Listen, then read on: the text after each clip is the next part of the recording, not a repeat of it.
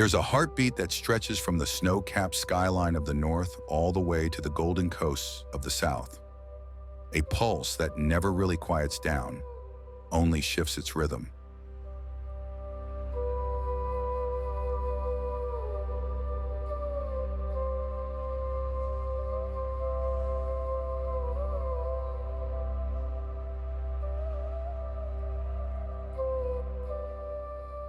It hums beneath subway tunnels, vibrates through samba drums, and echoes in the clatter of cafe cups against the sound of ocean waves.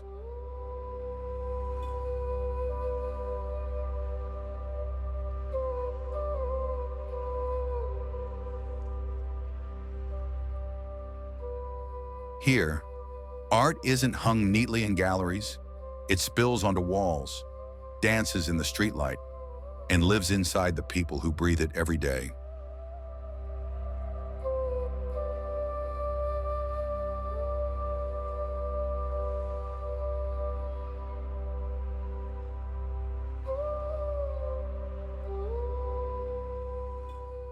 The Americas are not made to be seen, they are meant to be felt.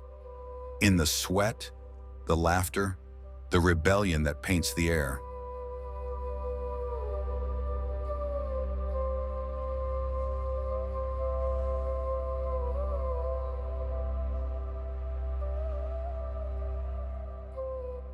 Every city beats to its own music, but together they form a continent-wide symphony that never repeats the same note twice.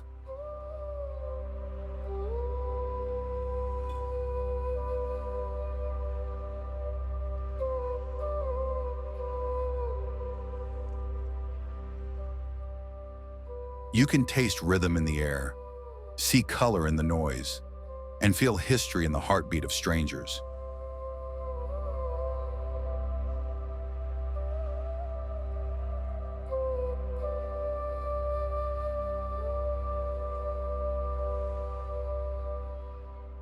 In these streets, even silence has a tempo, and even chaos has choreography.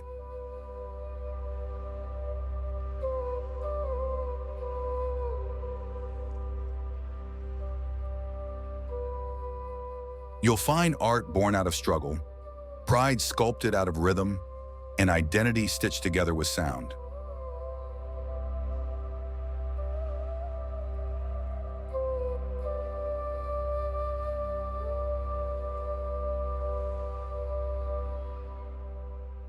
There's a kind of beauty here that refuses to sit still, one that moves, breathes, and burns with human electricity.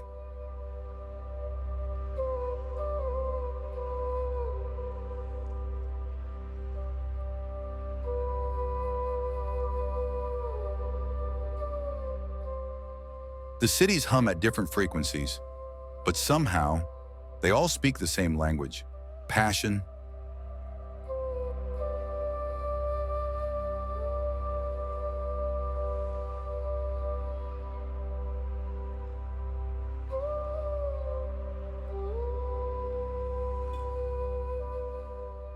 Every alley hides a story, every rooftop hides a dream, and every night hides a revolution in motion.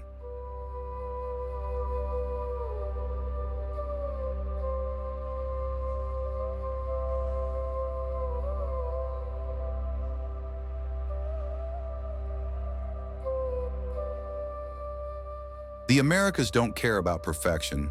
They care about presence, loud, bold, unapologetic.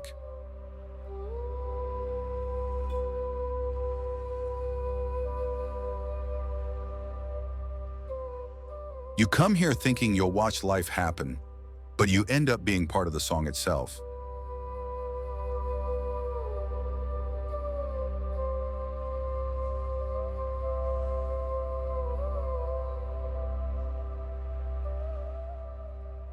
And once you've heard its rhythm, you'll never move in silence again.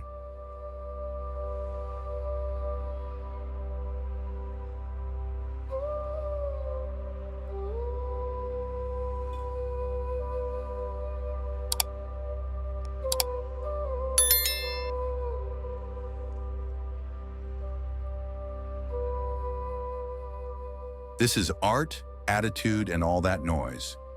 Welcome to the Americas.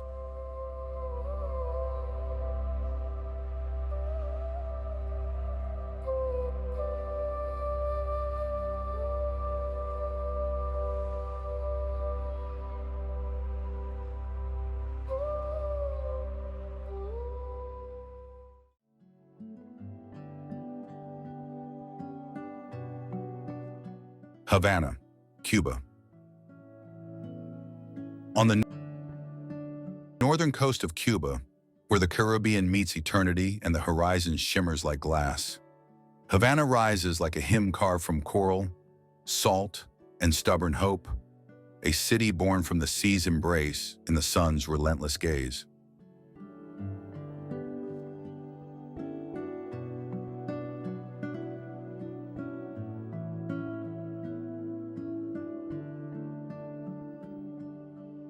Founded in 1519, this ancient yet ageless city has watched empires rise and crumble, revolutions ignite like wildfire, and music transform pain into power until rhythm itself became its form of resistance.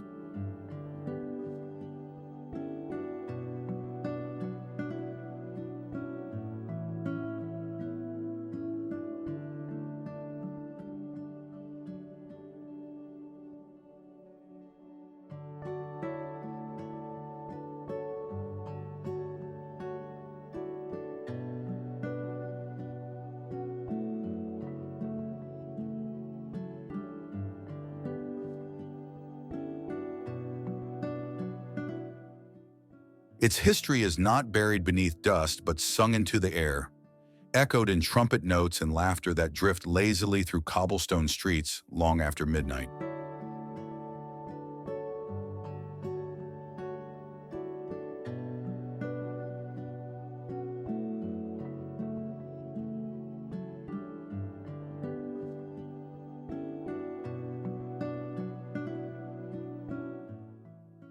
The old fortresses still guard the harbor, their cannons long silent, but their shadows tall and patient, keeping watch over the tides as if waiting for ghosts to return.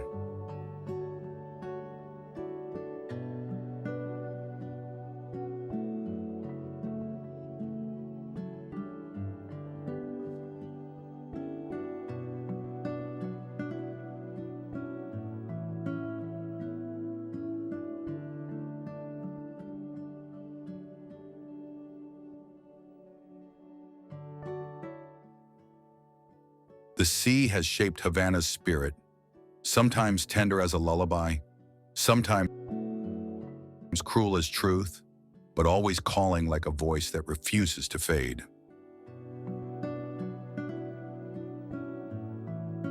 Colonial mansions still rise proudly in the old town, their weathered balconies heavy with bougainvillea, memory, and the scent of old rum and ocean salt.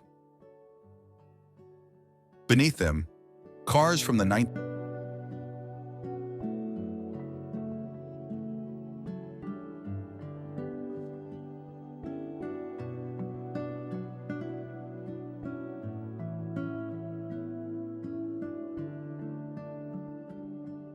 like polished ghosts through narrow streets, gleaming relics of a past that refuses, with elegant defiance, to die.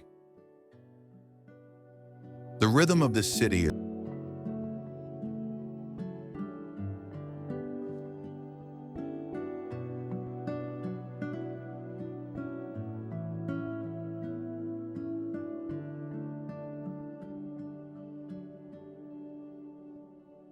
than its walls, older even than its wars. It's the eternal rhythm of survival, of faith cleverly disguised as dance, of endurance turned into music.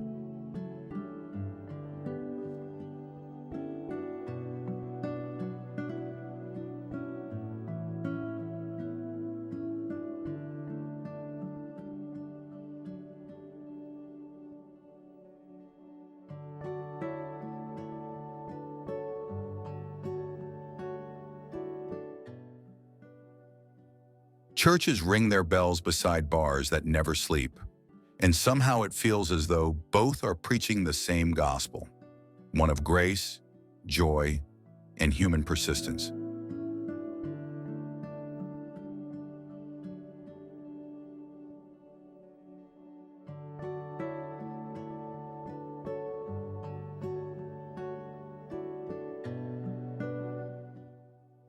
In the smoky cafes, poets, dreamers, and musicians trade verses for cigarettes and stories, their words rising into the night like incense from 1,000 invisible altars.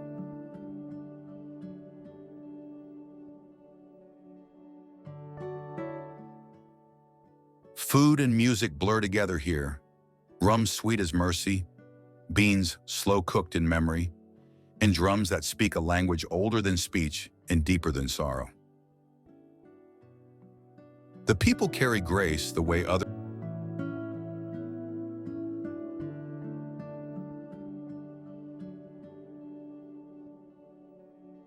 carry wealth, with effortless pride, with laughter that can outlast despair, and with eyes that remember more than they reveal.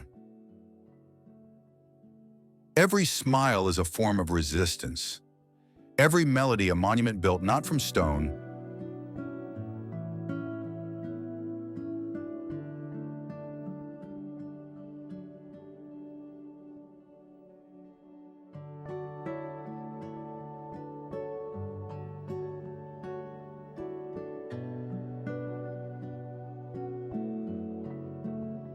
and sound. The air hums with heritage, Spanish guitar, African drum, Caribbean breeze, each note weaving itself into the living tapestry of Havana's soul.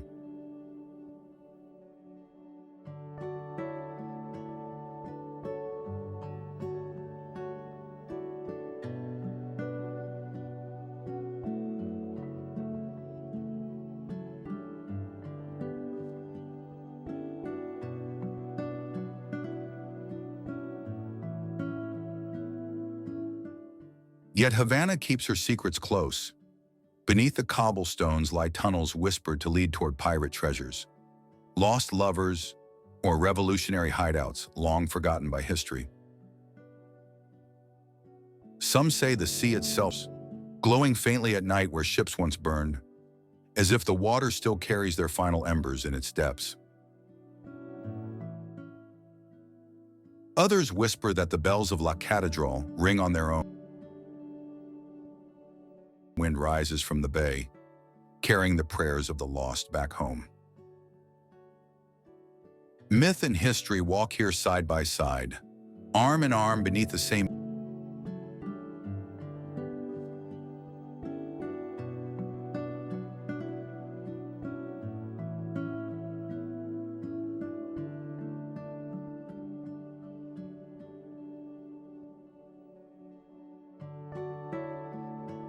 both unashamed of their scars and their age. The sunset stains the city gold, spilling fire across domes and rooftops. And for one fleeting heartbeat, everything in Havana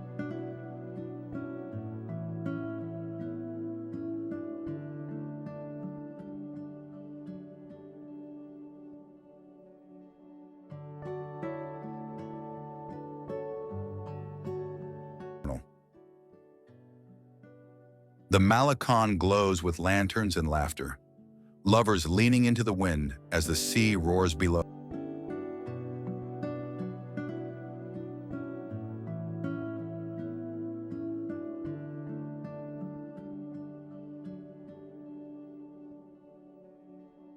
Music tumbling freely into the waves like spilled light.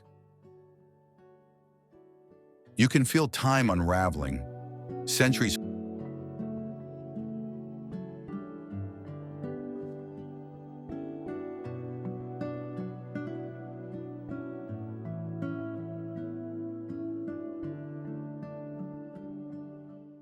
and collapsing into the sound of a trumpet solo rising toward the stars as if to ask for another dawn.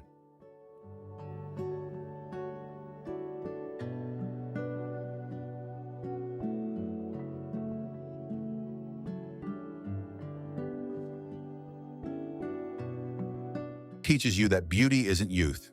It is endurance painted with sunlight, salt, and rain. Proof that survival can also be art. Every room,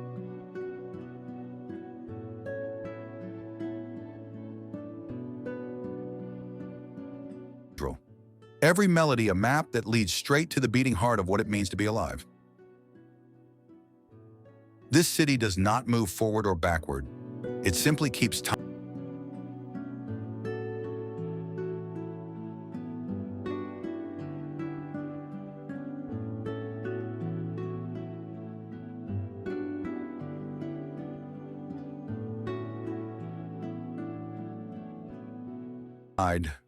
Steady, patient, immortal, breathing in rhythm with the sea.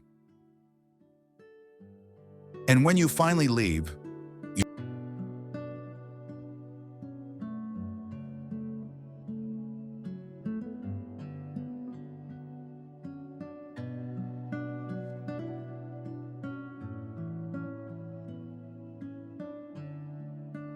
you'll still hear it in the distance, the rhythm of Havana, echoing like a promise whispered by the ocean.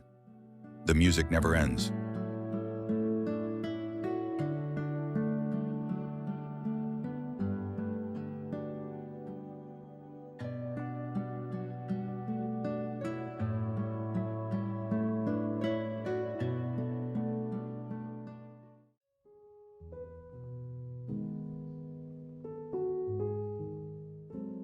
Miami, USA.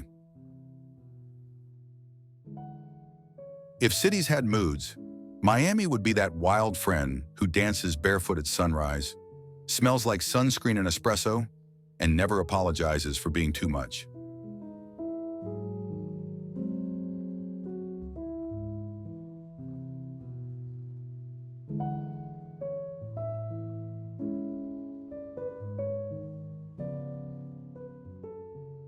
Set between the turquoise Atlantic and the endless wetlands of the Everglades, Miami feels less like a city and more like a living pulse wrapped in palm leaves and neon. Its skyline glitters like a fever dream. Towers of glass rising over water so blue it looks photoshopped.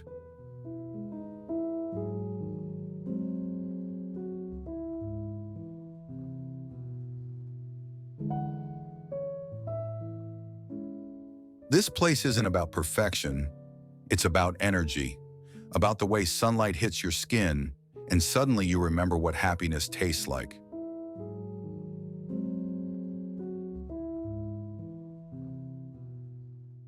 Every neighborhood here feels like another country. Little Havana smells like cigars and sugar. Wynwood looks like an open-air gallery. And Coral Gables feels like a Mediterranean postcard lost in time.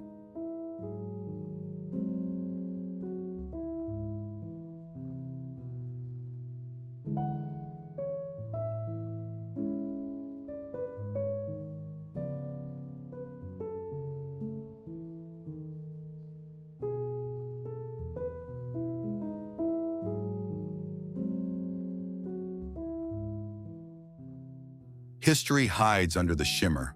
Hurricanes have torn it apart. But every time, Miami rebuilds, louder, brighter, and more confident than before.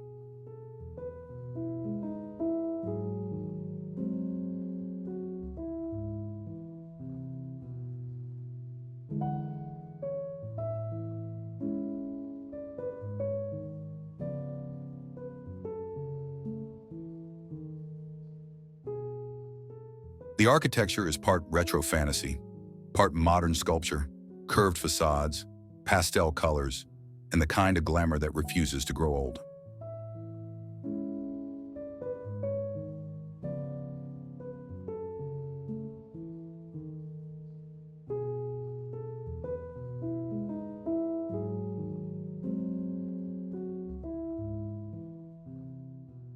The food scene?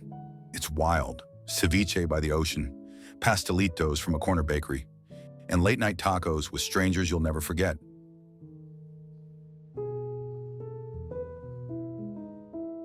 Even the coffee here has attitude. Strong, sweet, unapologetic, like the people who make it.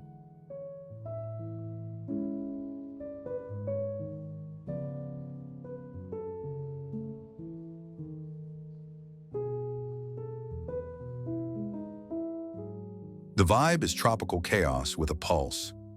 Waves, bass drops, laughter,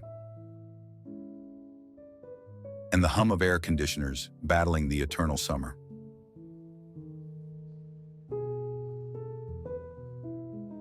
You can spend your morning paddleboarding with dolphins and your evening dancing under pink lights in South Beach. Same city, different universe.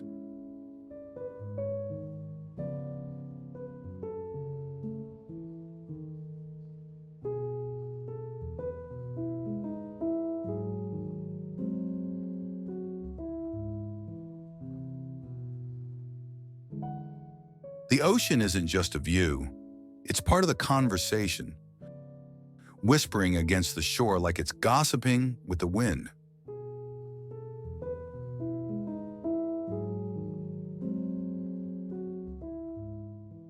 Everyone here shines, not just from sweat or sunblock, but from the kind of confidence that can only come from living close to the edge of paradise.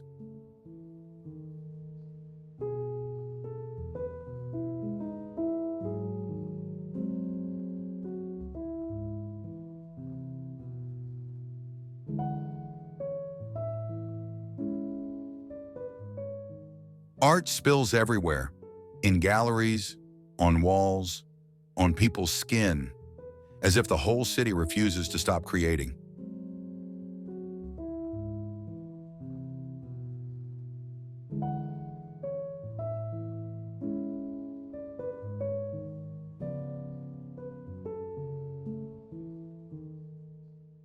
Nature sneaks in between the chaos, iguanas on sidewalks, orchids in balconies, flamingos waiting where skyscrapers touch the clouds.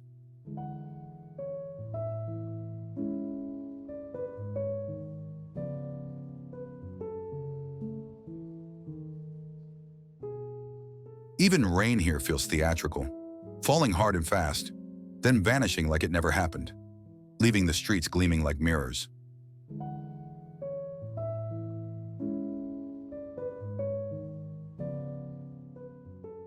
Miami isn't just seen, it's felt, like bass you can't turn down, like sunlight you can't hide from.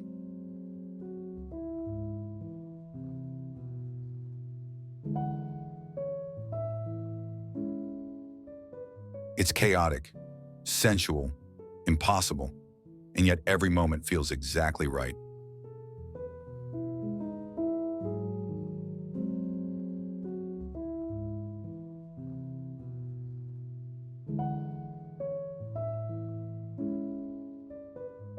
People here don't rush. They glide, they groove. They live like tomorrow is just another chance to dance.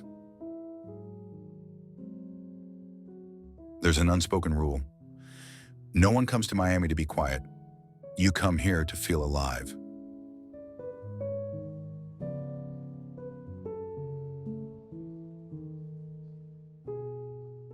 It's a city made for movement, for color, for heat that feels like it's part of your bloodstream.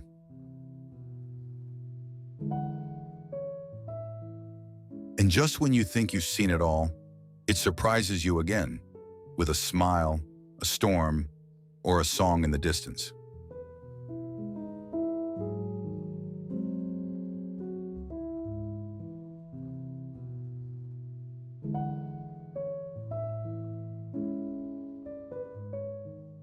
Travel tip: wake up early, grab a cortadito, and watch the sunrise at South Point Pier. It's the one place the chaos pauses just long enough for you to breathe it all in.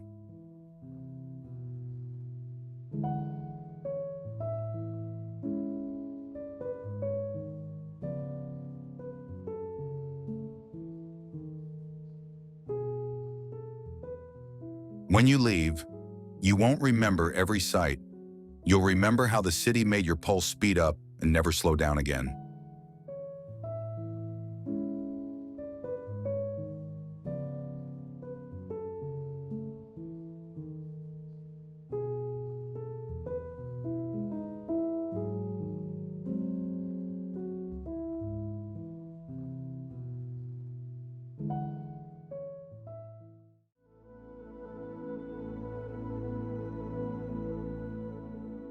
Los Angeles, USA.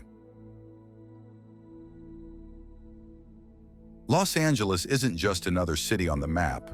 It's an entire universe of dreams and contradictions, where golden sunlight collides with the restless hum of ambition. And every street corner feels like the opening scene of a movie you've somehow wandered into.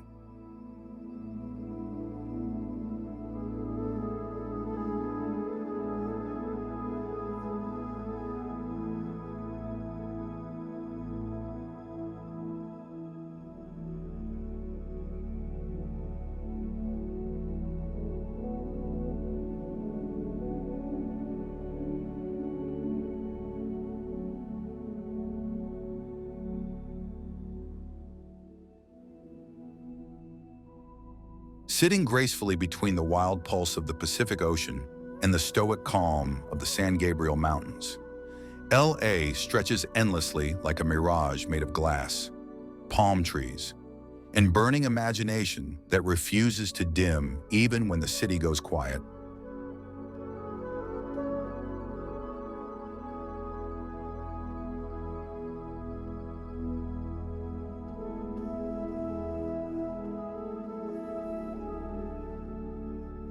This is the place where stories begin.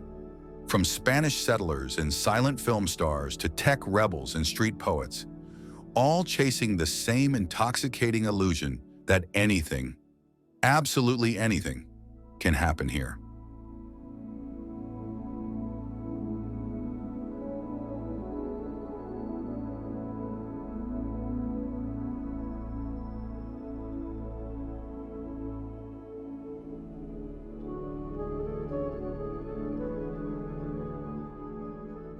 The history of Los Angeles reads like a screenplay written by fate itself. Gold rushes, earthquakes, movie sets, riots, and rebirths, all layered into one sprawling narrative of resilience, reinvention, and relentless creativity.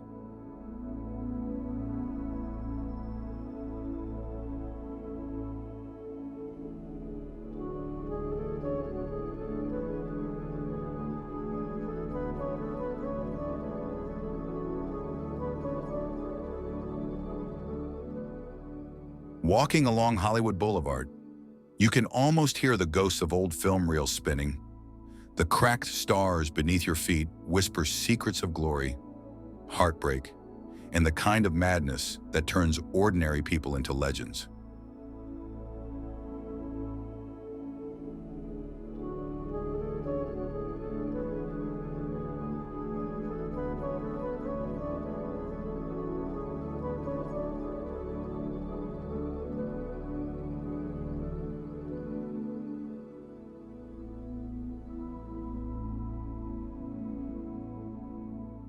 The city's architecture is as diverse as its people.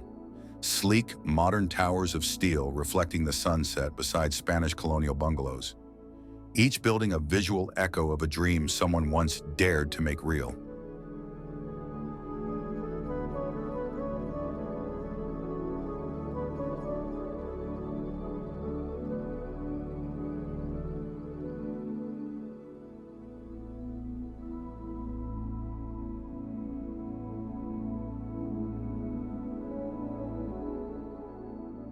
From the futuristic shimmer of the Walt Disney Concert Hall to the old-world grace of Union Station, Los Angeles tells its story in stone, glass, and rhythm.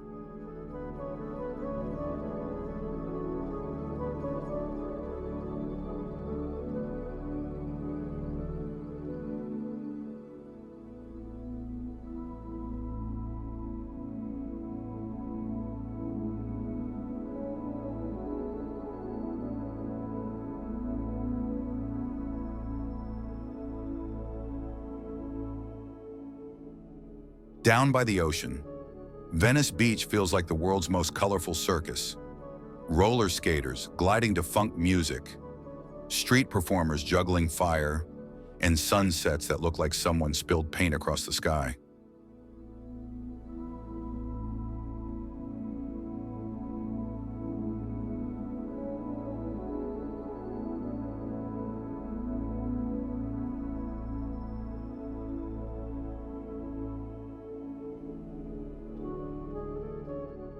Downtown OLA hums with energy, street murals exploding in color, rooftop bars glowing like constellations, and art galleries breathing new life into old warehouses once left for dust.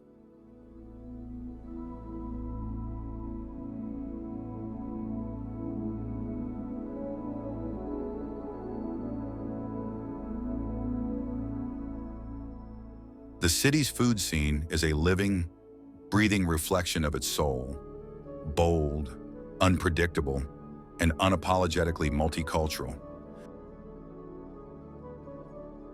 Blending flavors from 100 homelands into something uniquely Californian.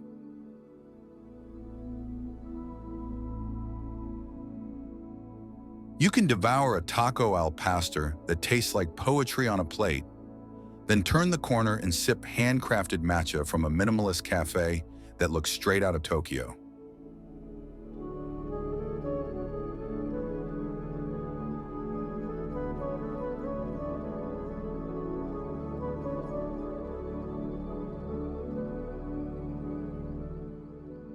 In Los Angeles, food isn't just nourishment, it's a conversation between continents, a love letter to migration, and a tribute to the art of reinvention.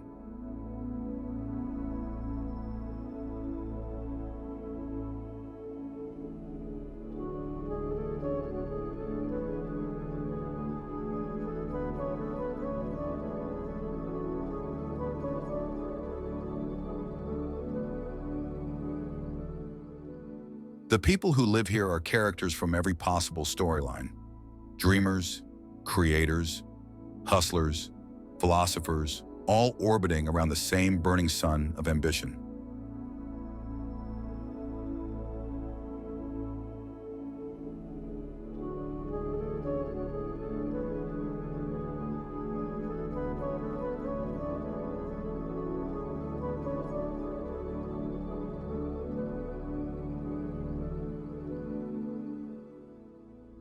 The palm trees, tall and theatrical, sway like living exclamation points, framing the skyline with a confidence only nature could design.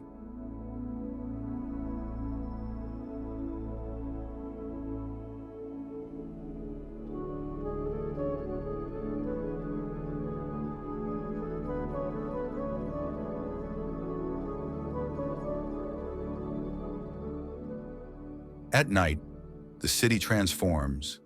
The boulevards shimmer like veins of light. The hills whisper with the sounds of coyotes. And the ocean keeps time like an ancient metronome. Up in the canyons, the air tastes of eucalyptus and possibility. You can see mansions glittering through the fog like constellations trying to touch the earth.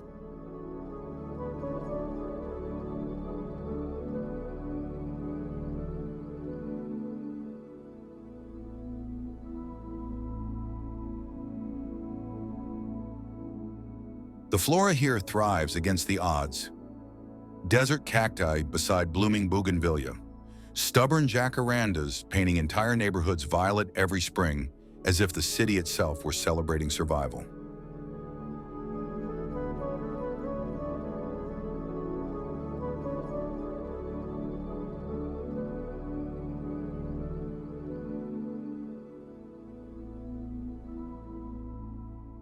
And the fauna, from seagulls circling Santa Monica to coyotes prowling Griffith Park, reminds you that nature never truly surrendered to the sprawl. It simply adapted to coexist.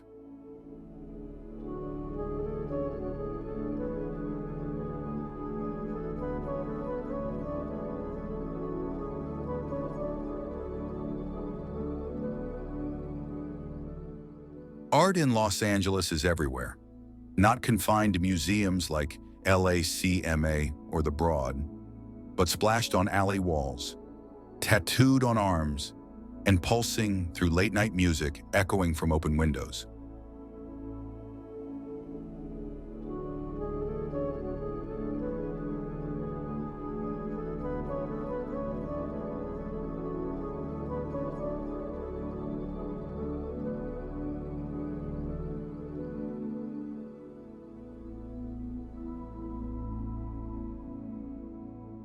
The Getty Center, perched high above the chaos, gleams like a marble spaceship, a temple of light and art that makes you forget you're still inside a city.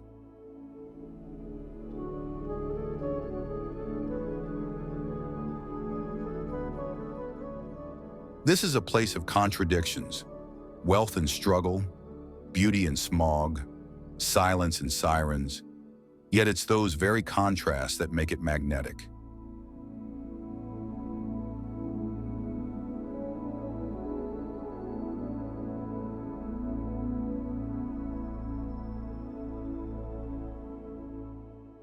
The rhythm of LA is its own language. Car horns harmonizing with mariachi trumpets, surf waves syncing with studio beats, traffic lights blinking like heartbeat monitors of modern life.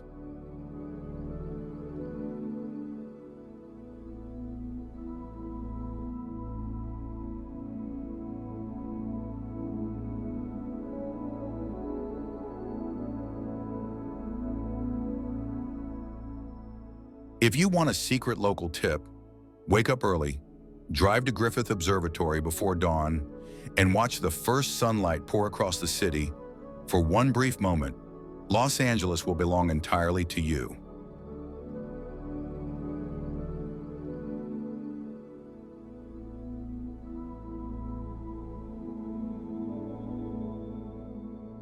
In the end, this isn't a city you can summarize or define. It's something you have to experience, feel, and survive, like a fever dream wrapped in golden light and noise.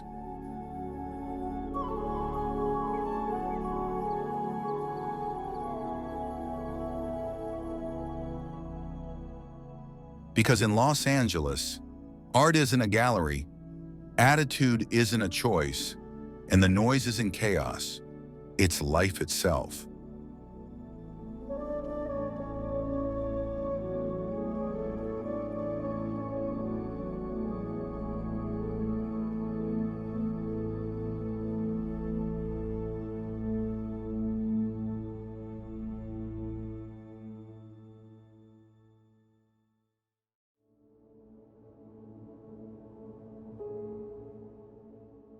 San Francisco, USA. San Francisco rises and falls like a poem carved into the hills, where fog drapes itself over the city like silk, and every street seems to be holding its breath between ocean breeze and human hope.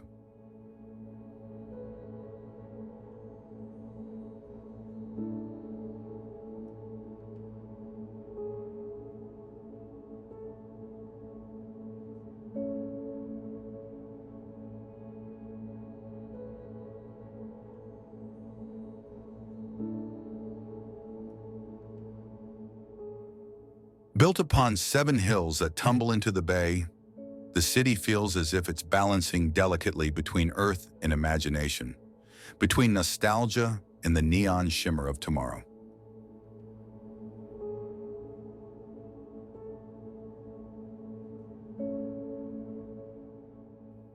The Golden Gate Bridge stretches across the strait like a dream made of iron, glowing fiery orange through the morning mist, as if the sun itself were trying to cross into another world.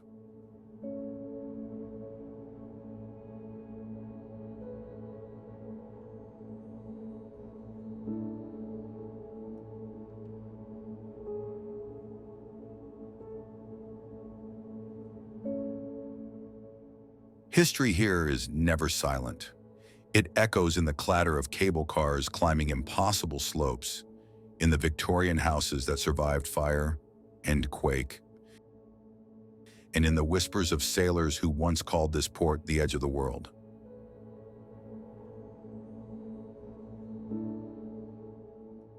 Chinatown breathes with incense, red lanterns, and the laughter of generations that turned exile into belonging, cooking centuries of resilience into every bowl of noodles.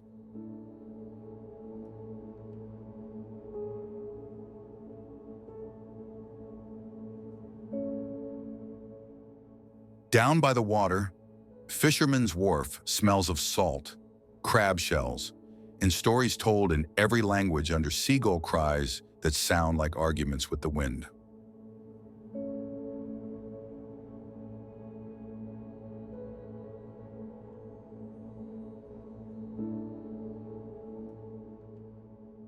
At Alcatraz, the wind still carries the voices of the imprisoned and the dreaming, proof that even isolation can't silence the human hunger for freedom.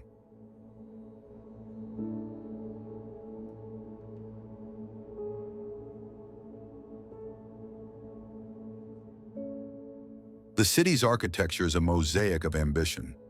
Elegant Queen Anne's painted in candy colors beside sleek towers of glass, all leaning together as if gossiping about time.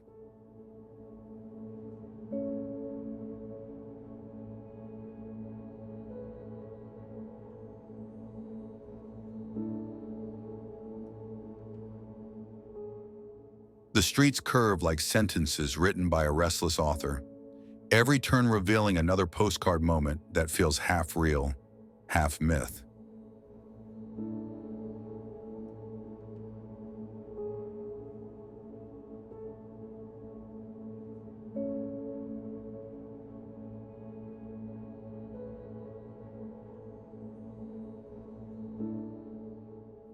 Cafes hum with jazz and laptop clicks, where baristas and poets share the same caffeine-fueled purpose of chasing light through words.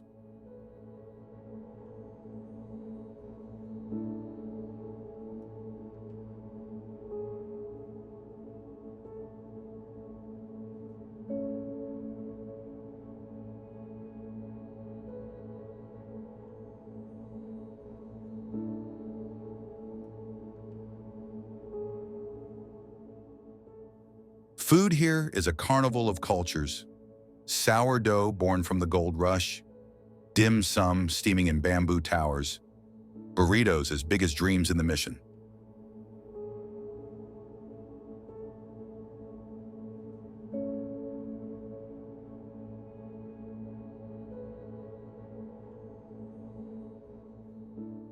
The locals move with a calm intensity, half hippie, half innovator, carrying both protest signs and startup pitches in the same backpack.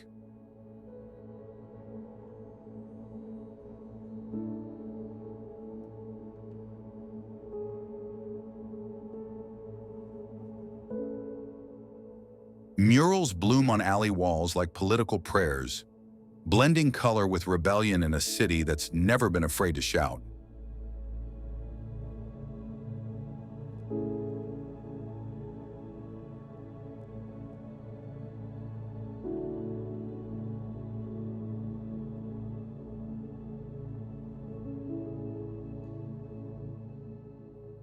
The fog, affectionately called Carl, rolls in each afternoon like a moody artist, hiding and revealing the skyline in slow, dramatic gestures.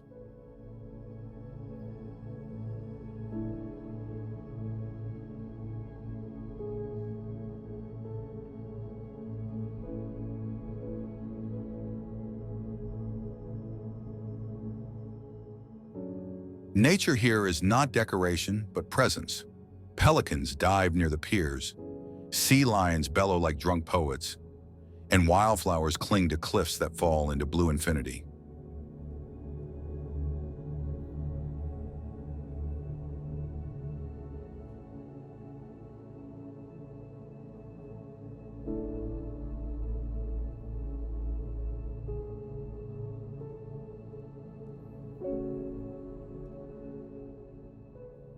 The air tastes of eucalyptus and possibility, a reminder that this city is an experiment still unfolding.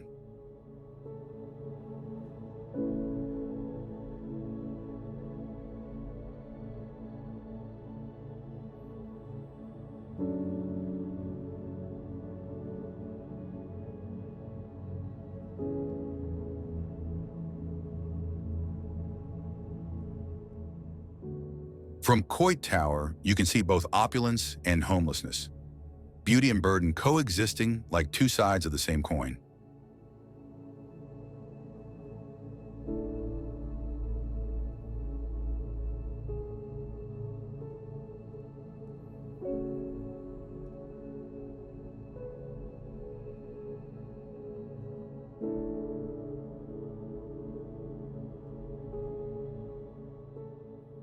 The hills at sunset blush with pink light, turning the streets into rivers of gold and the windows into mirrors of someone else's story.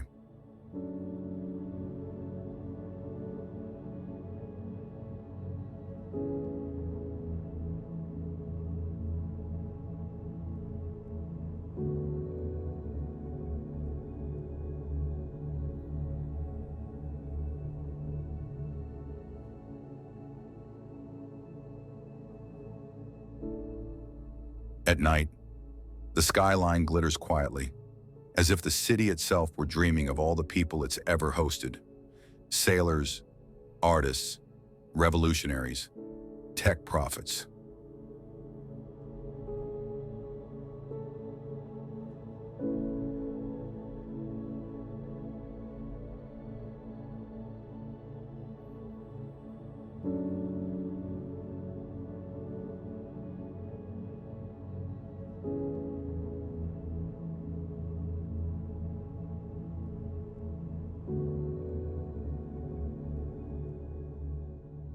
The wind at Twin Peaks feels like applause from the universe, wild and sincere, shaking the city awake.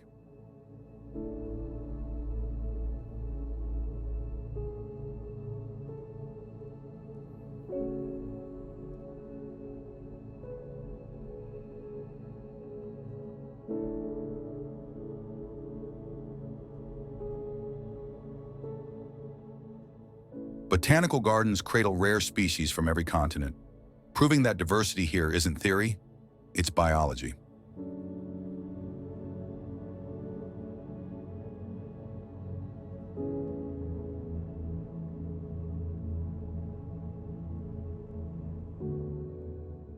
Locals talk to the fog like an old friend and treat the sea like a restless neighbor.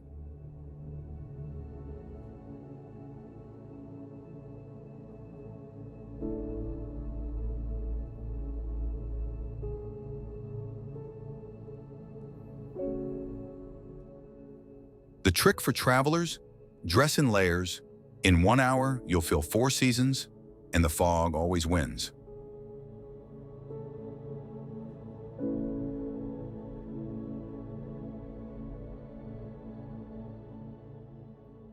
San Francisco is both fragile and fearless, stitched together by bridges and dreams, and the stubborn hope that beauty still matters.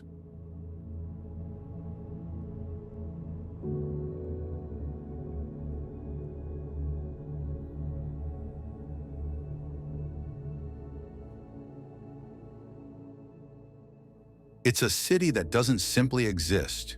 It performs, breathes, and believes in its own impossible rhythm.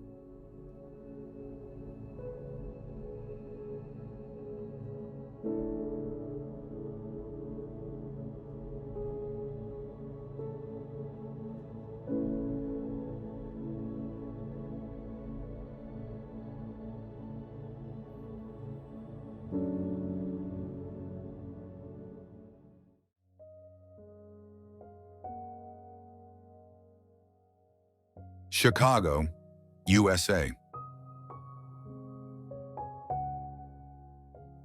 Chicago is a poem of wind and water, where steel spires rise like prayers and the lake shimmers like an unfinished thought waiting for morning light.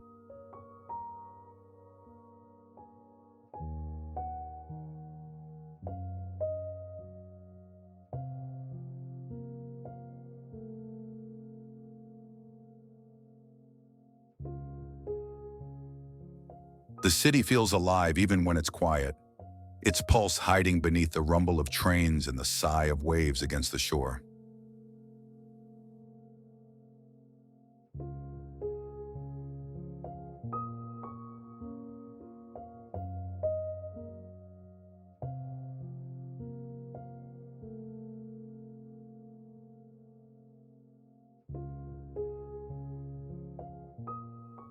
Every dawn begins with the sound of seagulls and the smell of coffee drifting between the canyons of glass and stone.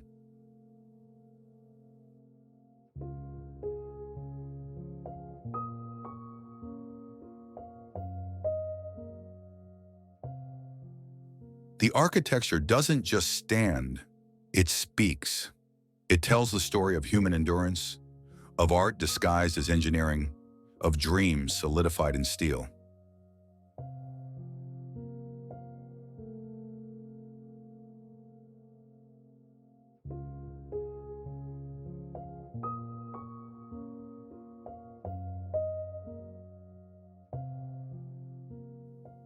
The skyline looks eternal from afar, yet up close you can feel its fragility, a reminder that beauty often requires both balance and bravery.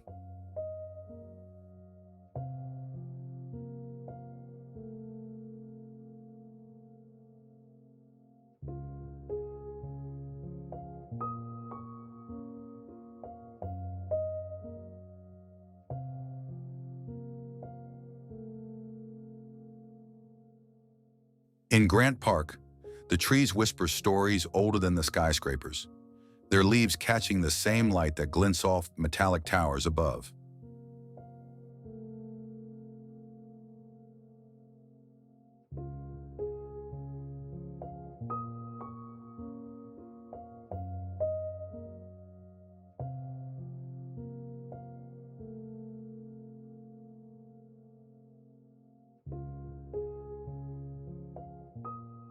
At the Art Institute, time pauses, marble floors reflecting footsteps of strangers who come seeking meaning in brush strokes older than memory.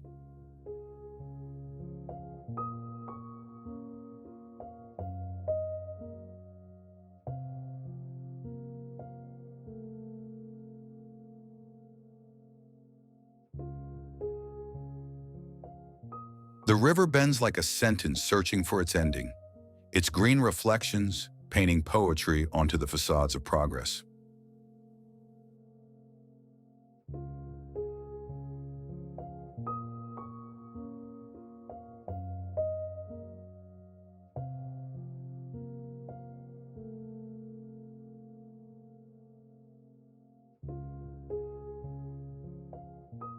The smell of deep dish pizza and roasted chestnuts collides with the scent of rain on pavement, a fragrance that somehow feels like belonging.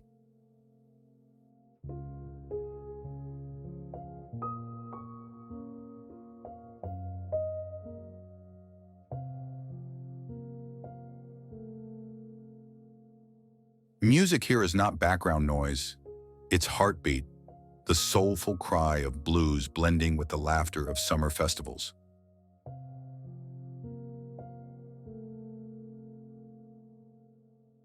The people of Chicago carry both kindness and caution, smiling at strangers, but always aware that winter demands preparation.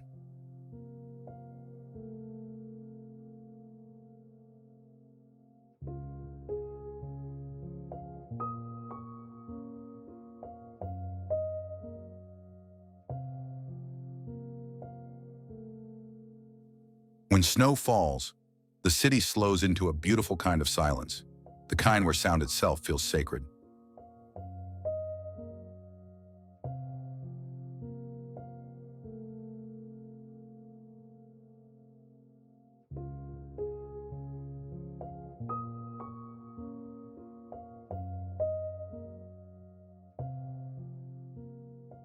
Spring brings tulips and hope, the streets thawing into laughter, the parks filling again with picnics and sunlight.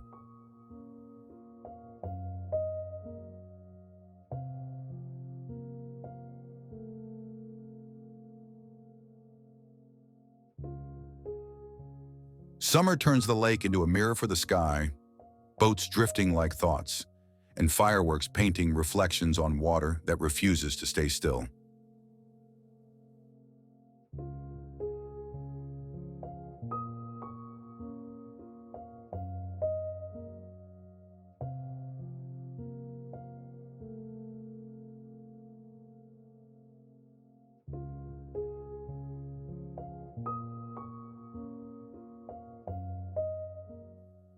Autumn feels cinematic, long shadows, the taste of caramel corn, the sound of jazz leaking from hidden doorways.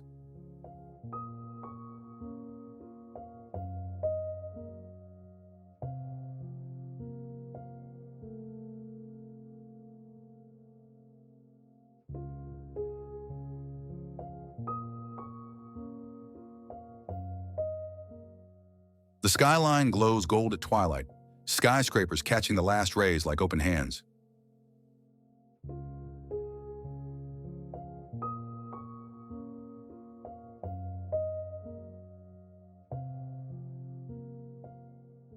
The wind, always restless, becomes a companion, harsh, honest, and impossibly alive.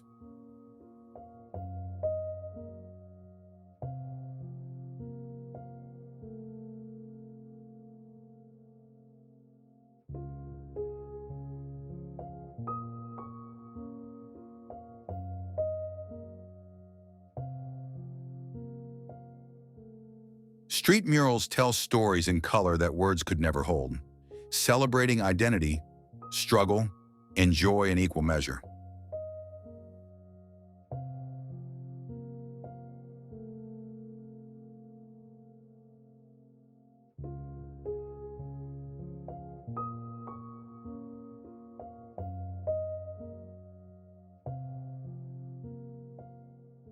In every neighborhood, from uptown to Pilsen, you can hear the hum of cultures layered like melody and harmony.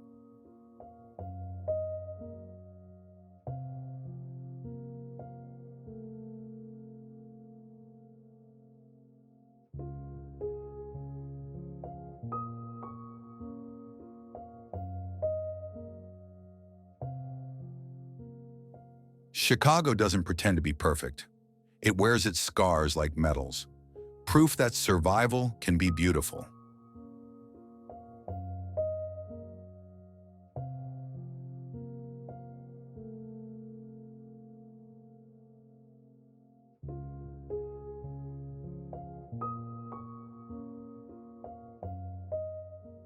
The lake, infinite and moody, feels like a horizon that never stops inviting questions.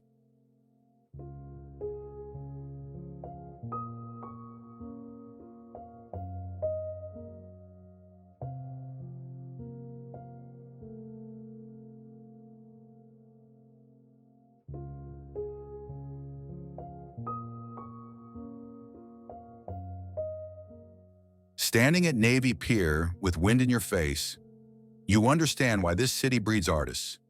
It's impossible not to feel something vast.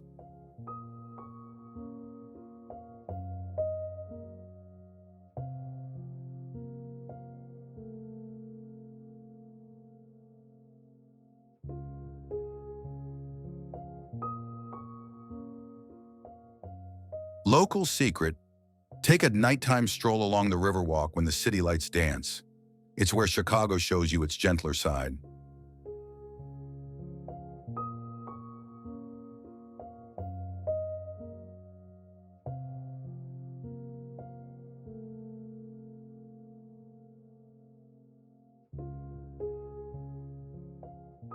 Some cities shout, some whisper, but Chicago sings, low and steady, a tune of endurance, hope, and human warmth.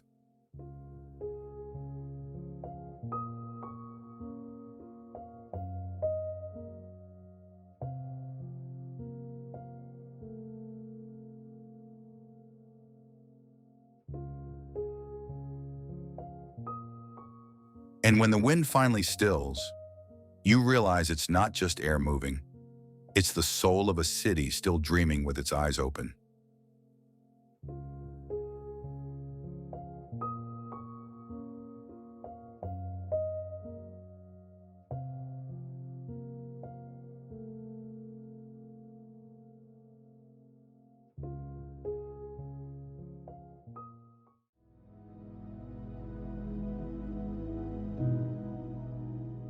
Mexico City, Mexico. Rising from the dust of ancient lakes, Mexico City is a dream painted over centuries, where mythology still drips from the edges of skyscrapers.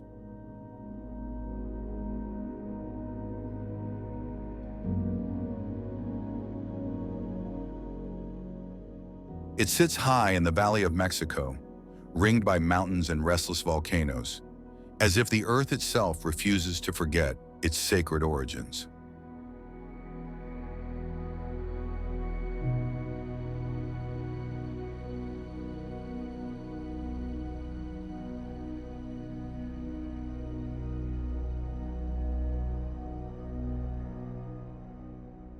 Beneath its crowded streets lies the ghost of Tenochtitlan, a city that once shimmered on water, now buried beneath asphalt and ambition.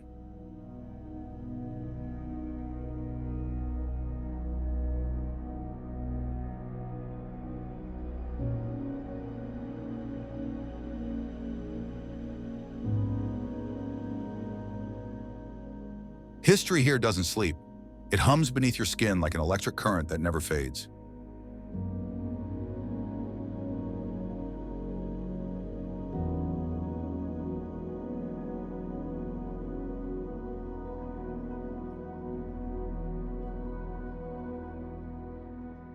You walk through centuries in minutes. Aztec temples, colonial cathedrals, and ultra-modern glass towers all woven into one surreal tapestry.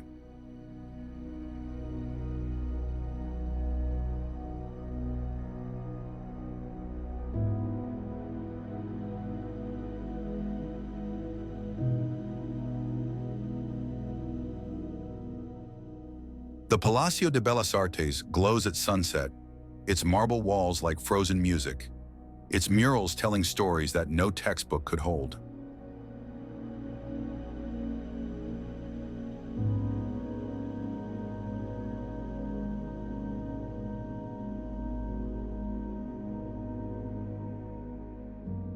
Every building seems alive, breathing the contradictions of art and politics, beauty and rebellion.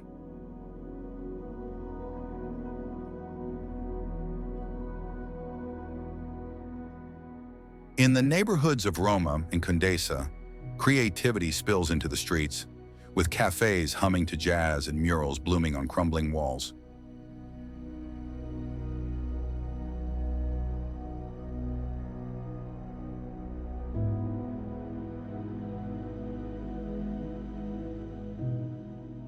Mexico City's soul is written in color.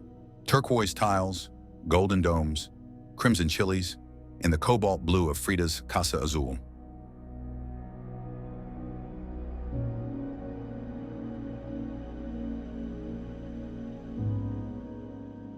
Its people embody resilience, shaped by earthquakes, revolutions, and the eternal rhythm of fiestas and funerals.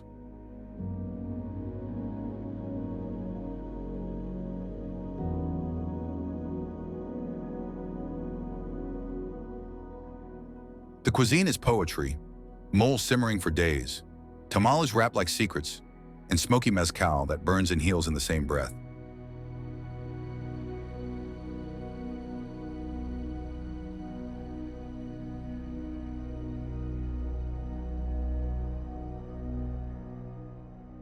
But hidden among all this beauty are whispers of something older, deeper, stranger.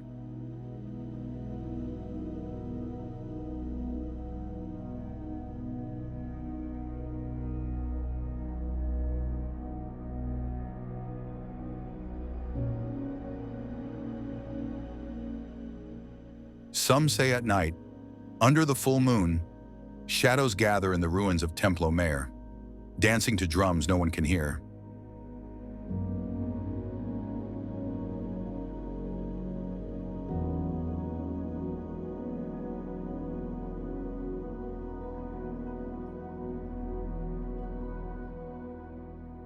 Others believe the canals of Xochimilco still echo with the cries of La Llorona, the weeping woman searching for her lost children.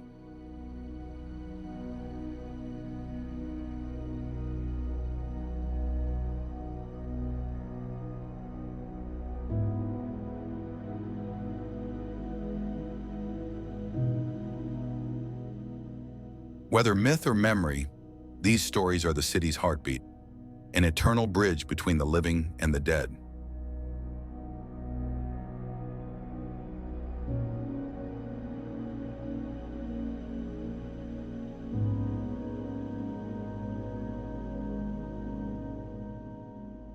Nature still claims her space here.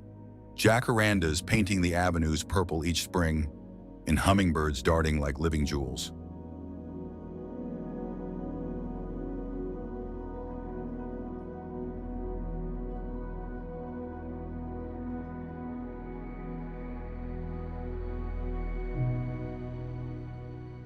Chapultepec Castle, perched on its hill, gazes over the chaos like an old monarch, half memory, half myth.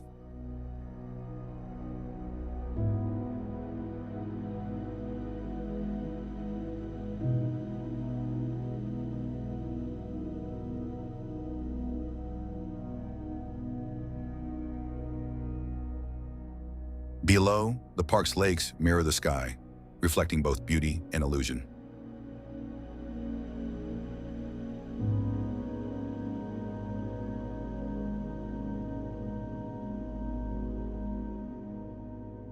Every sound on the car horns, laughter, mariachi blends into one massive symphony of life, refusing to be quiet.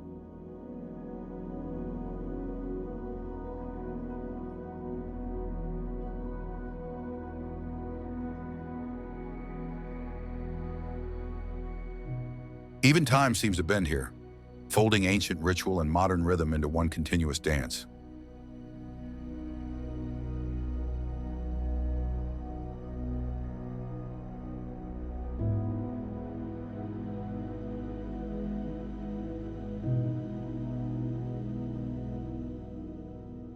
The city's art is not decoration, it's resistance, memory, and prophecy painted on walls that refuse to crumble.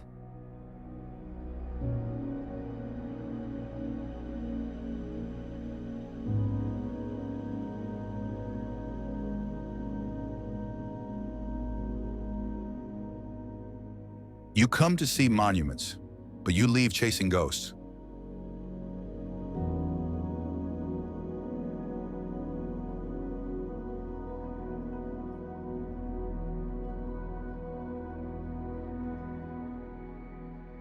You search for history, and you find poetry instead.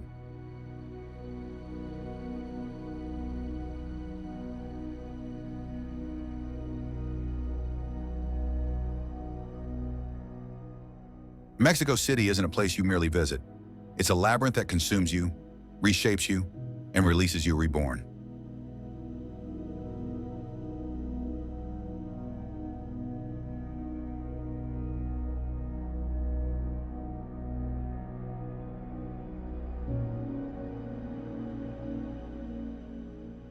And as the sun dips behind its volcanic skyline, you understand, the city was never asleep. It was only waiting for you to listen.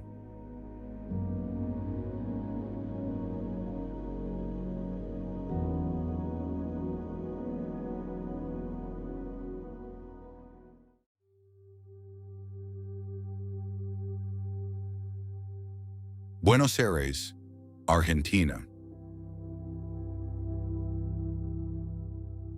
Buenos Aires, the sultry heart of Argentina, stretches along the Rio de la Plata like a poem written in light, sound, and restless motion, where every street seems to pulse with the rhythm of tango and the heartbeat of a city that never learned how to be quiet.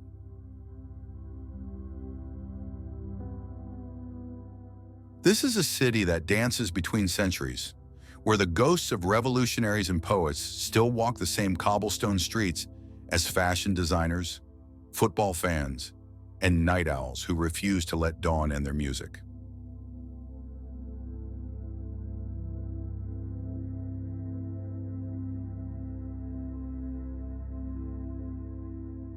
Founded in 1536 and reborn through fire, invasion, and rebellion, Buenos Aires carries its scars like medals, each layer of architecture revealing a chapter in its never-ending story of survival and flair.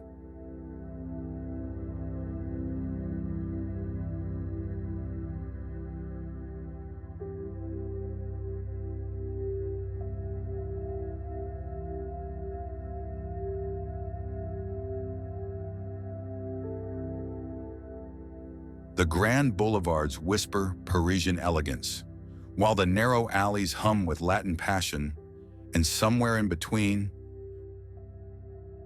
art spills from the walls as if the city itself can't contain its creativity.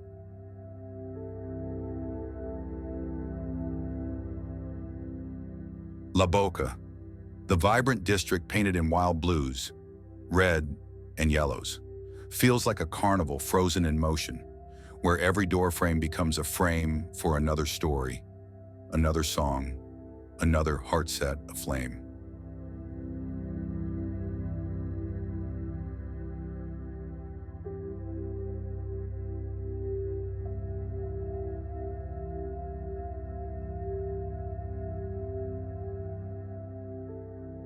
Caminito Street is not just a walkway, but a theater of souls, filled with dancers who spin like sparks and artists who splash rebellion onto every wooden wall.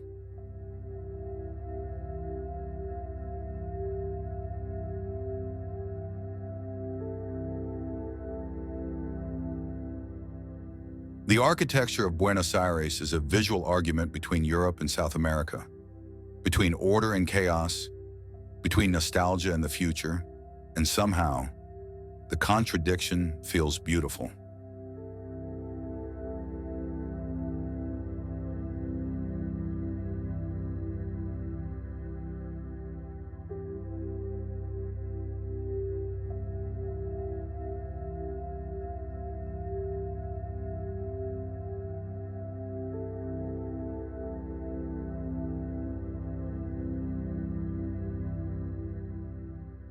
In Recoleta's cemetery, marble angels guard the tombs of Argentina's heroes and heartbreakers, and even in death, they seem to whisper the same eternal tango.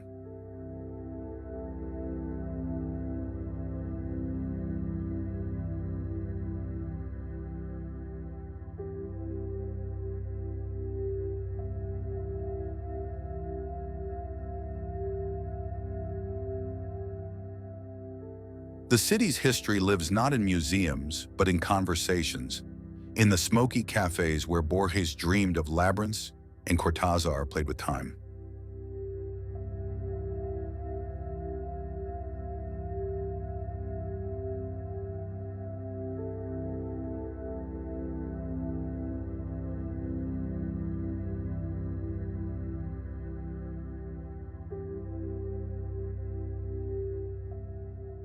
Every sip of bitter mate tells you about patience, friendship, and a culture that refuses to rush its emotions.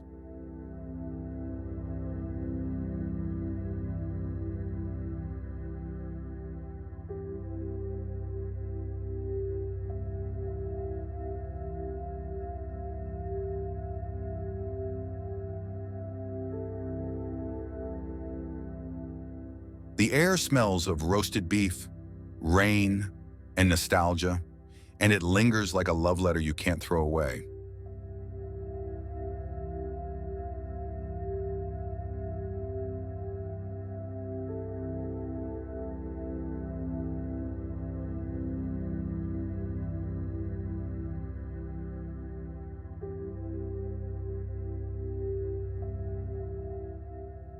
Buenos Aires doesn't just feed you, it seduces you with asado cooked over open flame, empanadas folded like secrets, and wine dark as memory itself.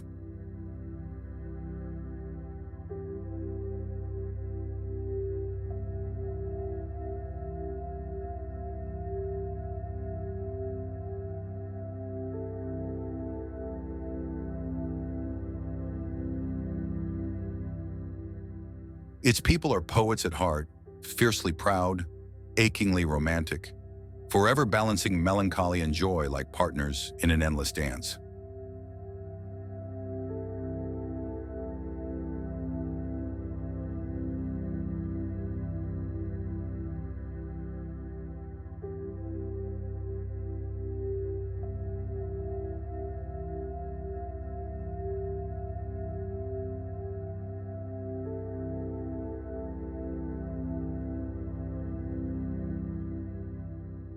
Music is oxygen here. Tango, rock national, and street drummers turning every block into a heartbeat.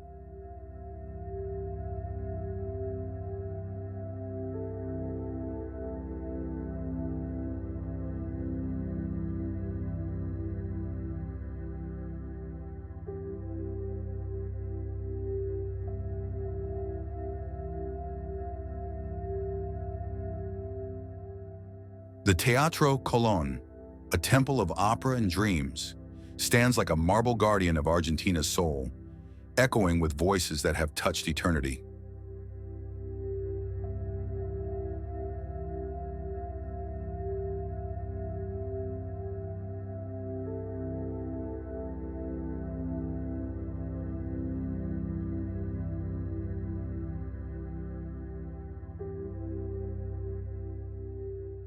In San Telmo, the antique shops and dim-lit bars smell of wood, whiskey, and old stories waiting to be told.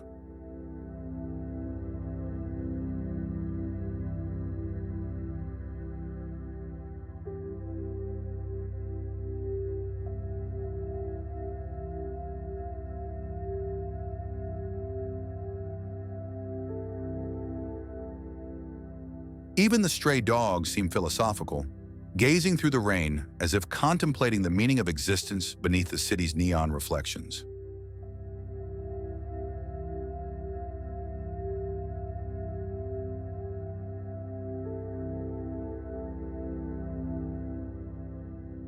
Nature still breathes through this metropolis, jacaranda trees painting purple canopies every spring, and the river shining silver under a moody sky.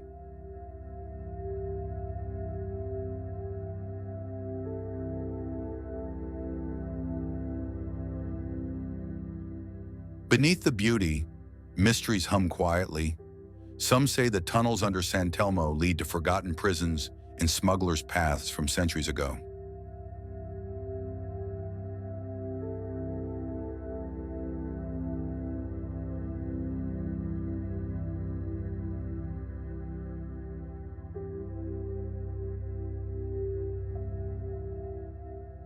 Others whisper that at night, in the Recoleta cemetery, faint tango music drifts through the tombs, played by invisible hands that never stop loving.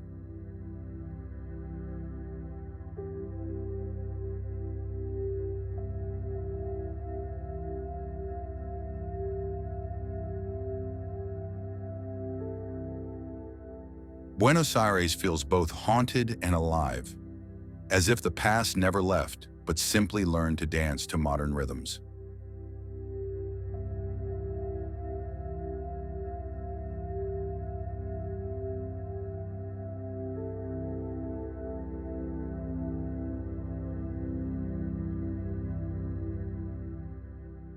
Every conversation begins with laughter and ends in philosophy, and every goodbye feels suspiciously like a beginning.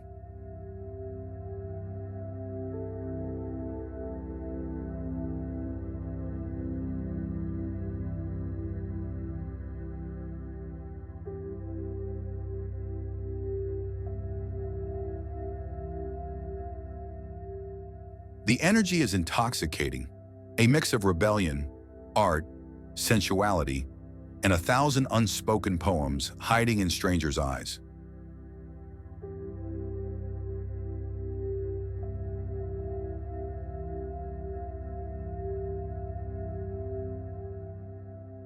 To understand Buenos Aires, you don't study it, you let it break your heart, mend it again, and set it on fire.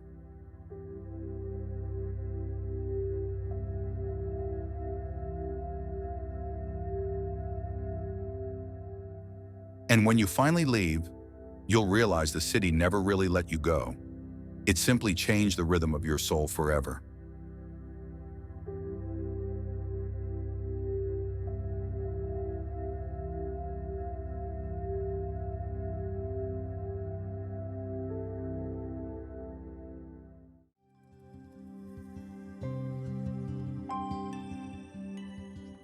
Rio de Janeiro, Brazil. Rio de Janeiro is the kind of city that doesn't just exist on a map, but lives deep inside the human imagination, glowing endlessly like a fever dream made of ocean and mountain, of divinity, desire, and the raw pulse of life itself.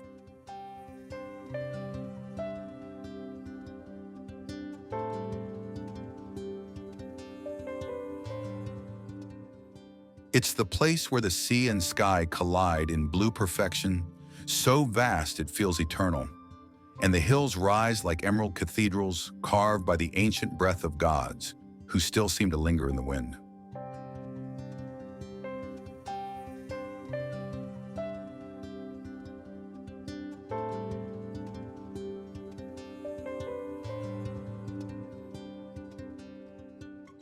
The city moves to a rhythm that feels timeless.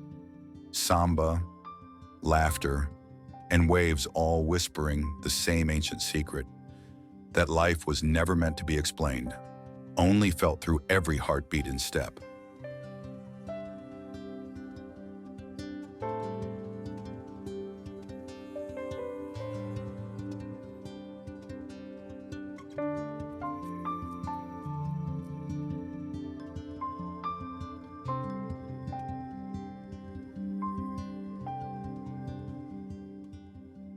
From the first golden light at dawn over Sugarloaf Mountain to the final flame of sunset melting into the sea at Ipanema, Rio reveals itself as both body and soul, both worship and temptation entwined.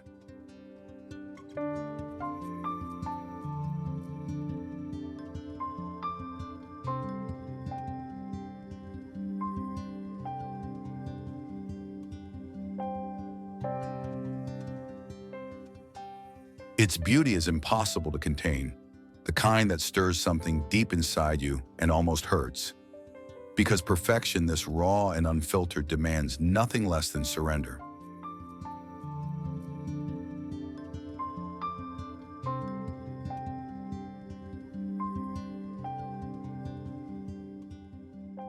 The history here is far from silent.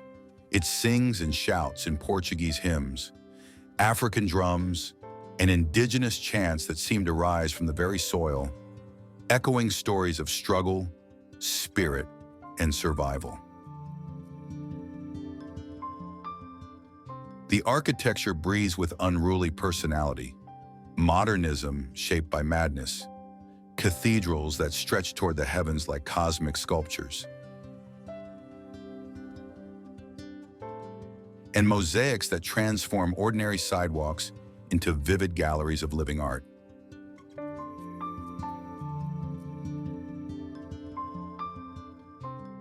In Santa Teresa, old yellow trams rattle past pastel walls blooming with graffiti and vines, every inch a declaration of joy, pain, rebellion, or love, painted straight from the heart of the people.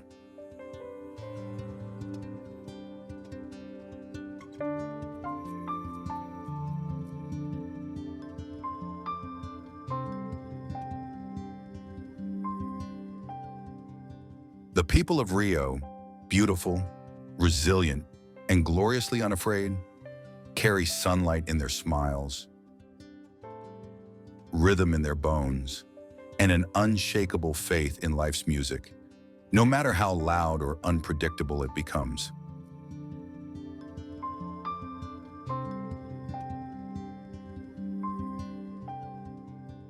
They live the way the city breathes, deeply, chaotically, passionately, surrendering to every moment as if it were a dance that could end at any second, but never really does.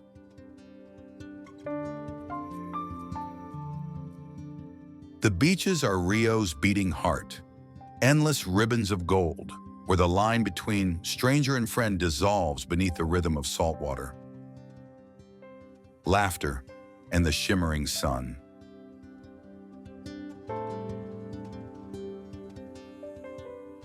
Every coconut stand becomes a confessional booth. Every samba beat turns into a whispered prayer, disguised as a dance that celebrates both joy and survival.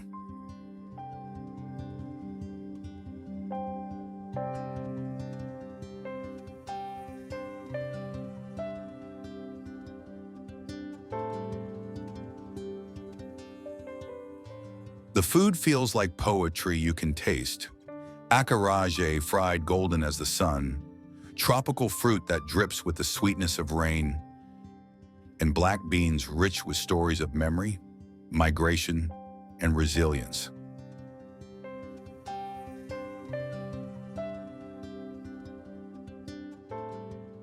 Rio is alive even in its silence. In the hush of dusk, when the Christ statue turns to molten gold, and the hillsides begin to shimmer with 1,000 tiny lights that look like constellations being born.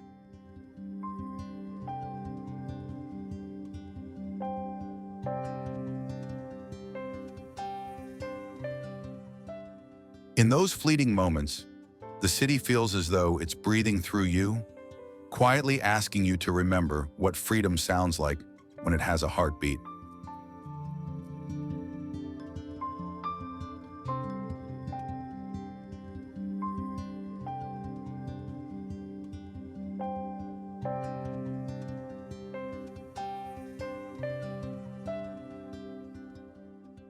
Yet there are mysteries that even sunlight cannot uncover. Legends of hidden tunnels beneath Sugarloaf, of monks who vanished into sea mist centuries ago, leaving whispers behind.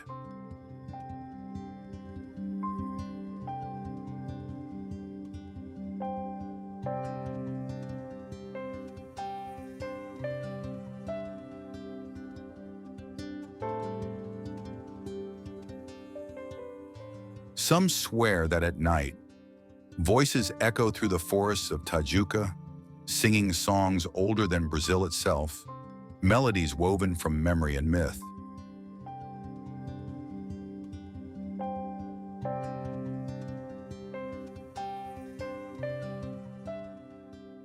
Whether myth or memory, thus the city holds its secrets close, the way a dancer hides her final move until the rhythm rises and the music demands its revelation.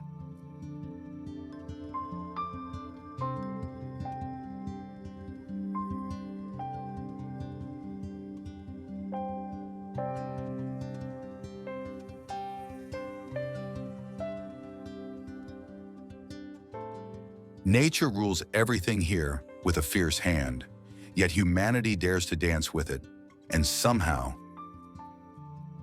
that impossible dance not only works, but becomes its own kind of miracle.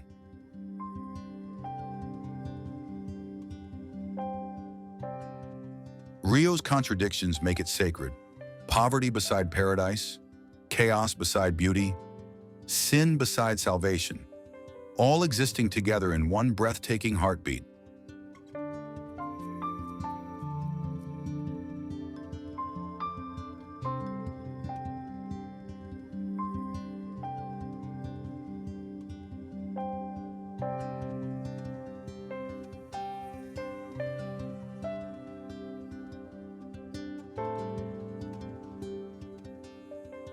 Every photograph lies, because Rio can never be captured.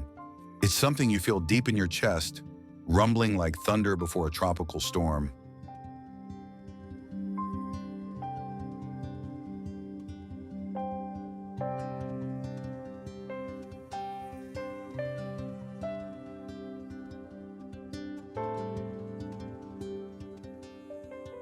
The rain smells of sea salt and hope, and even the restless wind hums softly like a stringed instrument being plucked by the invisible hand of the Atlantic.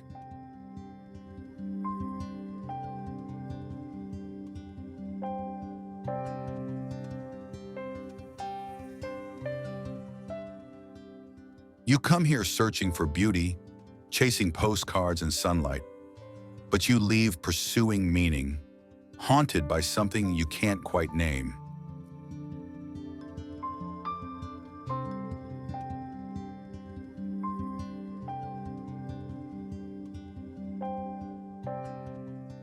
For Rio is not a destination, it's a revelation, a reminder that beauty and sorrow have always been lovers, sharing the same fragile breath.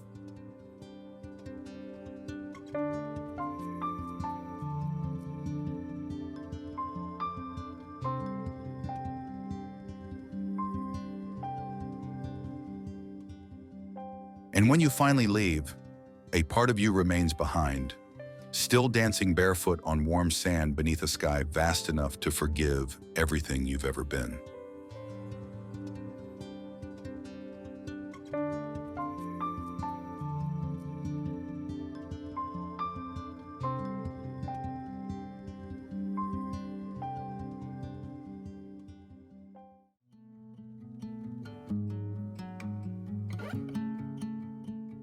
Lima, Peru. Lima, the sprawling capital of Peru, stretches endlessly across the desert coast like a mirage woven from gray skies and golden memories. where the restless Pacific Ocean sighs against ancient cliffs that seem to cradle centuries of forgotten prayers and untold longing.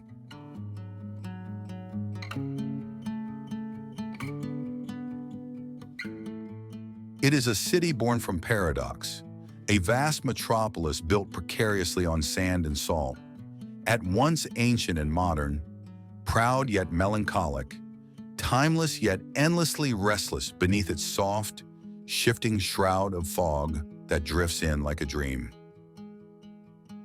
Founded by conquistadors but forever haunted by the enduring shadows of the Inca Empire, Lima has always lived between worlds, between Spanish stone and Andean soul, between the tolling of Catholic bells and the echo of Quechua, whispers carried on the wind.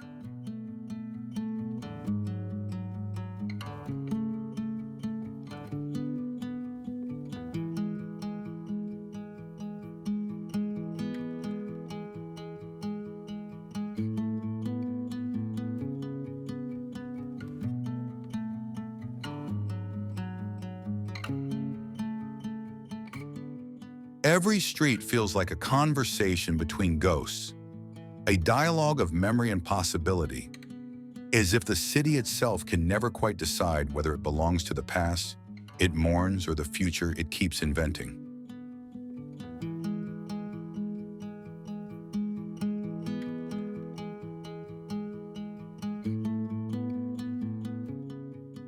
Along the coast, the Malecon curves like a sigh drawn in light, a long promenade suspended between the sky and sea, where lovers, poets, and skateboarders share not just the same horizon, but the same quiet ache for infinity.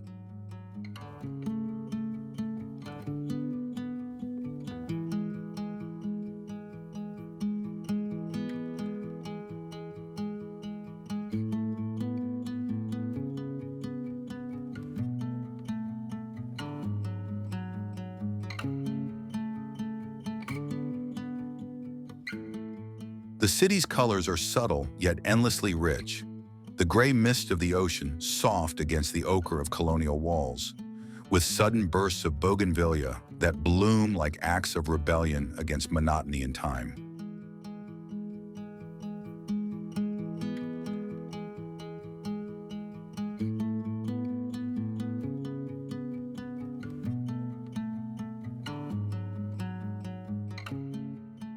In the historic center, balconies carved from cedar lean precariously over narrow cobbled streets, their shadows falling where saints, soldiers, and storytellers once crossed paths beneath a burning sun.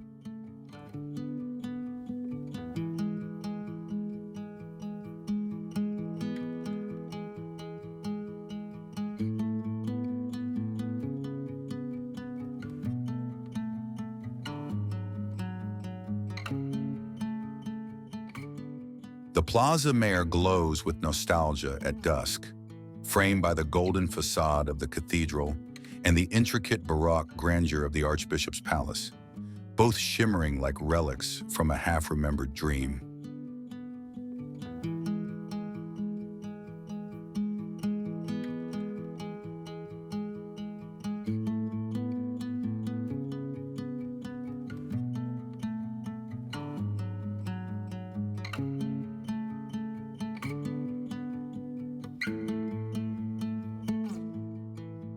Lima's air is thick with memory and spice, carrying the scent of grilled fish, salt, and smoke, centuries of unspoken stories mingling together in the same invisible breeze.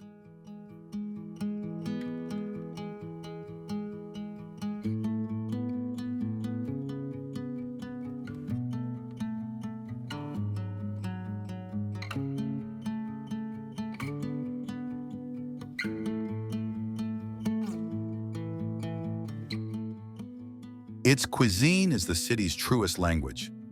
Ceviche that tastes like lightning striking the sea, lomo saltado that fuses continents on a single plate, and pisco sour that hums softly like jazz trapped inside a glass.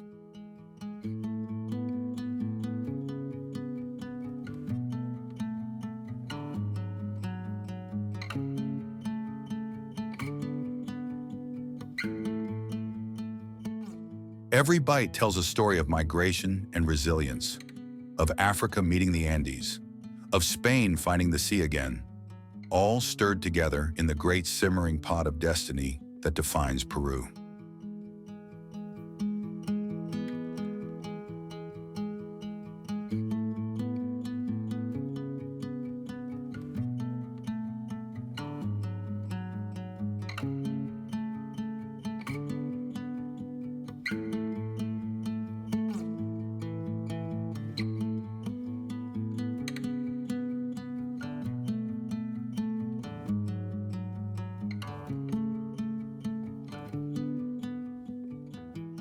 The people of Lima move with quiet, unshakable pride, carrying the rhythm of their ancestors beneath the constant hum of taxis, radios, and the cries of street vendors calling out into the humid air.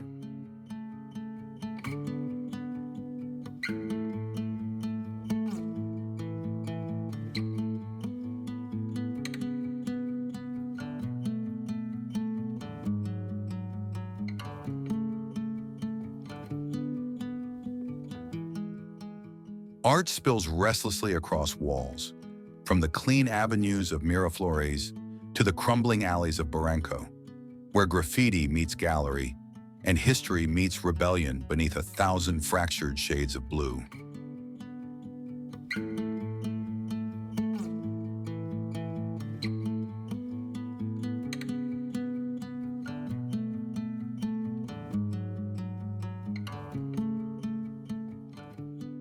Barranco itself is a heartbeat made of color, a bohemian labyrinth alive with music, murals, and midnight confessions that drift like incense through the salt air of the Pacific night.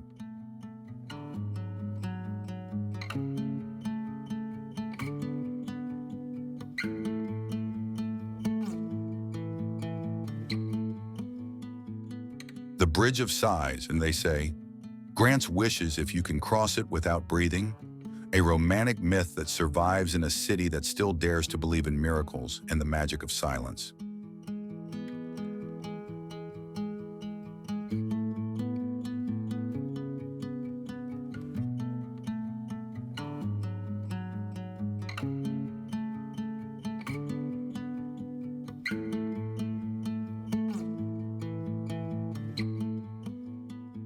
But Lima also hides its mysteries well. Locals whisper of tunnels buried beneath the old monasteries, catacombs stretching for miles where the bones of thousands rest in eerie, perfect silence.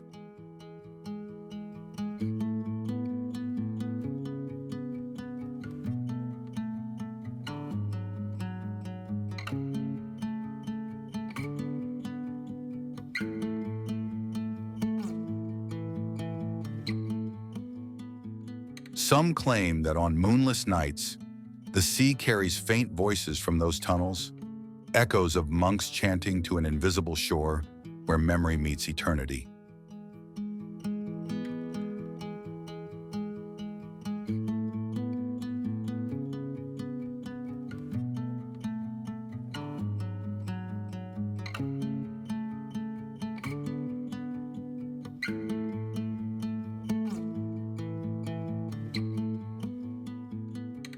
Whether truth or myth, Lima thrives on that fragile tension, on the edge between the known and the unseen, the sacred and the profane, the tangible and the dream.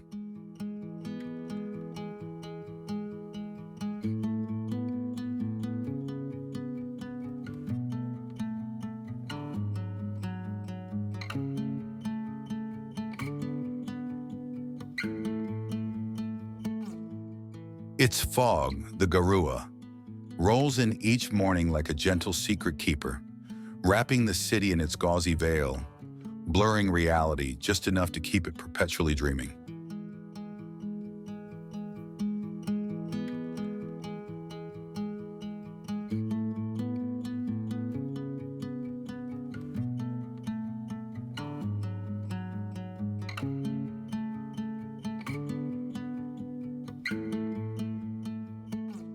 Even the sunsets feel like slow, deliberate revelations, crimson light bleeding into steel gray as waves devour the last trembling edge of the day.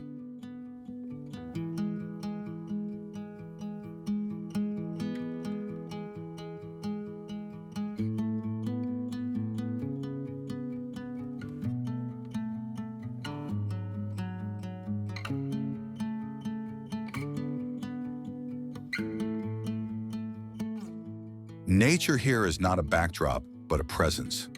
Pelicans soaring above the cliffs, desert winds whispering through ruins older than empires, and the eternal sea breathing against the bones of the earth.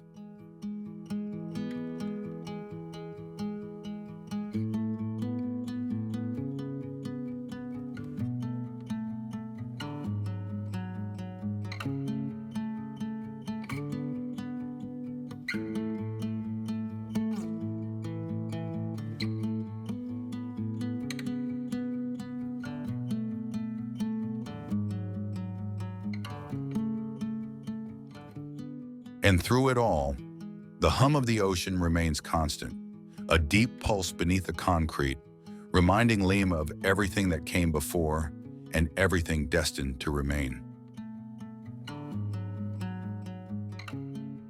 It is a city that never shouts, yet somehow speaks louder than the noisiest metropolis of glass and neon ever could. Its silence charged with soul. To know Lima is not to see it, but to feel its quiet power, the patience, poetry, and persistence carved into its stones and steeped into its sea mist.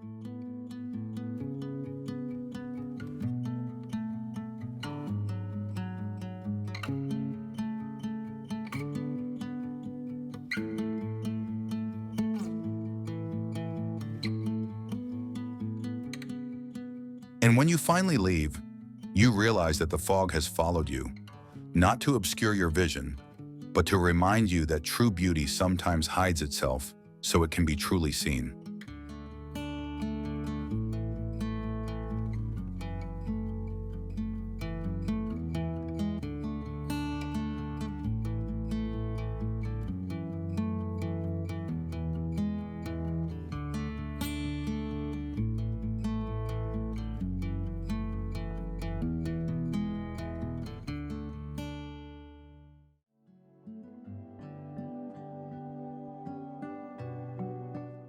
Havana, Cuba.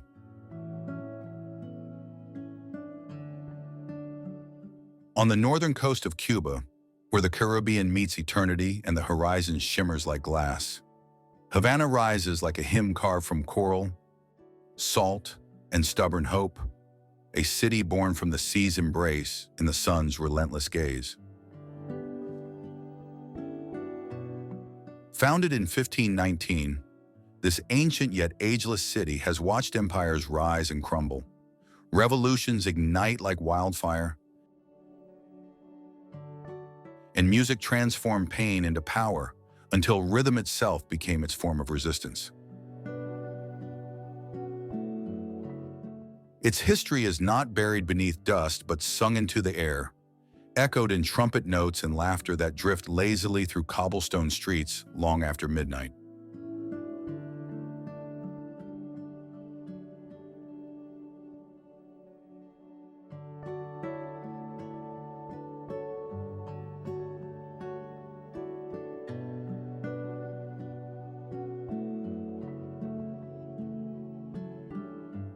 The old fortresses still guard the harbor, their cannons long silent, but their shadows tall and patient, keeping watch over the tides as if waiting for ghosts to return.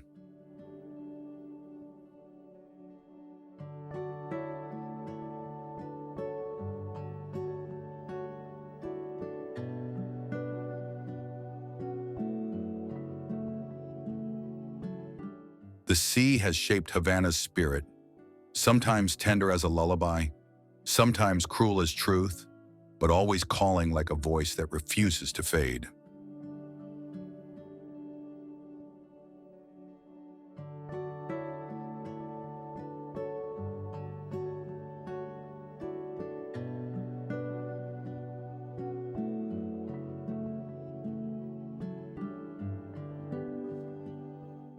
Colonial mansions still rise proudly in the old town, their weathered balconies heavy with bougainvillea, memory, and the scent of old rum and ocean salt.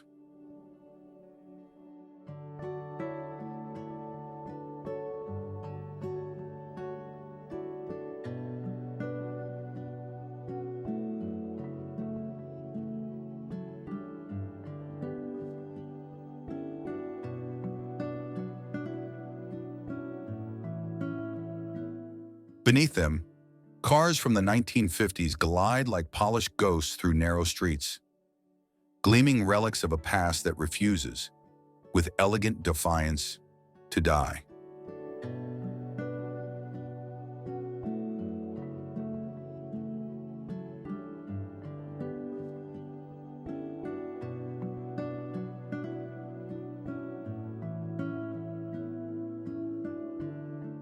The rhythm of this city is older than its walls, older even than its wars.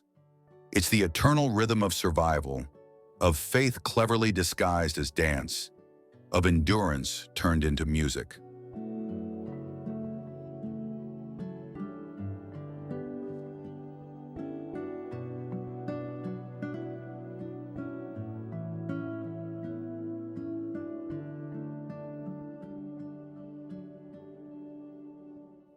Churches ring their bells beside bars that never sleep, and somehow it feels as though both are preaching the same gospel, one of grace, joy, and human persistence.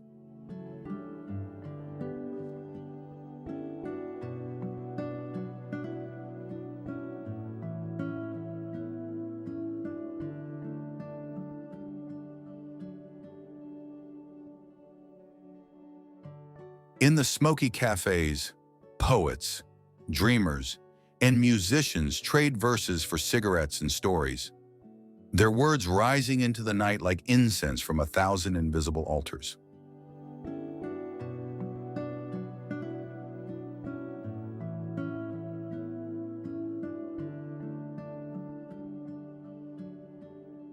Food and music blur together here, rum sweet as mercy, beans slow-cooked in memory, and drums that speak a language older than speech and deeper than sorrow.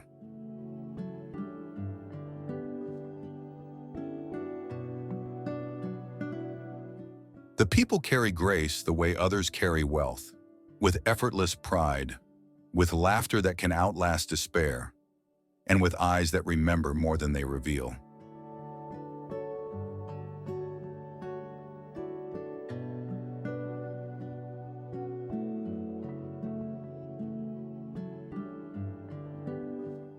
Every smile is a form of resistance. Every melody a monument built not from stone, but from spirit and sound.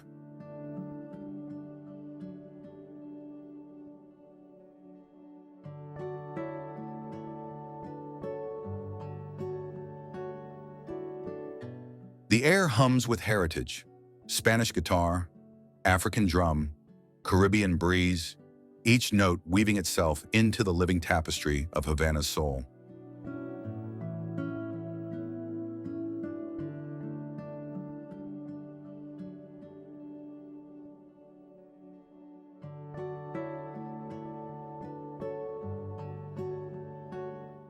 Yet Havana keeps her secrets close. Beneath the cobblestones lie tunnels whispered to lead toward pirate treasures, lost lovers, or revolutionary hideouts long forgotten by history.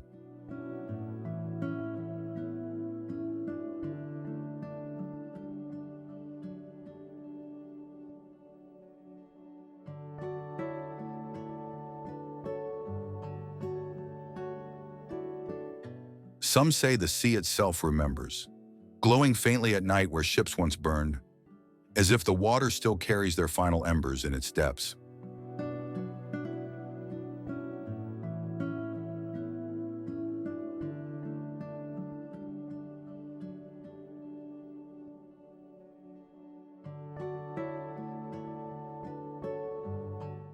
Others whisper that the bells of La Catedral ring on their own when the wind rises from the bay, carrying the prayers of the lost back home.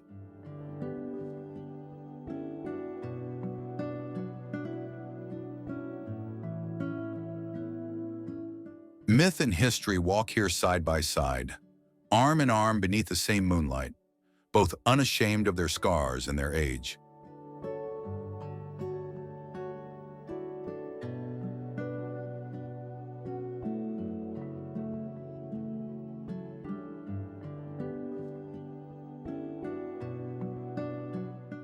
The sunset stains the city gold, spilling fire across domes and rooftops, And for one fleeting heartbeat, everything in Havana feels eternal.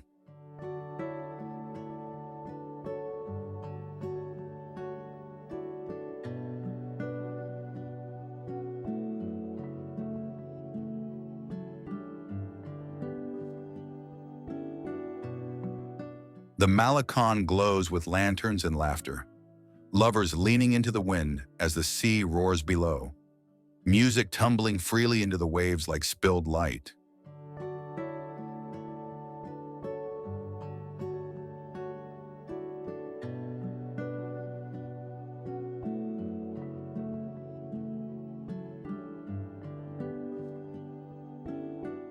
You can feel time unraveling, centuries folding and collapsing into the sound of a trumpet solo rising toward the stars as if to ask for another dawn.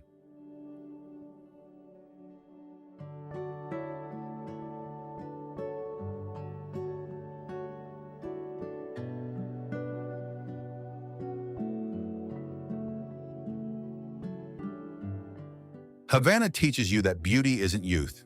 It is endurance painted with sunlight, salt, and rain. Proof that survival can also be art.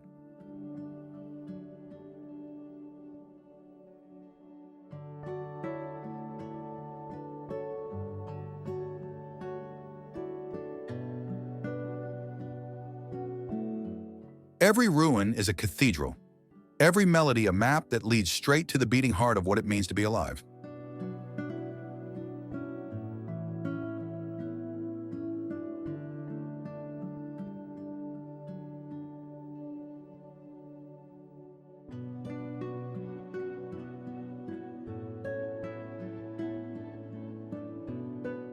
This city does not move forward or backward. It simply keeps time with the tide, steady, patient, immortal, breathing in rhythm with the sea.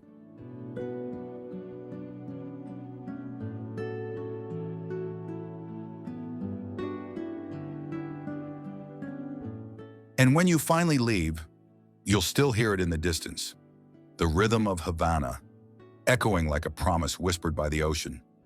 The music never ends.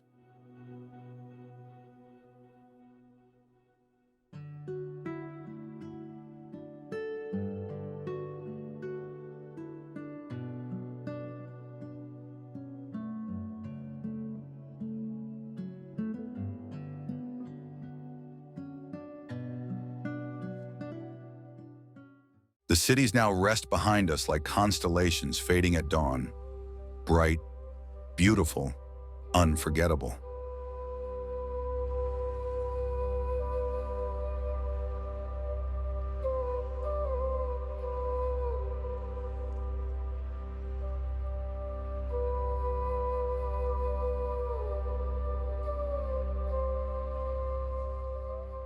Their echoes still linger in the air, the hum of voices, the rhythm of footsteps, the heartbeat of lights flickering against the night.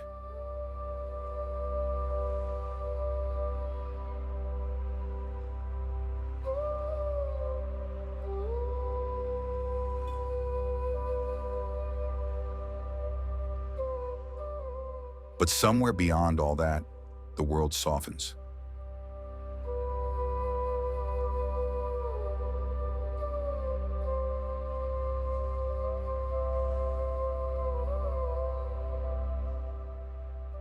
The noise thins into a hush, and what's left feels timeless. Fields bending to the wind, rivers moving like veins of silver through the dark earth.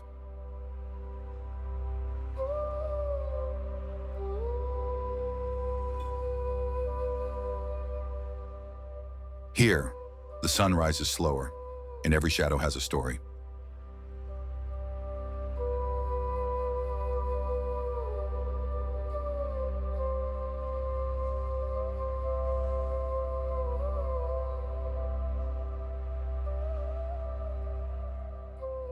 You begin to feel the quiet stretch around you, not as emptiness, but as a kind of grace.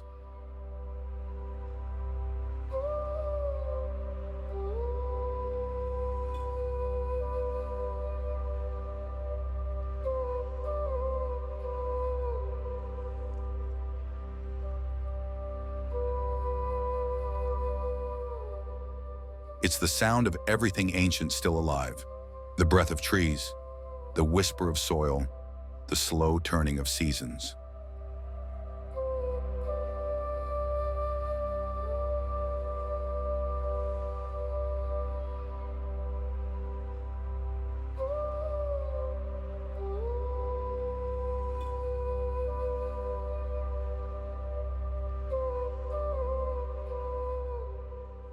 You don't just travel through places like these, you dissolve into them.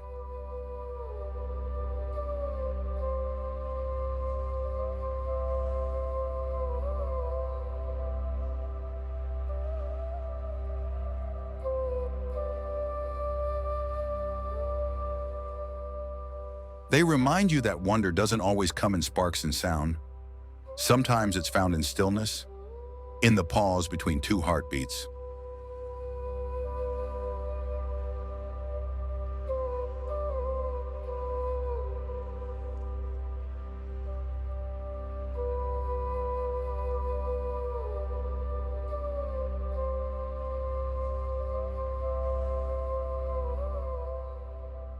So as one chapter fades and another begins, we follow the call of open land and endless sky to find what waits beyond the noise.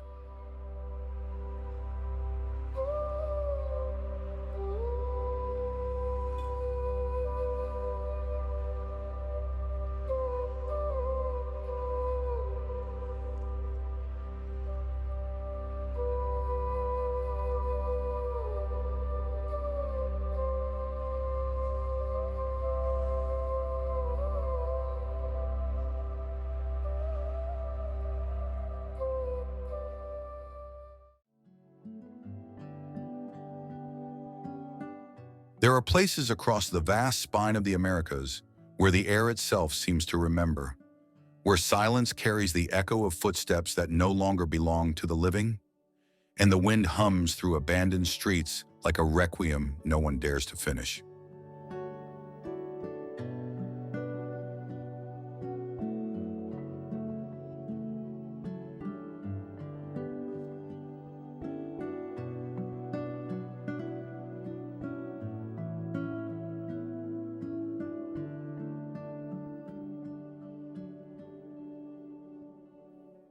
They are towns swallowed by dust and superstition, built upon the bones of forgotten dreams, where the earth shifts just enough to remind you that time never truly buries what it cannot forgive.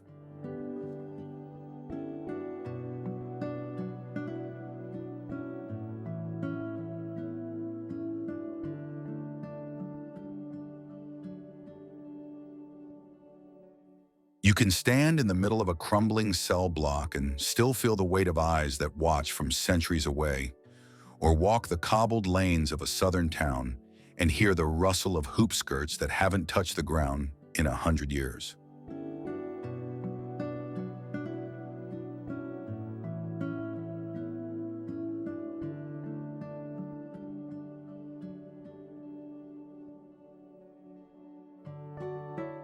In some corners, laughter sounds just a little too close, even when no one is there. In others, the water ripples, though the wind is still, as if something unseen is stirring just beneath the surface.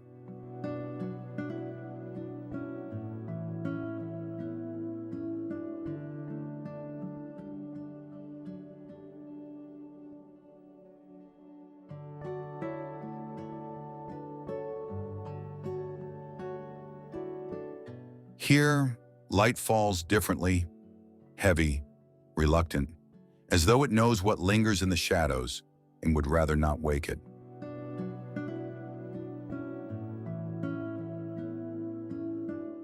Every ruin breathes, every mountain hums, every lake dreams, and you begin to understand that some places are alive in ways that defy reason.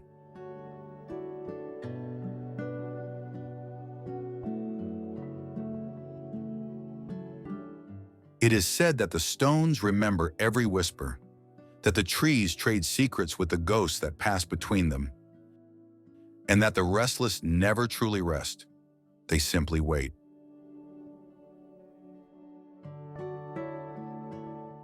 Perhaps it's the isolation that gives them voice, or perhaps it's the guilt of history that stains the ground beneath our feet.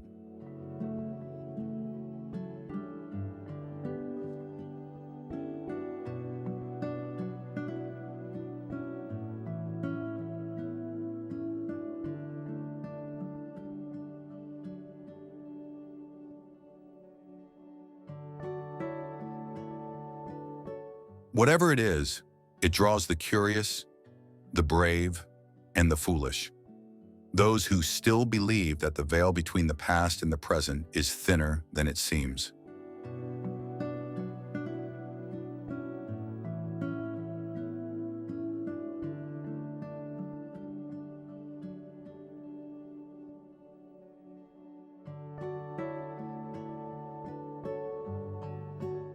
They come seeking answers, but often leave with questions that follow them home, lingering like the scent of rain on iron.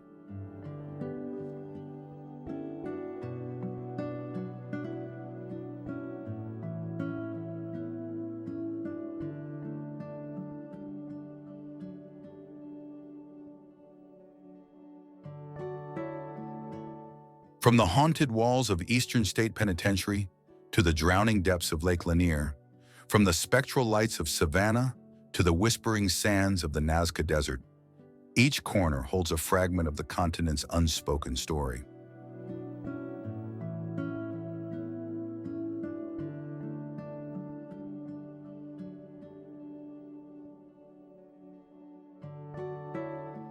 You can feel the pulse of the land beneath your skin, ancient and uneasy, beating in time with something you can't quite name.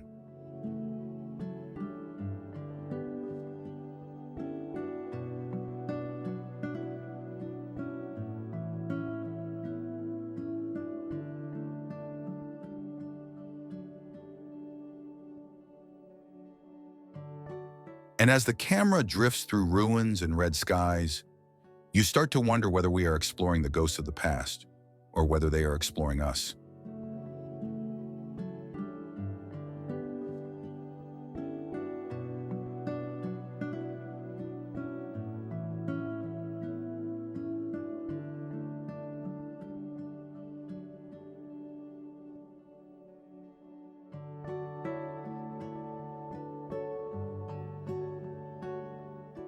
Because some places never die, they simply wait for us to find them again.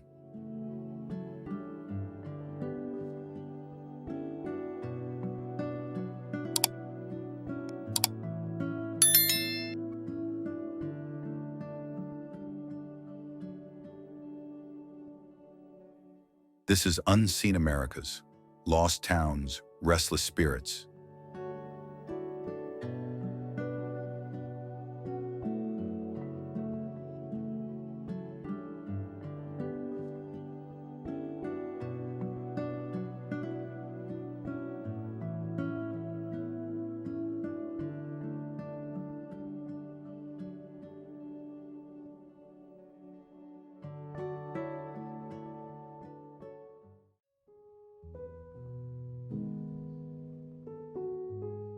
Eastern State Penitentiary, Philadelphia, Pennsylvania, USA. Beneath the gray skies of Pennsylvania, the Eastern State Penitentiary looms like a cathedral to despair, its cold stones soaked with centuries of silence and sorrow.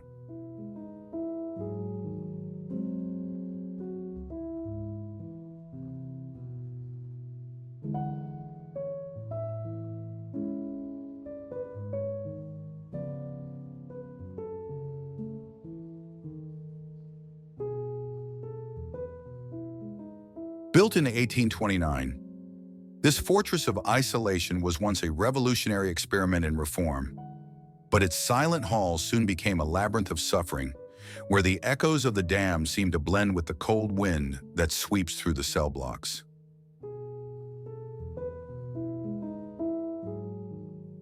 Behind these massive stone walls, notorious criminals like Al Capone spent their days surrounded not only by isolation, but by something far less explainable.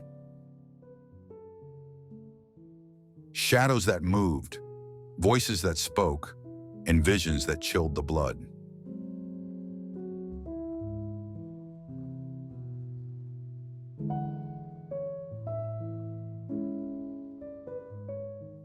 Even after its closure in 1971, locals claim to hear chains dragging at night, to see faces flicker in the narrow slits of the old cells, and to feel the unshakable presence of those who never truly left.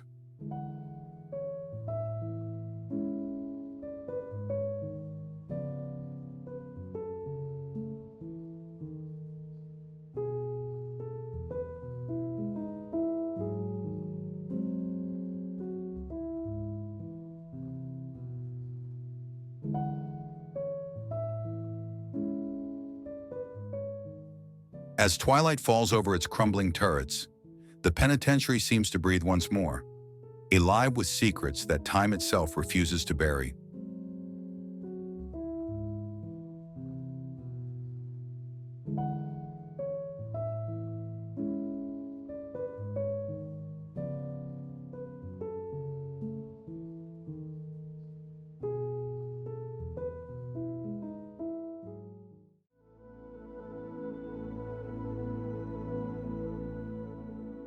Savannah, Georgia, USA. On the sultry coast of Georgia, where the air hangs heavy with the scent of magnolia and the hum of cicadas turns dusk into a lullaby, lies a city so drenched in memory that even the wind seems to carry whispers of the dead, a place called Savannah, where beauty and sorrow intertwine like lovers in an endless waltz.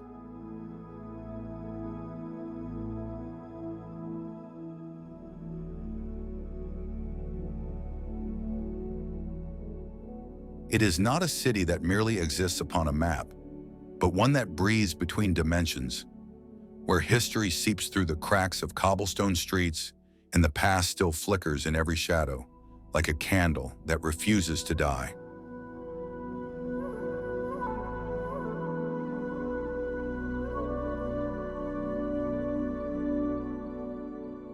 Beneath the ancient oak trees, whose long arms drip with ghostly Spanish moss, the ground itself seems alive, a silent witness to centuries of laughter,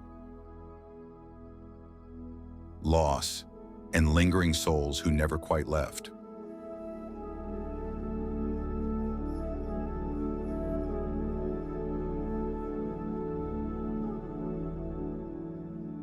Founded in 1733 upon land that once belonged to native tribes and old spirits, Savannah was destined from its first breath to be both sacred and haunted. A place too beautiful to forget and too cursed to fully rest.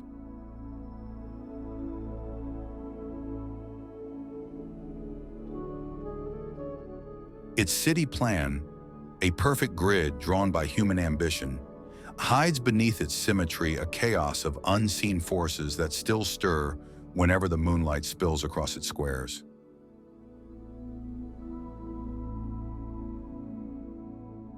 Each cobblestone seems to throb with memory, and each square feels like an open wound in time, layered with centuries of footsteps that echo even when the streets fall silent. The charm of Savannah is not a simple charm. It is a veiled enchantment, the kind that lures you close with a smile before whispering something that makes your skin turn cold. Bonaventure Cemetery stretches endlessly beneath a canopy of trees that seem to mourn with every rustle of their leaves, its marble angels leaning as if tired from centuries of keeping secrets too heavy to bear.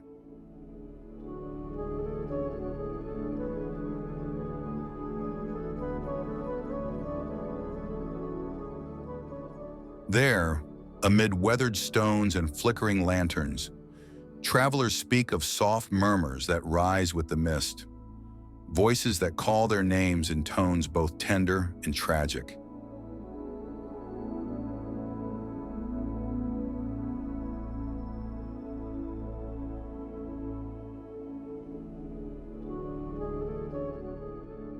The river wind that drifts through the city carries more than the scent of salt and earth. It carries fragments of songs, footsteps, and sometimes a single sigh that seems to belong to no one and to everyone. The Mercer Williams house stands immaculate, its red brick walls gleaming under the sun.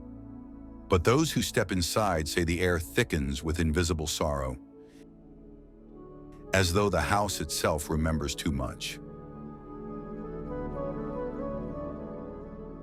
In its great mirrors, faces have been known to appear unbidden, and in its hallways, footsteps echo long after the last guest is gone, like the heartbeat of something unwilling to be forgotten.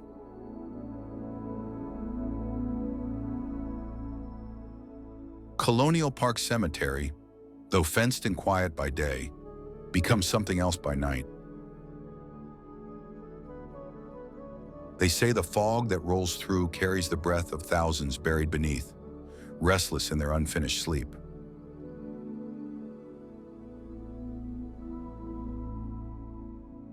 Lanterns flicker low under the Spanish moss, and sometimes the fog curls into the shape of figures, human, but only barely, who vanish when you dare to look too long.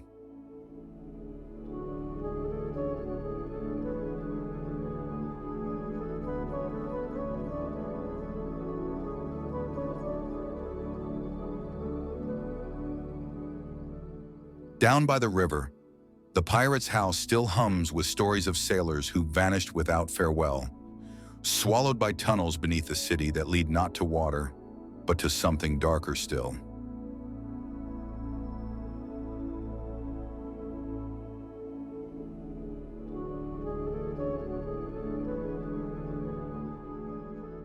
Savannah's architecture gleams with an elegance both timeless and uneasy. Pastel walls, wrought iron balconies, and windows that seem to watch rather than reflect.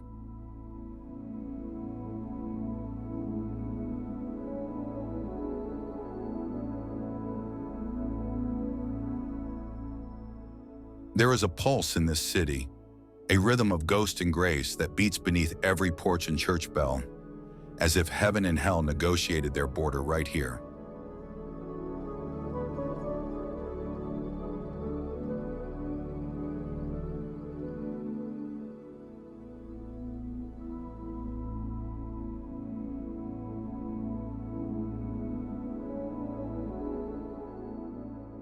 Some call Savannah blessed, kissed by beauty, shaped by devotion, yet others say it is cursed, forever tethered to the grief it was built upon.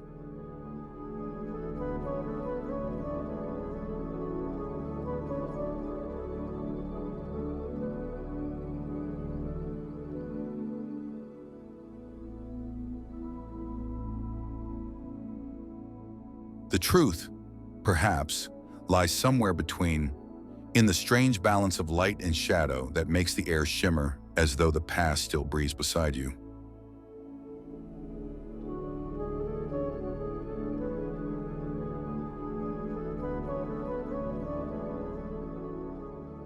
In Forsyth Park, the great fountain flows like an eternal offering, its water sparkling under gaslight. While those who linger too long swear they feel eyes upon them from nowhere and everywhere at once.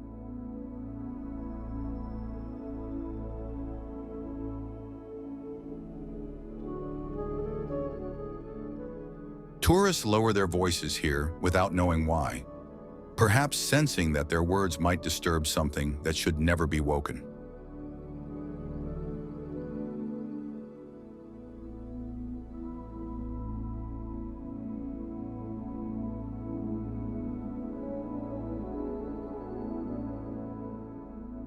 The scent of rain and old wood mixes with candle wax and jasmine, creating an atmosphere so intoxicating it feels both holy and forbidden.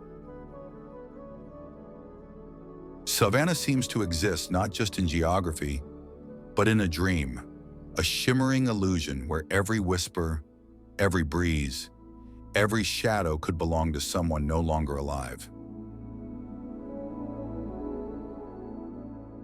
As midnight nears, the city grows still and aware, as if inhaling, as if listening, as if waiting for the moment when the veil between worlds thins and everything becomes one.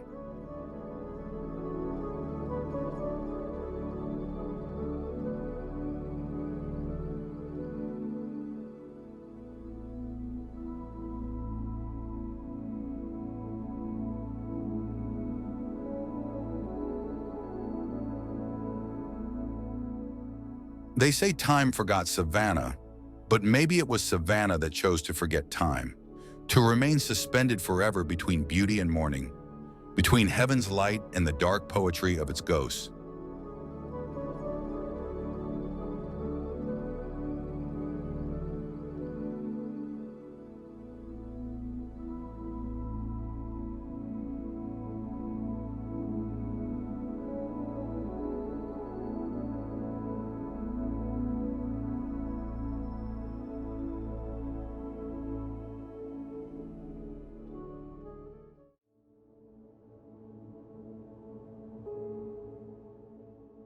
New Orleans, Louisiana, USA.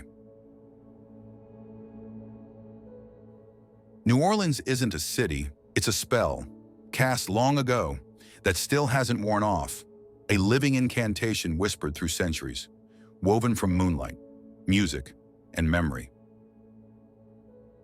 Every brick, every note of jazz, every shadow that sways beneath the gas lamps feels like part of that same enchantment. Ancient, intoxicating, and impossibly alive.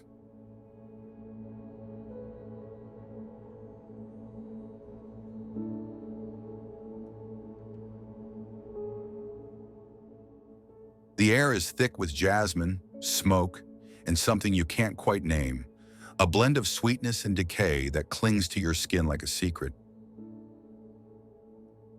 It smells like rain after confession, like stories half told, like the breath of the river before dawn. And if you breathe too deeply, it might just change you.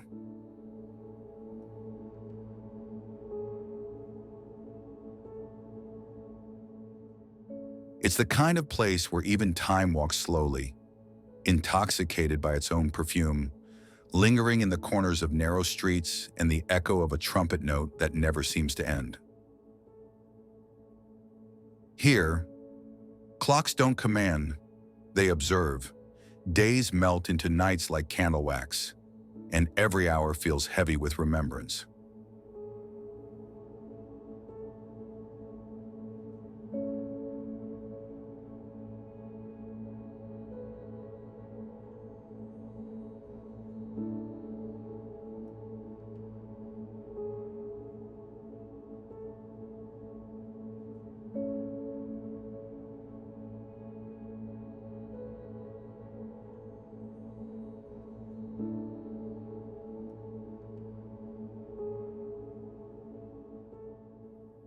From the balconies of Royal Street to the fog drifting over the bayou, beauty and darkness hold hands like old lovers, inseparable, whispering secrets to one another beneath the hum of the city.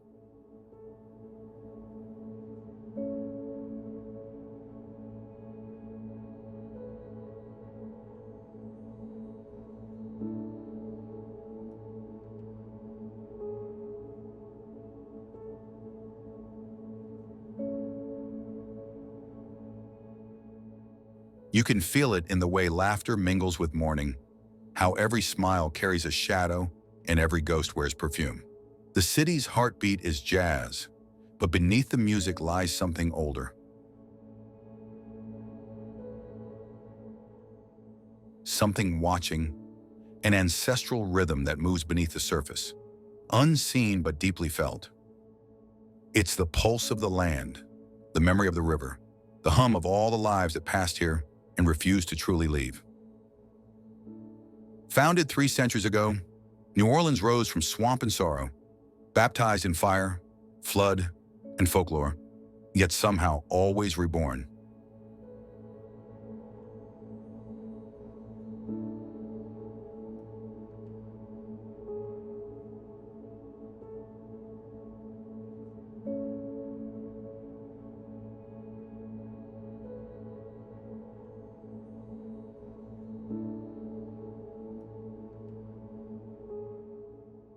Its survival feels less like resilience and more like defiance.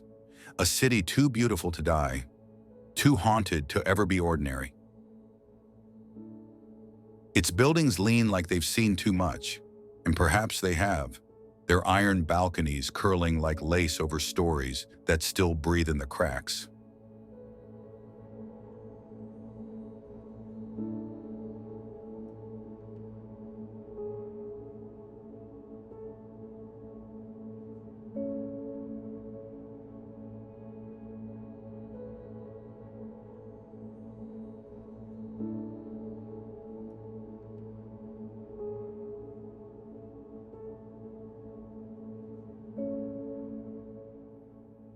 The walls are layered with time, Spanish whispers beneath French sighs, Creole laughter tangled with the silence of prayers unanswered.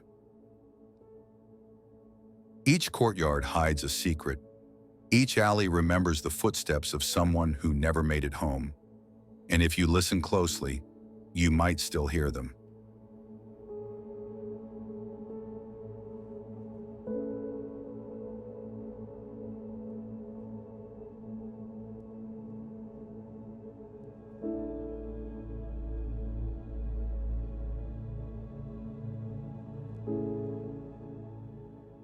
A faint shuffle, a sigh, the echo of boots on cobblestone long after midnight. This city never forgets its ghosts. By day, the French Quarter glows in gold.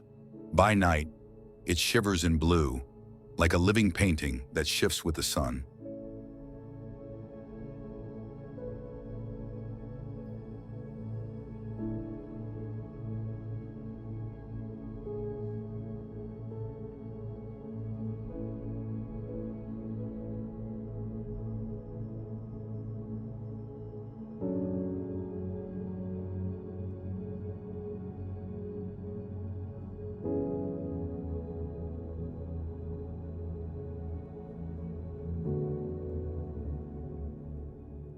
The light touches everything differently here. Soft, forgiving, a little mournful, as if even the daylight understands the weight of history beneath it. The LaLaurie mansion still draws thrill seekers who swear they hear faint cries behind shuttered windows, a chilling reminder that beauty often hides cruelty. The house stands elegant and silent, but its silence is not peace, it's memory, tightly wound and waiting.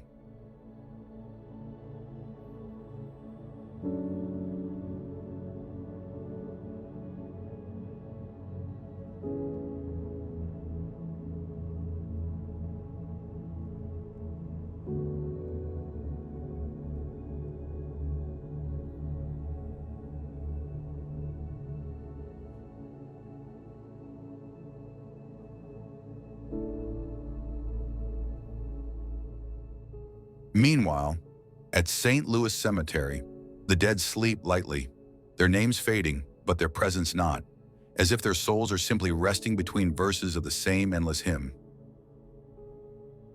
Marble angels lean and watch, their wings worn smooth by time and prayer.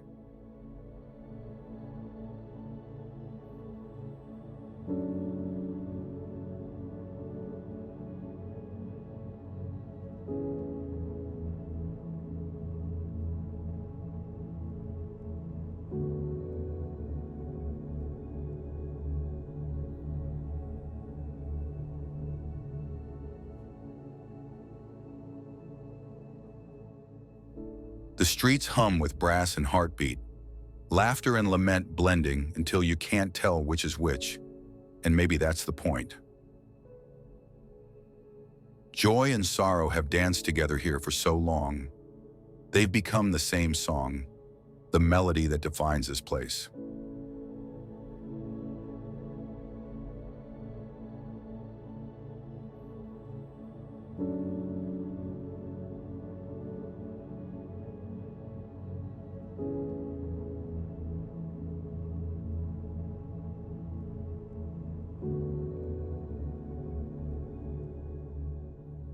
Voodoo altars flicker beside crucifixes, both reaching for the same mysterious grace, proof that faith here isn't divided, it's layered.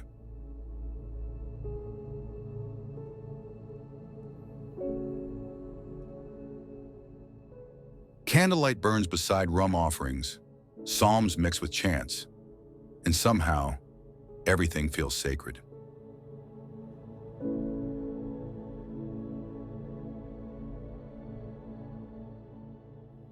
Even the Mississippi seems bewitched, its slow murmur sounding like a lullaby for restless souls, forever carrying secrets downriver.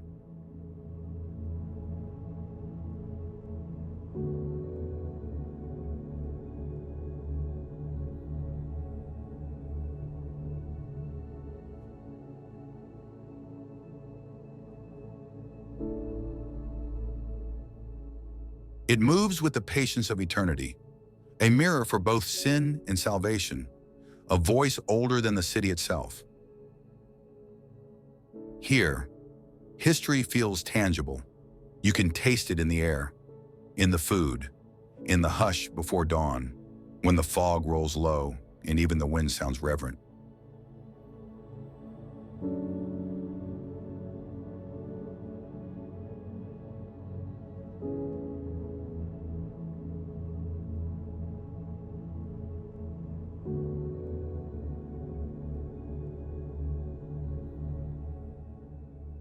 Every flavor, every note, every glance feels like it belongs to both now and forever.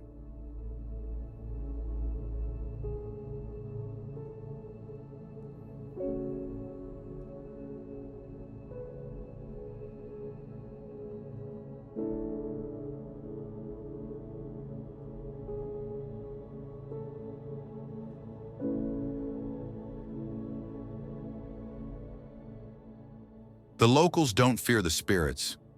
They dance with them, toast them, and sometimes sing for them, because here, death is just another part of the rhythm.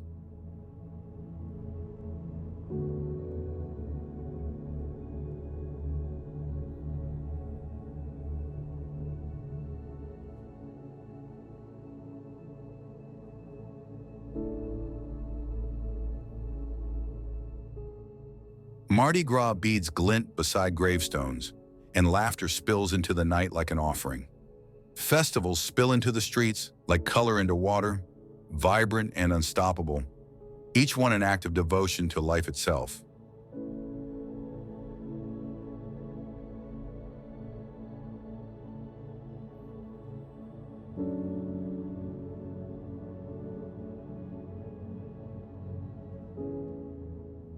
Music shakes the air, bodies move as one, and for a moment, even grief forgets its name. The architecture gleams with iron lace, ornate yet weary, a beauty bruised by time, like a woman who's survived heartbreak and still dares to wear red.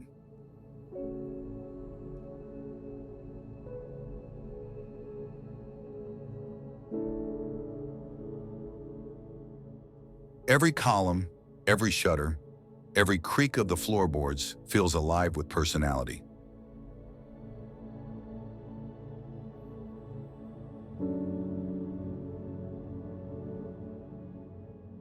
The line between legend and reality dissolves faster than sugar in a cafe au lait, and perhaps that's the city's greatest trick.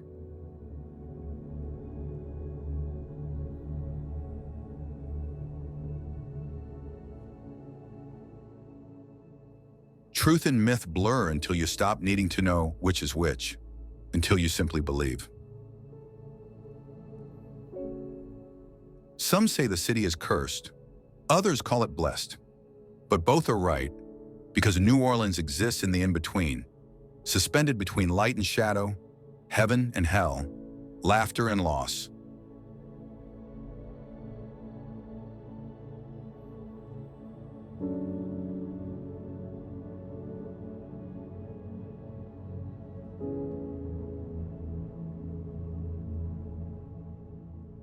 Because in New Orleans, everything sacred is haunted, and everything haunted is beautiful, and maybe that's why no one ever really leaves.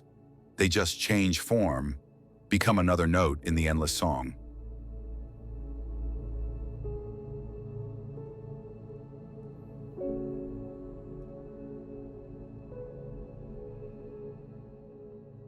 When the mist rolls in and the trumpets fade, the city exhales, as if sighing out the memories of centuries. Every joy, every heartbreak, every name that once echoed here.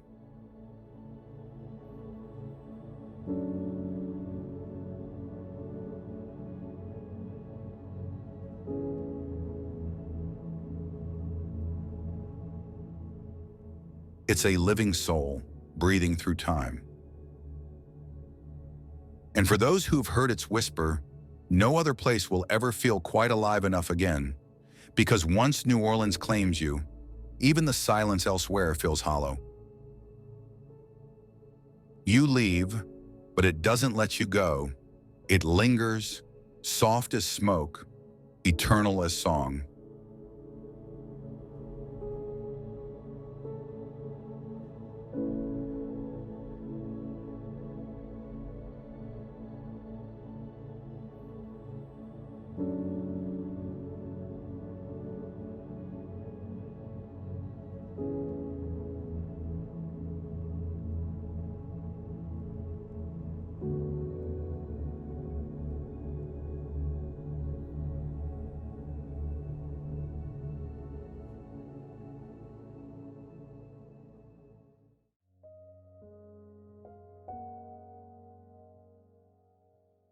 Virginia City.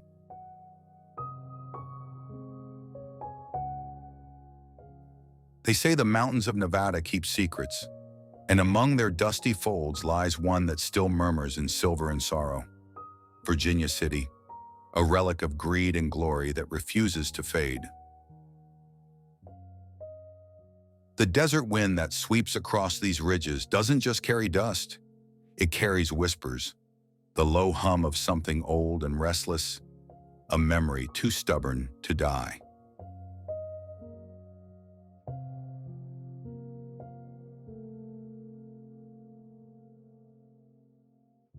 Once the glittering heart of the Comstock lode, this town rose overnight on the fevered dreams of fortune, of men who believed they could carve their destiny from stone.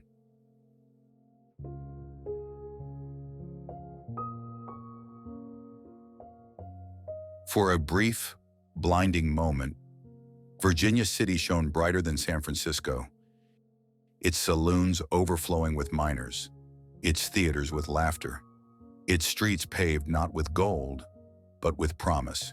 Yet, like all mirages born of desperation, it fell just as swiftly into the arms of legend.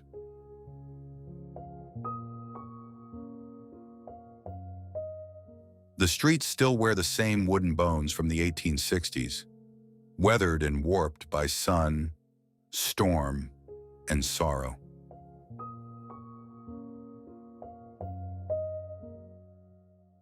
If you walk them at dusk, you can almost hear the past trying to wake. The sharp clatter of boots on the boardwalk, the shrill whistle of a mineshift change, the ring of hammers echoing against the hills, and beneath it all, the sigh of ghosts that never learned how to rest.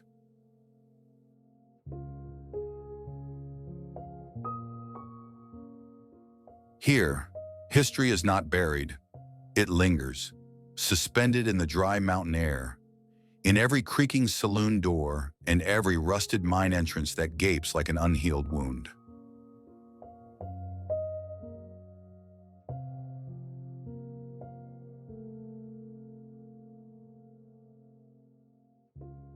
You can smell it, the sharp tang of iron, the ghost of whiskey, the faint sweetness of sagebrush growing through forgotten foundations. The discovery of silver changed everything, drawing miners, gamblers, thieves, poets, and preachers from every corner of the young nation.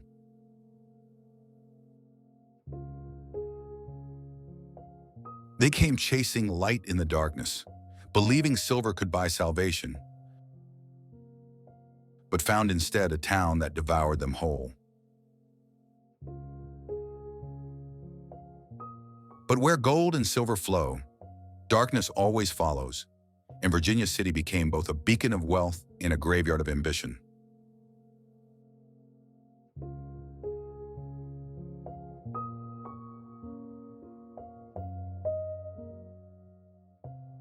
Behind every toast to success lay a funeral waiting to be held. Behind every mansion, a mine collapse, a widow, a prayer.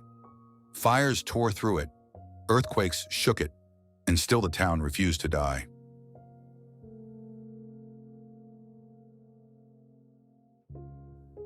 Its spirit was forged as hard as the ore beneath its soil, reborn each time in smoke and stubbornness.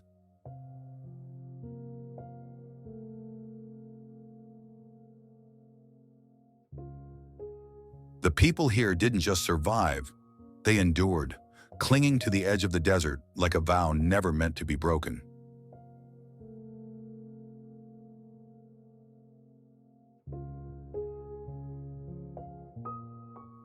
Walk into the Washoe Club, and you might feel a hand on your shoulder when no one's there, or hear laughter drifting from an empty stairwell. The wallpaper still carries the scent of cigars and spilled bourbon, and sometime, if you linger, the mirror catches a reflection that doesn't belong to you.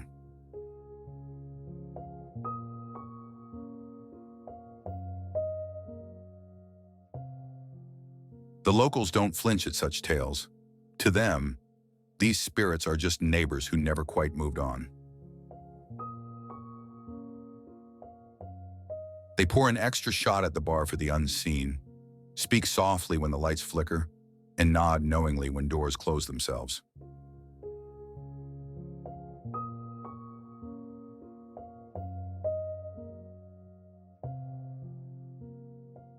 The Opera House, rebuilt from ash, still carries the echo of long-forgotten applause.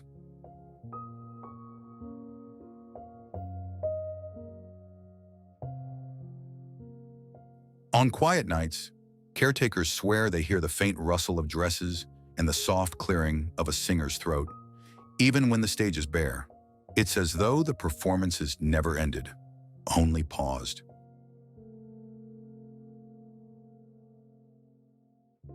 Ghost hunters, historians, and wanderers alike come here seeking truth, and all leave with the same uneasy feeling that the past here doesn't live in memory, but in motion. It breathes through every splintered beam and every whispering gust. Every sunset here is a haunting, a moment where time folds in on itself.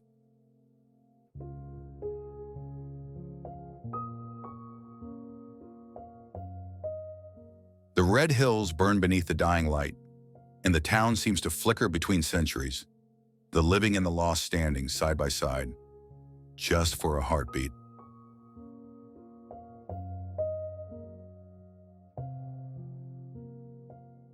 The wooden sidewalks creak like tired lungs, breathing stories into the twilight. Each step feels like trespassing on someone else's dream or someone else's grave. Some say the mountain itself is cursed, that the silver came with a price too steep for any man to pay. They say the earth remembers every drop of sweat, every cry from the mines, and that it's still collecting its dead in whispers and wandering souls.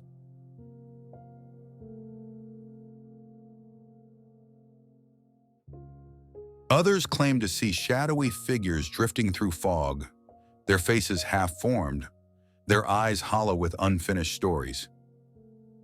They move as though searching for something, a lost love, a forgotten fortune, or perhaps just a way home.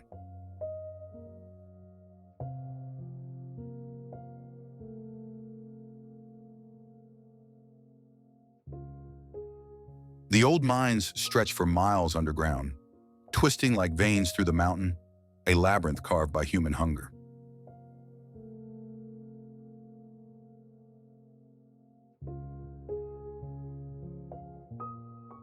Down there, the air grows heavy and the silence hums with unseen voices.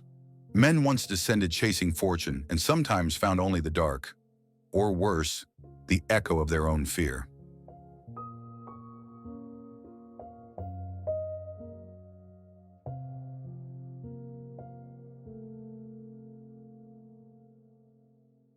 Even now, locals hear rumblings beneath their feet, though the mines have been silent for over a century. Some call it the wind. Others say it's the sound of the earth remembering.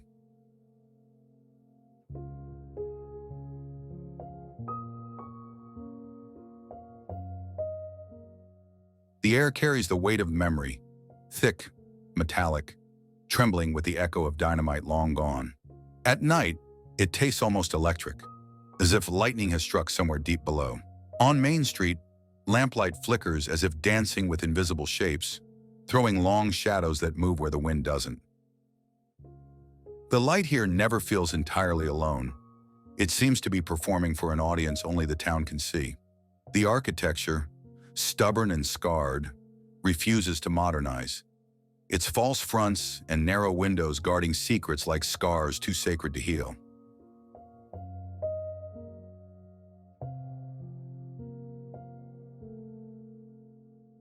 Every nail, every plank feels deliberate, as if the town itself knows that change would break whatever fragile magic holds it together.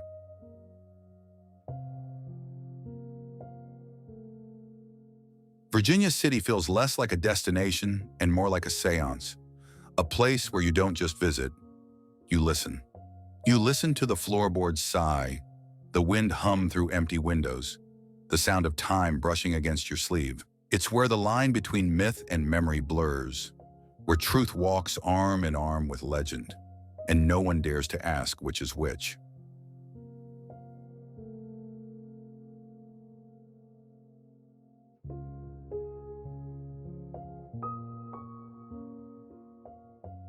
Travelers come chasing history but end up confronting something far older.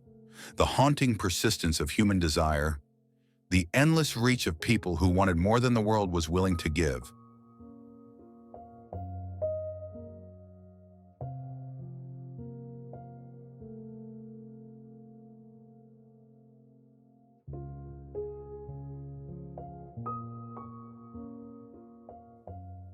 There's a beauty here, yeah, but it's the kind that burns slow, beneath the skin, like the glow of embers that never cool.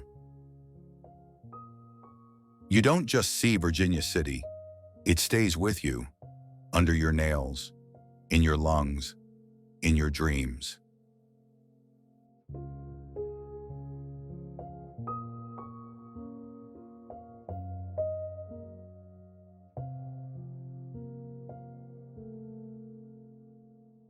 And when you finally leave Virginia City, don't look back. Some say the spirits follow those who do, drawn to the warmth of curiosity. Maybe it's superstition, or maybe it's warning, because here, the past isn't behind you. It walks beside you, quietly, waiting to be remembered.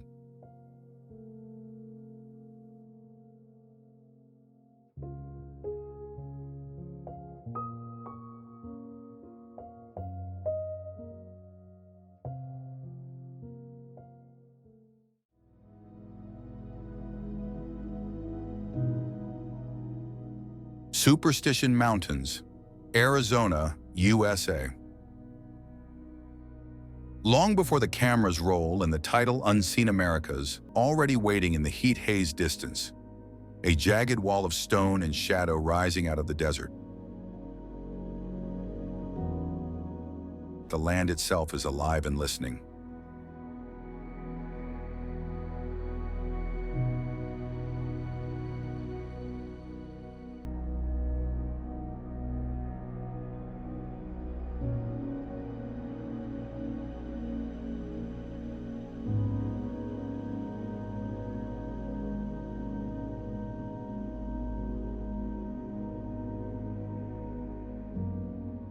For the Apache people who live beneath these peaks, this was not a playground or a hiking spot, but a realm wrapped in power and danger, a sacred and ominous place where spirits moved with the wind and where certain canyons and caves were spoken of only in low tones, as if the mountains might eavesdrop and punish the bold.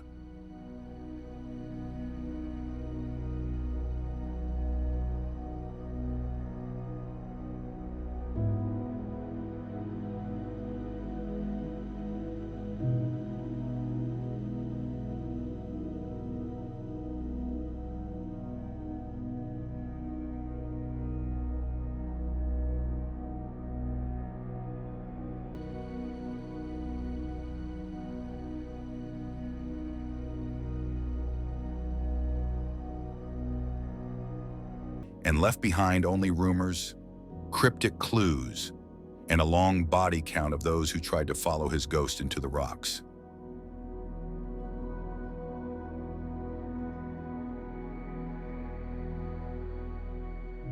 In our journey through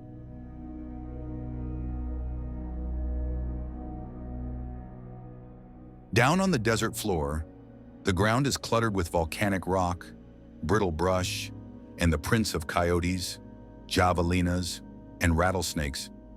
And as you walk deeper into the canyons, the silence grows heavier, not empty but dense, as if layered with centuries of footsteps from people who never came back.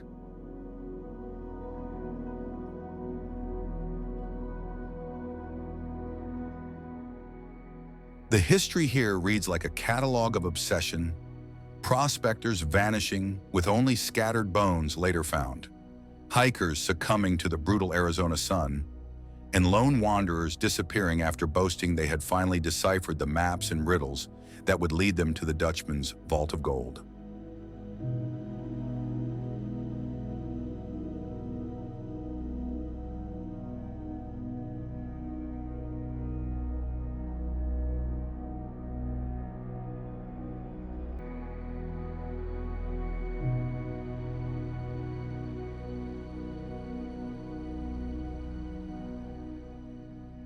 Some storytellers insist the mountains are cursed, that the Peralta family, who were rumored to have mined here before being slaughtered in an Apache ambush, left behind not only hidden workings,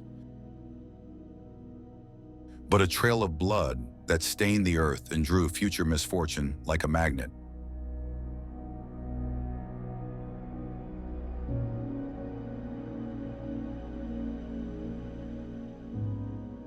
Others say the curse is not on the land, but on the human heart, that anyone who comes here driven by greed, not respect, slowly loses their grip on reason as the heat, the isolation, and the constant mirage of just one more clue gnaw away at their sanity until they step too far, too high, too deep.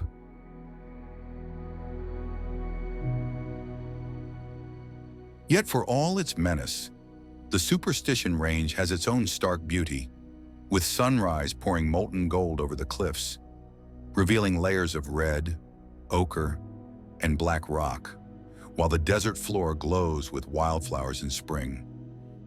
Delicate bursts of purple and yellow that seem almost defiant against the stories of death.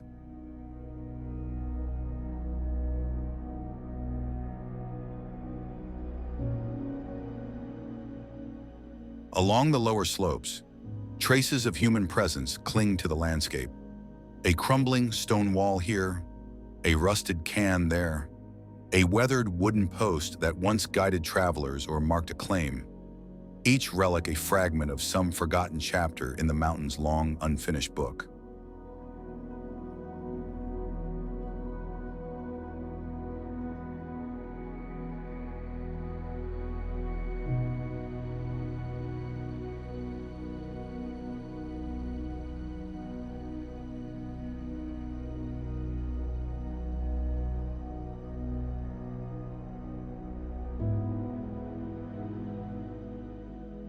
For modern visitors, the trailheads, parking lots, and park signs offer a thin veneer of order, but the moment you step away from the main routes and the sound of other hikers fades, you enter a labyrinth of canyons where GPS signals falter, maps feel vague, and the old legends suddenly stop feeling like mere campfire tales.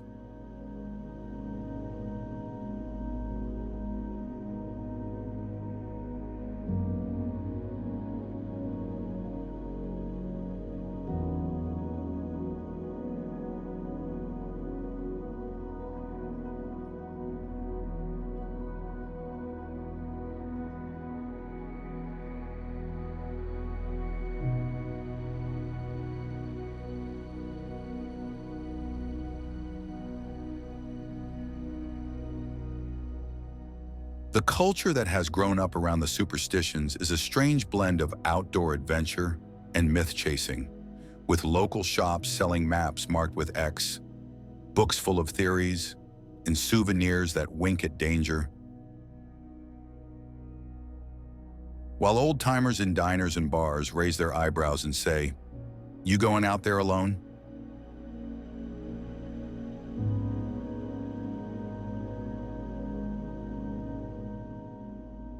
On camera, we follow faint paths etched into gravel by boots and hooves, climbing toward ridgelines where the wind tugs at clothes and whispers in ears, sounding just enough like words to make you glance over your shoulder.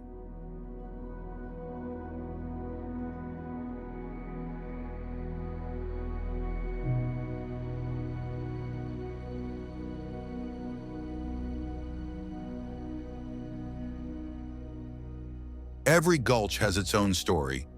A skeleton found here, a camp abandoned there, a mysterious note or map discovered among a stranger's effects, each detail feeding into the growing sense that the mountains enjoy playing games with those who step inside their domain.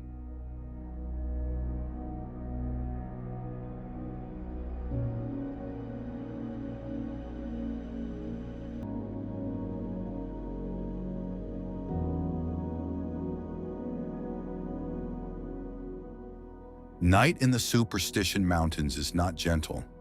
It falls quickly, swallowing color and leaving only silhouettes of jagged peaks against a deep, star-pierced sky. While the temperature drops, the sounds sharpen, and the mind begins to invent shapes in every shadow.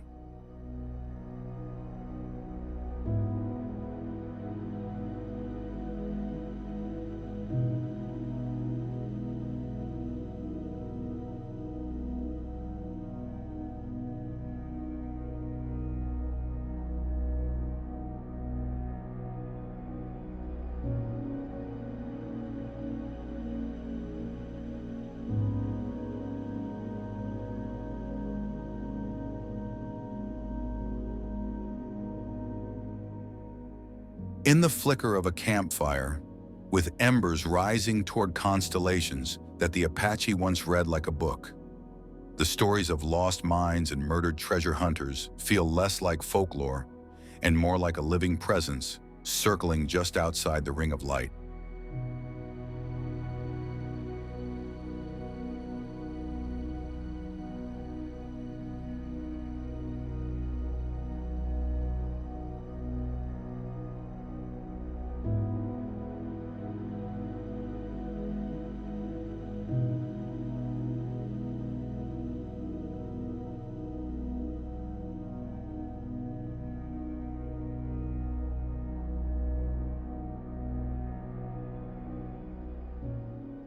Sometimes the only architecture you'll find is nature's own.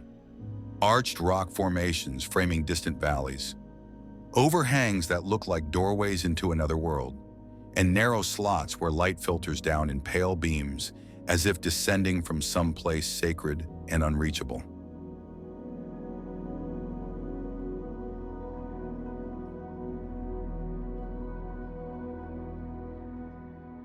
But if you look carefully, you may notice faint petroglyphs carved into stone, patterns and figures left by earlier peoples who marked this place with symbols instead of words, perhaps as warnings, perhaps as prayers, or perhaps as a message to future wanderers that they were not the first to feel the mountain's gaze.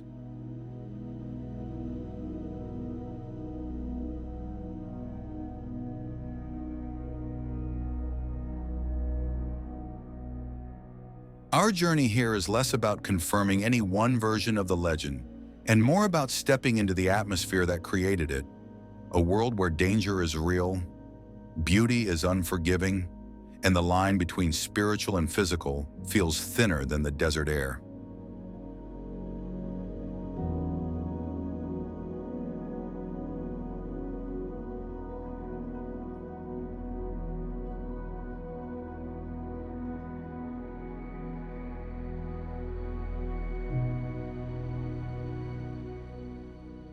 The Superstition Mountains have outlived empires, prospectors, settlers, and hikers, standing watch as names like Waltz, Peralta, and Ruth fade into dusty footnotes. Yet their stories grow stronger, retold, revised, and magnified each time someone vanishes or returns with a tale that doesn't quite add up.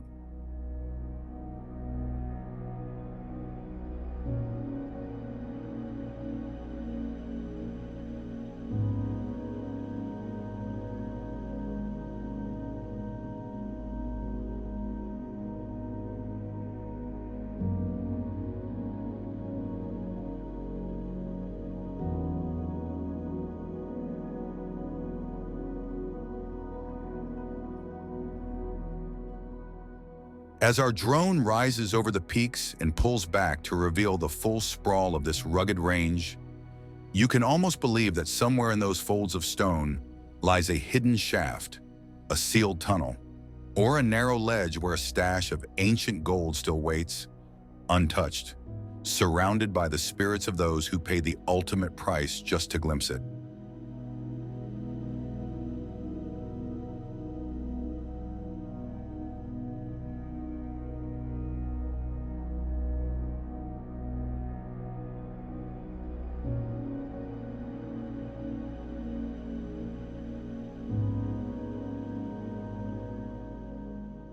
And so, in this episode of Unseen Americas, the Superstition Mountains are not just a backdrop of rock and cactus. They are a character in their own right, a brooding, watchful presence that seems to ask every visitor the same quiet, dangerous question: what are you really willing to lose in your search for what you think you want?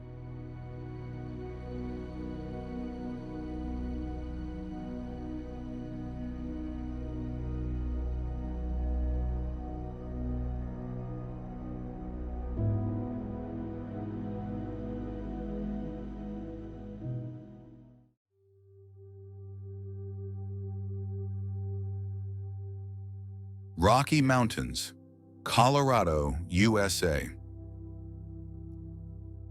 They call it the backbone of America, the Rocky Mountains of Colorado, a vast cathedral of stone and sky where the air is thin, the silence is deep, and the ancient spirits of the land still seem to whisper through the wind like half-remembered hymns from a forgotten age.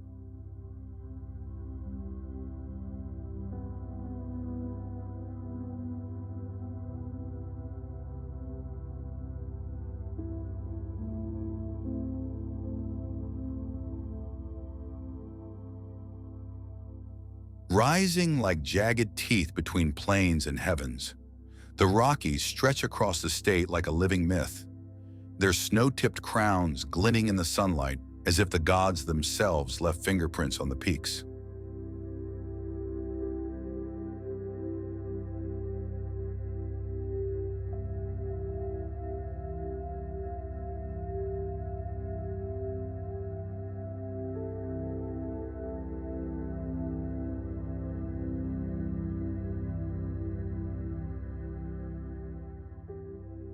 The indigenous Ute and Arapaho once believed these mountains were alive, sentient guardians who watched over the valleys below, testing those who dared to enter their domain with storms, avalanches, and visions in the mist.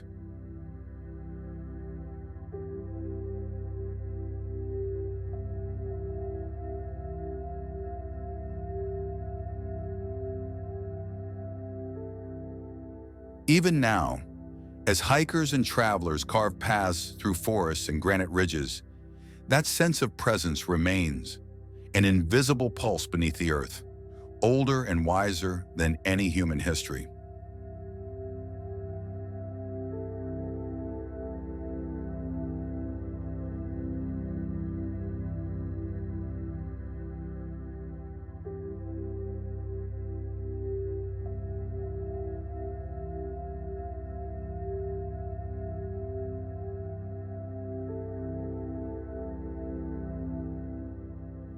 The history of Colorado's Rockies is written in both gold and ghost stories, for this land birthed the great mining rushes of the 19th century, drawing fortune seekers who built towns that blazed bright and died fast, leaving behind only hollow shacks and whispered regrets.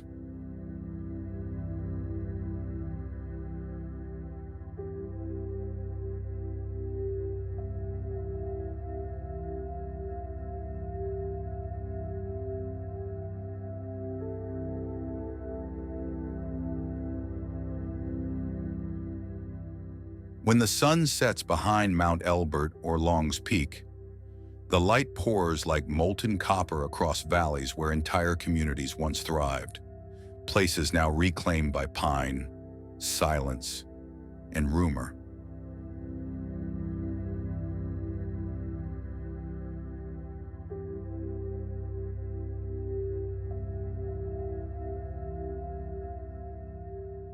Locals still tell of miners who vanished into tunnels and never returned, of entire camps swallowed by blizzards, and of spectral lanterns seen swinging far up the slopes on nights when no living soul dares to climb.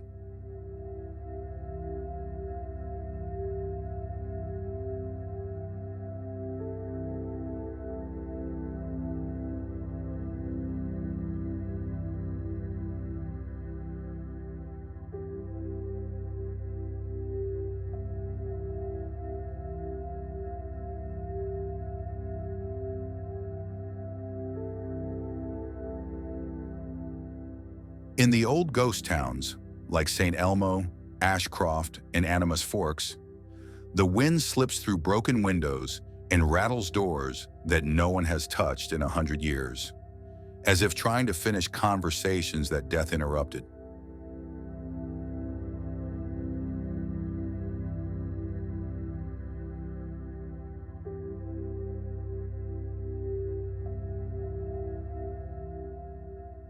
It's said that if you stand in the center of one of these empty streets after midnight, you might hear faint piano music from a saloon long gone, or the distant laughter of prospectors who never struck it rich but refused to leave.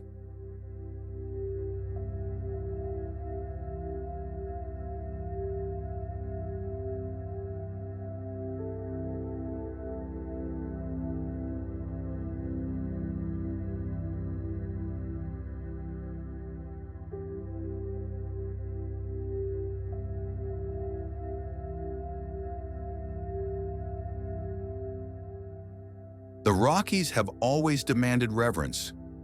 Their beauty is breathtaking, but edged with cruelty. Their slopes littered with the bones of those who underestimated them.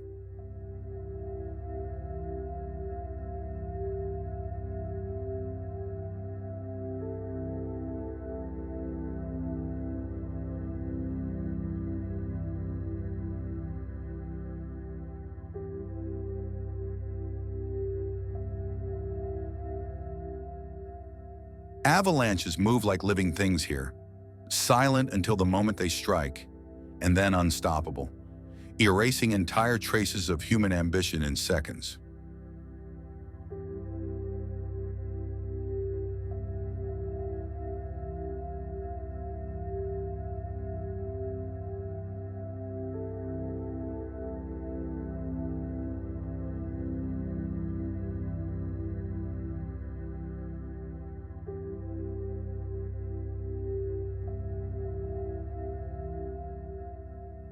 Beneath the grandeur lies a darker truth.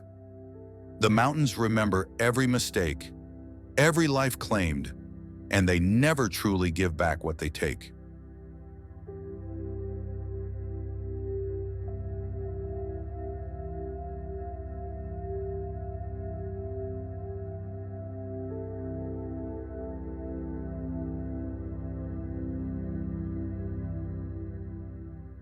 The forests are thick with aspen and fir, their trunks white and trembling in the wind, reflecting the light of the moon so brightly it feels as if the world itself has turned to silver.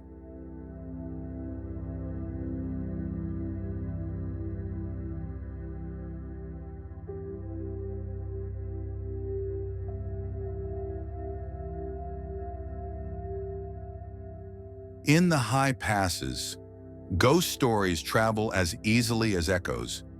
Skiers have spoken of shadowy figures moving across snowfields where no tracks remain the next morning.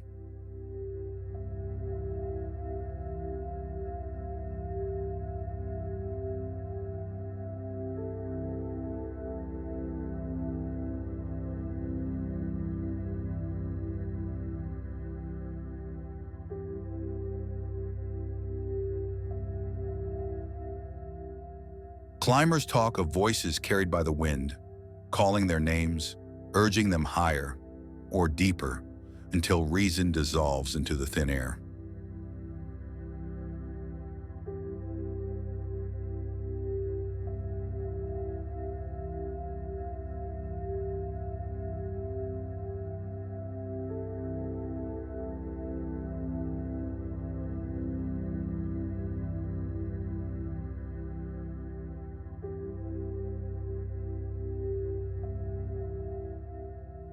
Old mining tunnels, sealed by time, are rumored to hide entire chambers of gold, or perhaps something older, something not meant to be unearthed.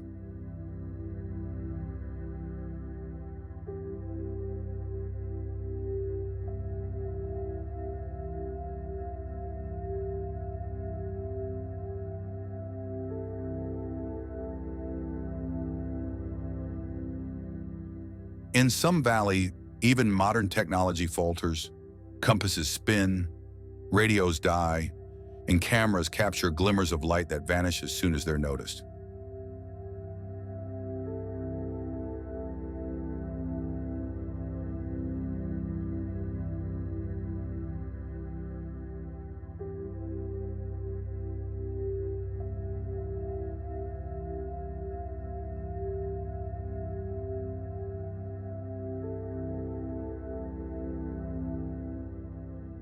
The Rockies are not just mountains. They are a boundary between worlds, a line drawn by nature where human time and cosmic time briefly touch.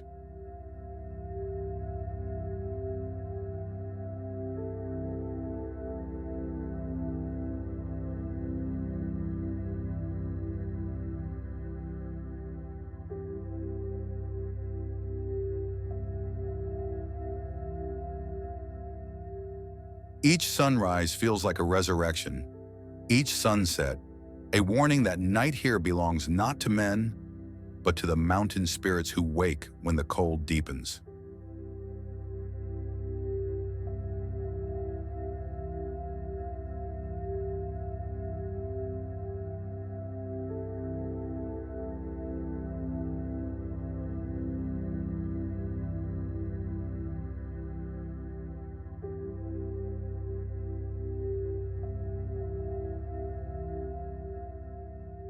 Travelers who camp too high often report dreams that don't feel like dreams.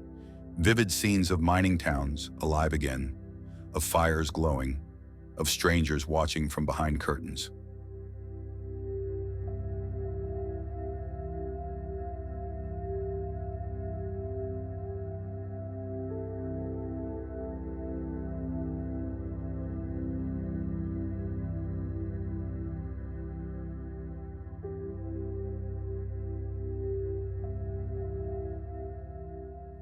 Some locals insist that the spirits of the miners still walk the trails, guarding their claims, or perhaps simply searching for warmth they'll never find again.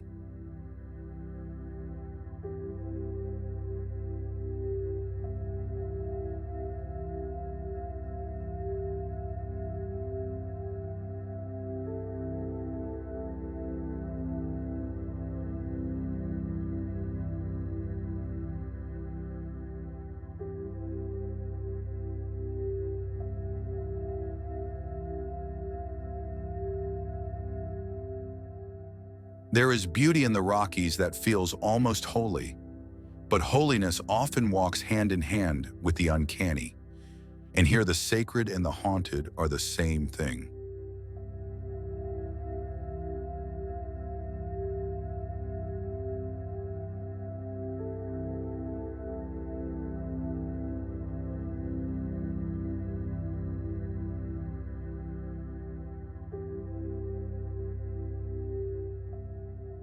For filmmakers, this landscape is both paradise and peril, a place where every camera angle feels like a prayer and every gust of wind sounds like a voice.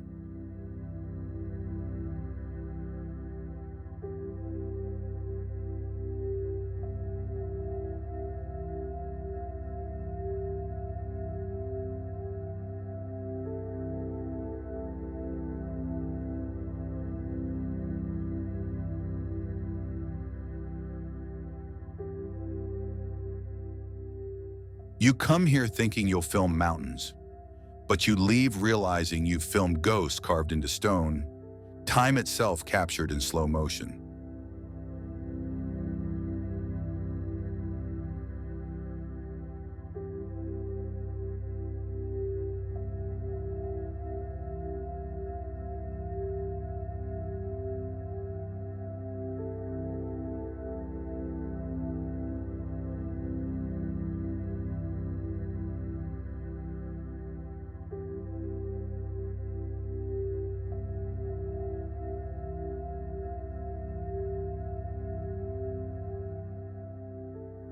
In the Rockies, the earth breathes slow and deep, and if you stand still long enough, you might hear it breathing back, a sound that's half wind, half memory, and wholly eternal.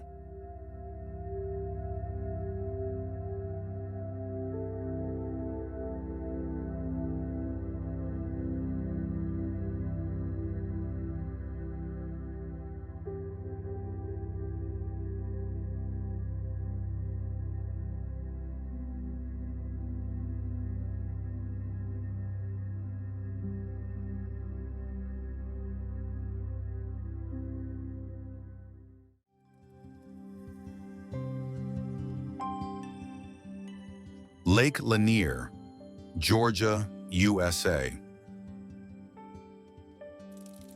Before we even say its name, imagine a lake in Georgia where the water never quite looks calm, where ripples move even on windless days, and where every summer, no matter how many warnings go out, the headlines still return with the same haunting theme.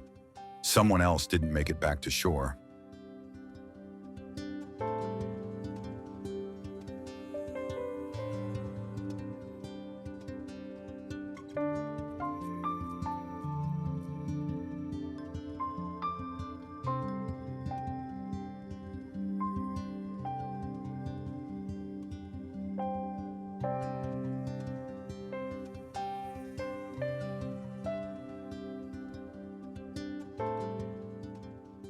That lake is Lake Lanier, a sprawling man-made reservoir about an hour north of Atlanta, ringed with marinas, party coves, and vacation homes, yet carrying a reputation so dark that people speak about swimming here with the same uneasy tone they'd use for walking through a graveyard at midnight.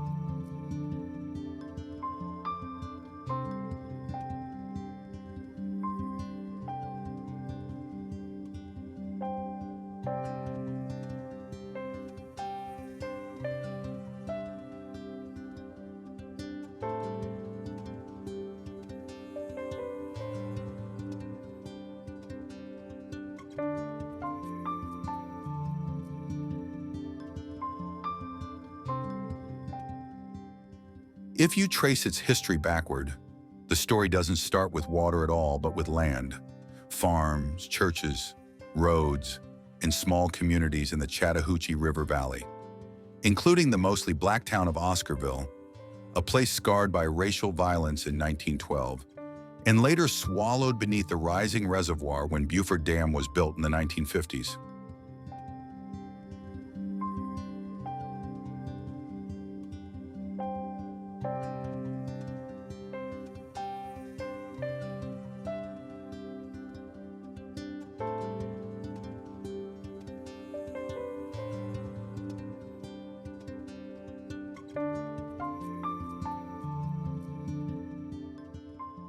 When the U.S. government bought up the land to flood the area and create Lake Lanier, not everything was neatly cleared away. Foundations, buildings, stretches of road, and even cemeteries were left behind in various stages of demolition, meaning that beneath the green surface today lies a drowned patchwork of human history.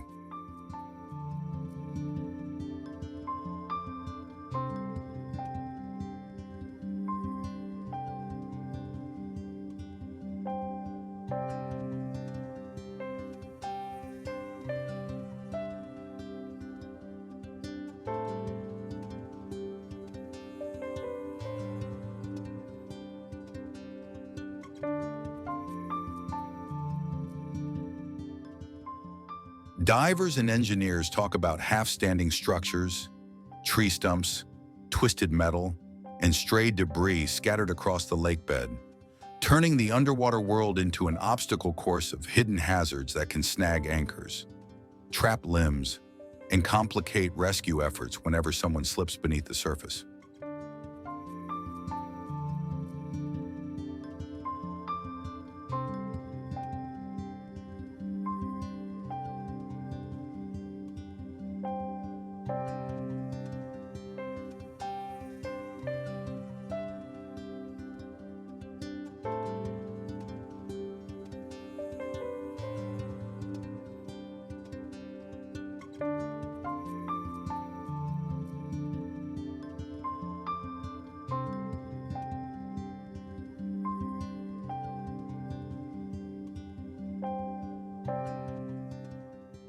The water itself is notoriously murky, clouded with silt and sediment so thick that visibility drops to almost nothing a few feet down, creating a kind of man-made twilight where search teams often have to feel their way through cold darkness instead of seeing it.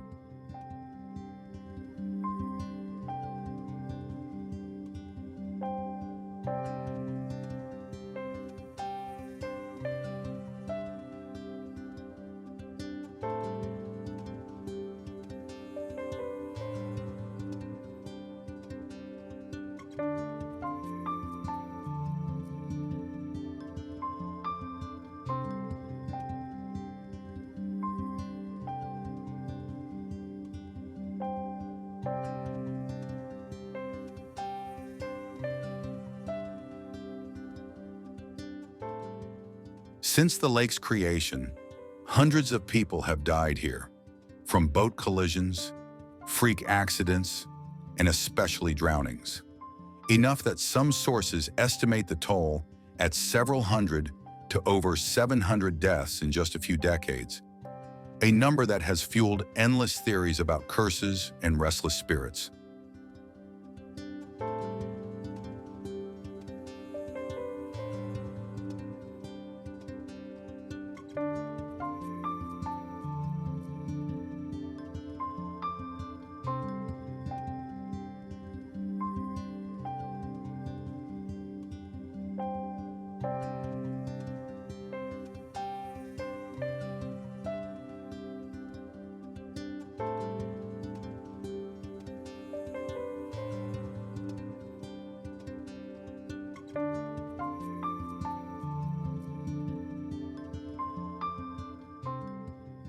In our episode of Unseen America's Lost Towns, Restless Spirits, the camera glides over water that looks serene from above, but every shot is haunted by the knowledge that somewhere below, there are cars, docks, boats, and perhaps even fragments of homes frozen in the dark.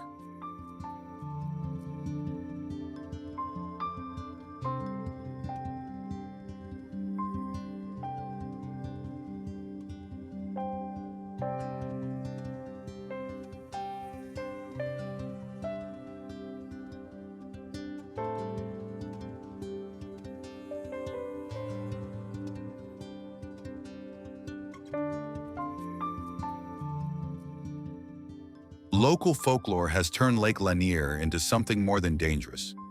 It has become haunted in the regional imagination, with some residents insisting that the high number of deaths isn't just bad luck, but payback from the displaced communities and disturbed graves beneath the waves.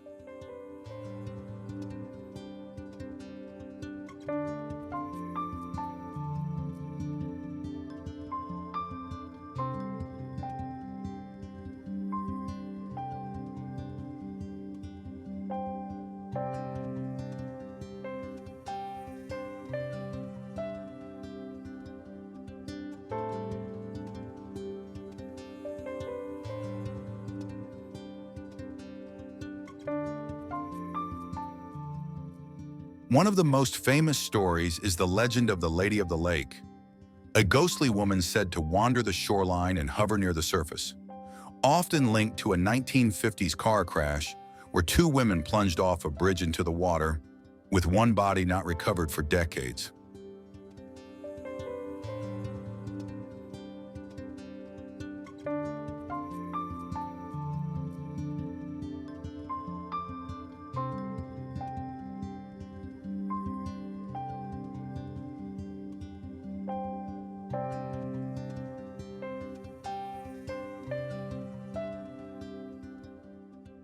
People say that on foggy nights, headlights seem to appear and vanish on the old bridge routes, and drivers crossing Brown's Bridge or other spans swear they've seen a figure in a dress standing by the guardrails, dripping wet and staring straight ahead as if waiting to be noticed.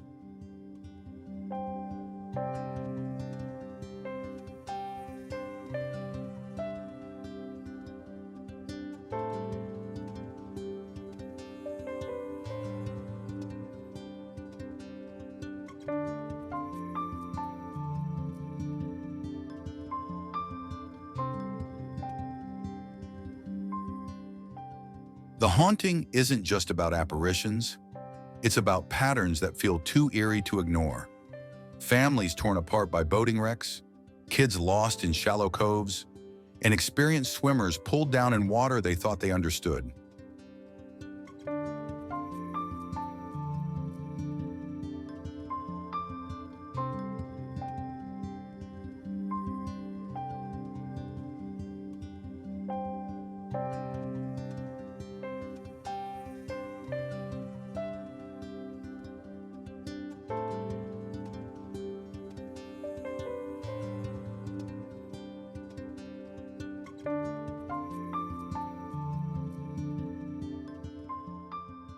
Newspapers routinely report summer seasons marked by clusters of accidents, with one year seeing more than a dozen deaths and others punctuated by high-profile tragedies that keep Lake Lanier in the national spotlight as one of America's most controversial and feared lakes.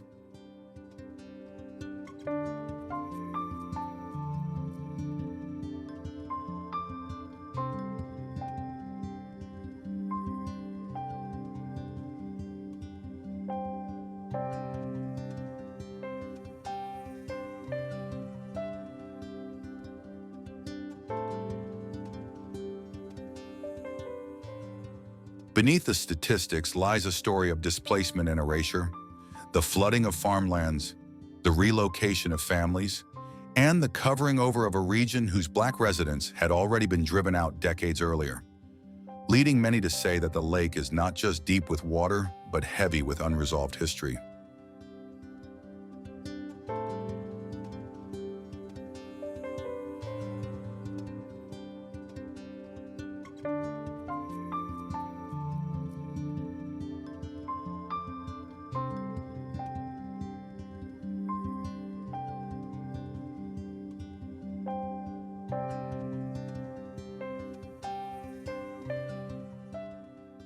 As we film from the shoreline, you can still find relics of this layered past.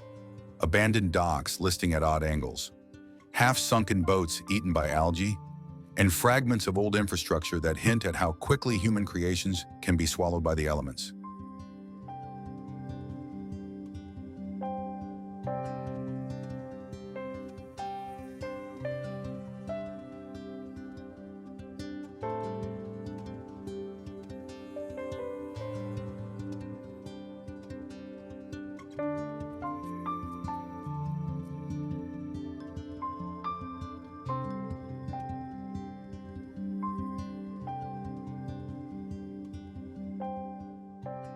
During holiday weekends, the lake transforms into a crowded stage of jet skis, pontoons, and party coves pulsing with music.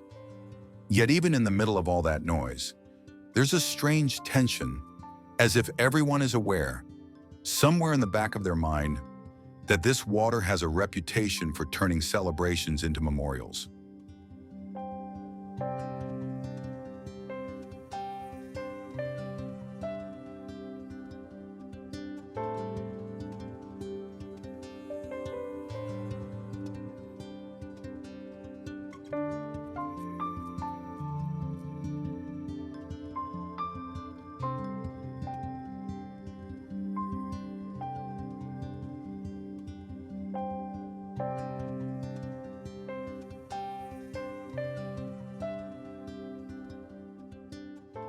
Rescue crews and divers who work Lanier long-term often speak of the lake with a mixture of professional respect and quiet dread, knowing how quickly visibility can drop, how easily a search line can snag, and how often they're called not to save lives, but to recover bodies.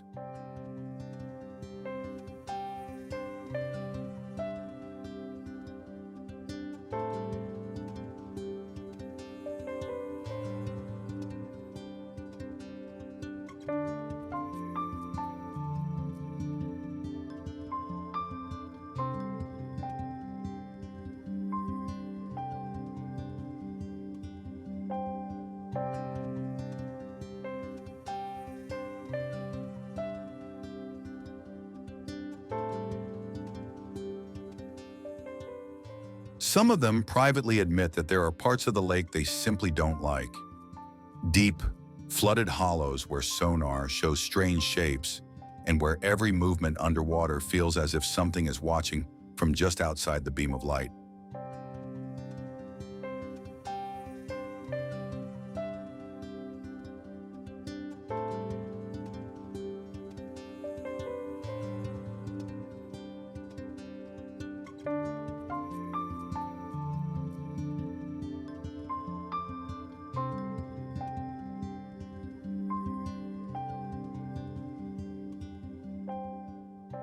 The mythos of Lake Lanier has grown beyond Georgia.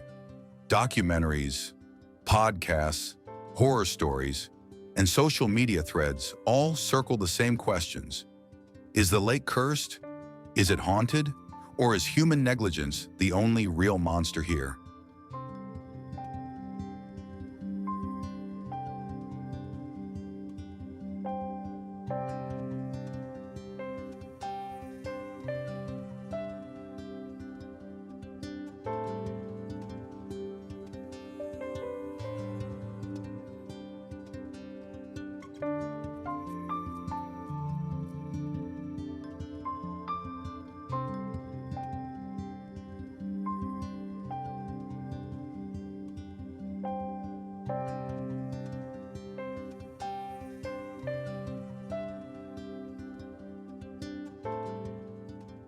For our cameras, Lanier offers striking visuals. Early morning mist curling over still water, pine-covered islands rising like dark humps from the surface, sunken docks casting eerie shadows below. But every beautiful frame has a shadow narrative lurking within it.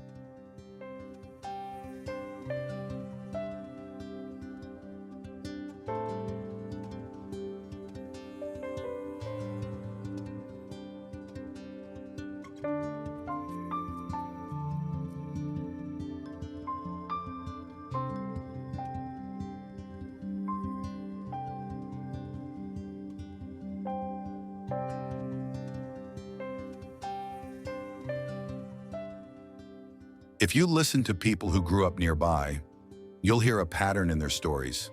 Childhood summers spent boating and swimming, interrupted by sudden, sobering memories of sirens, helicopters, and searchlights sweeping across the lake at night.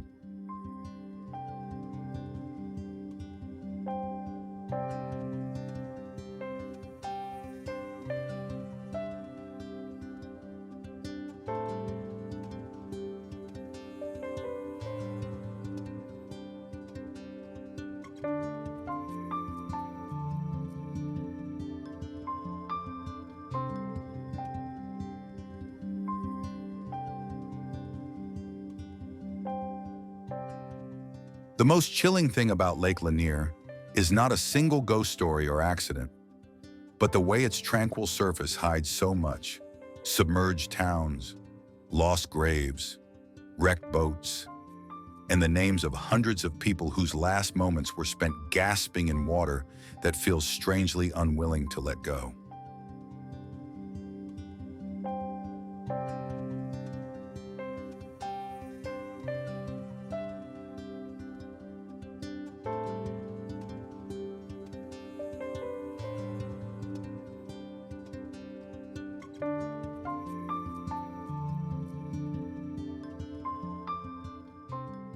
It's easy, standing on the shore with the sun shining and families laughing nearby, to believe that the horror is exaggerated, that the lake is just another busy reservoir with an overblown legend, until you notice the memorial wreath at the boat ramp or the no diving sign hammered a little more firmly into the ground.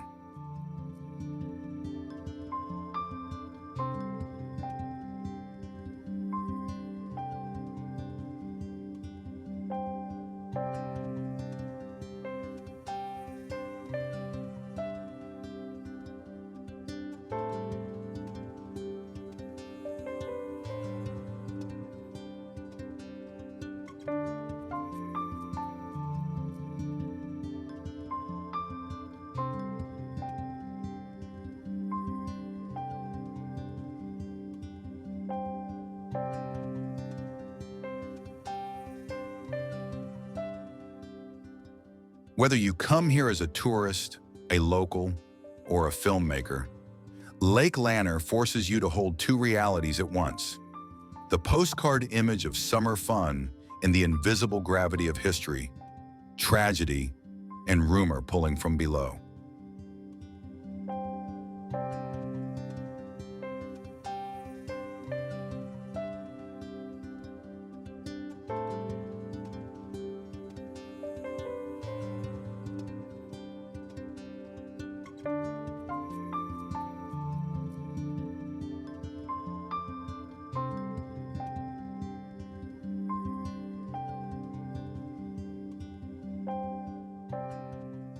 And as our episode fades out over a dusk shot of the lake, lights from boats dotted like stars on dark water, you can't help but feel that somewhere beneath that calm surface, the old town, the forgotten graves, and the stories that never fully ended are still there, listening, waiting, and quietly counting.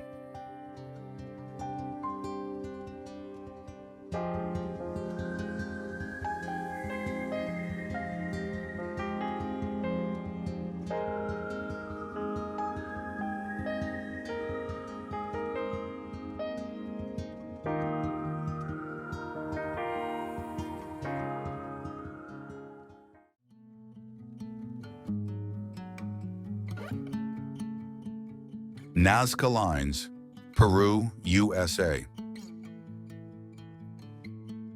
The Nazca Lines in southern Peru stretch across nearly 80 kilometers of desert, a vast geometric puzzle carved between 500 BCE and 500 CE by the ancient Nazca civilization, a culture without wheels, iron, or modern tools,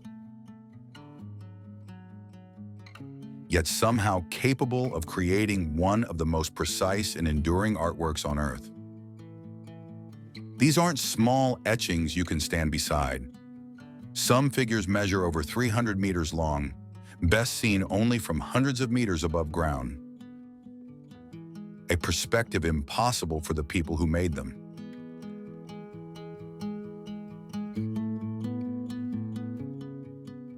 The desert's surface, covered with iron oxide stones, hides pale clay beneath.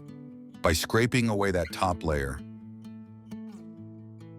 the Nazca expose clean, bright soil, creating lines that have survived for millennia because this place rarely sees rain. From the air, the pampa becomes a canvas of astonishing order. Straight lines, trapezoids, spirals, and stylized animals. A condor, a hummingbird, a dog, a fish, a tree, each drawn with an accuracy modern surveyors still struggle to replicate. To scientists, the puzzle is twofold. Not only how they were built, but why.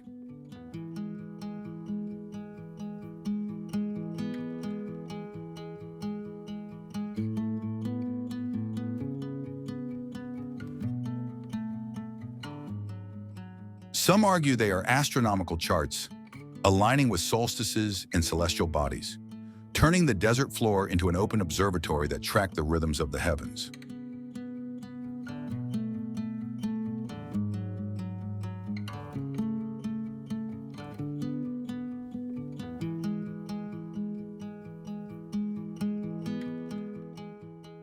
Others suggest they are ritual walkways, pathways for pilgrims performing sacred dances to honor gods of water and fertility in a land where rain meant life itself.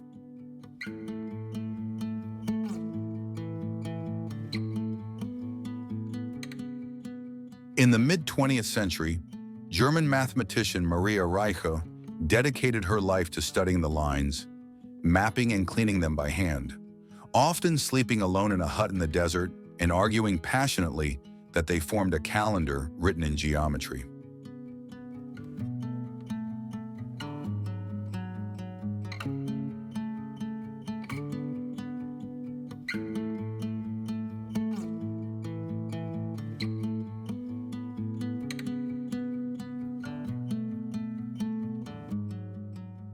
Her devotion turned the Nazca Lines from a curiosity into a protected World Heritage Site, and even now, decades after her death, locals call her the Lady of the Lines.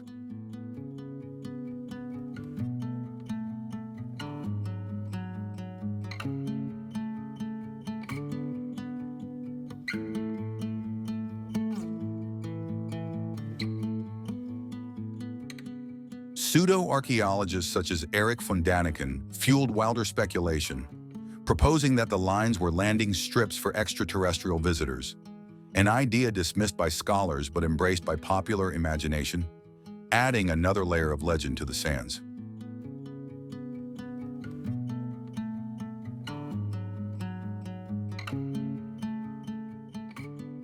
Standing here, you feel the strange fusion of science and spirituality. The air hums with both data and devotion.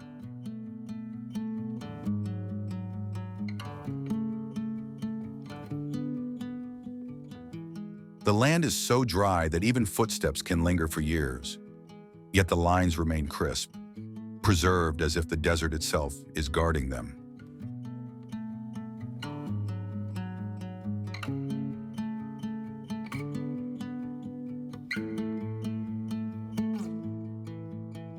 Satellite imagery has revealed new figures, previously unseen shapes hidden beneath layers of sand, proving that the Nazca story is still unfolding. At sunrise, when the light hits low, shadows trace the contours of the designs, transforming flat lines into living forms that seem to rise and breathe with the earth.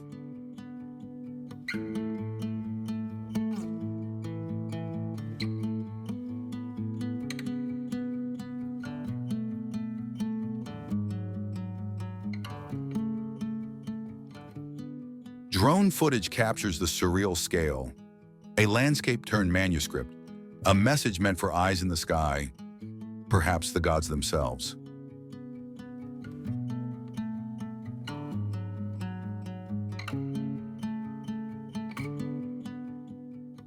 The desert is utterly silent, except for the faint hiss of wind sliding across stone. In that quiet, you can almost hear ancient footsteps echoing, circling, repeating the same patterns century after century.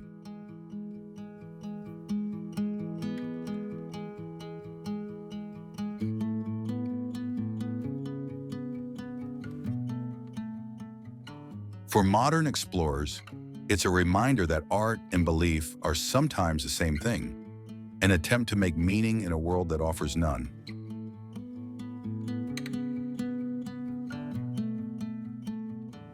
The paradox of the Nazca Lines is that they are both simple and impossible. You can describe how they were made, but not why they still matter so deeply.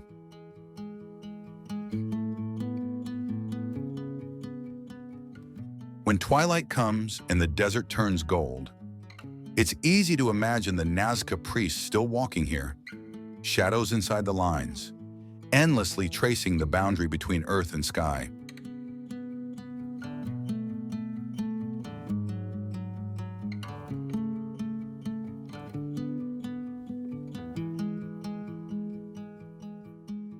The Nazca Lines endure not because they asked to be solved, but because they remind us that some messages were never written for us to understand, only to wonder.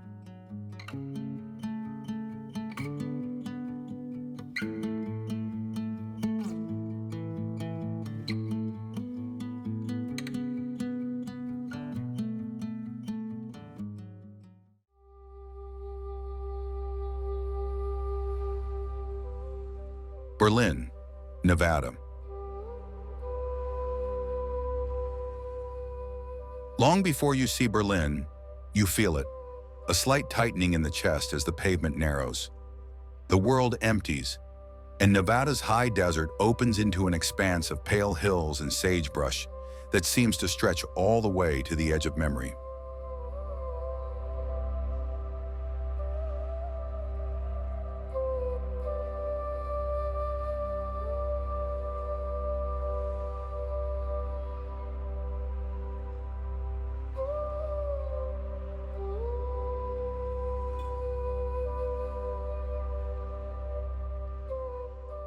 Then, almost shyly, the town appears on the slope, a cluster of sun-bleached buildings, weathered to the color of old bones, clinging to the western side of the Shoshone Range and gazing east across a wide, silent basin.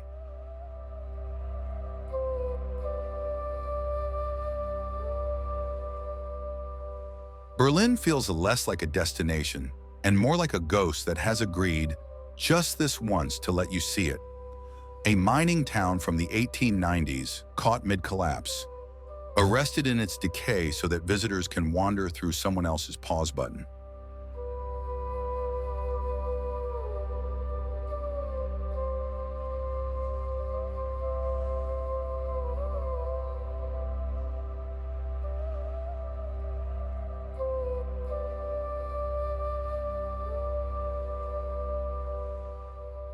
Wooden cabins stand in uneven rows, their doors hanging slightly open as if expecting miners to come back from their shifts. The blacksmith shop still smells faintly of rust. The boarding house porch still faces the sun, and the great stamp mill still looms above everything like a slumbering beast of timber and iron.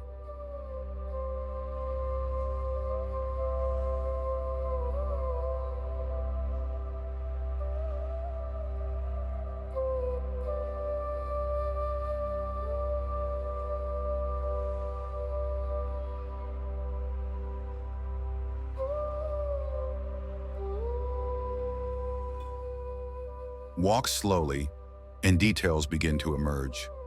A broken bottle half buried in dust, a chair listing in a corner, a faded curtain still clinging to a rod, all small artifacts of lives that were once ordinary and are now unreachably distant.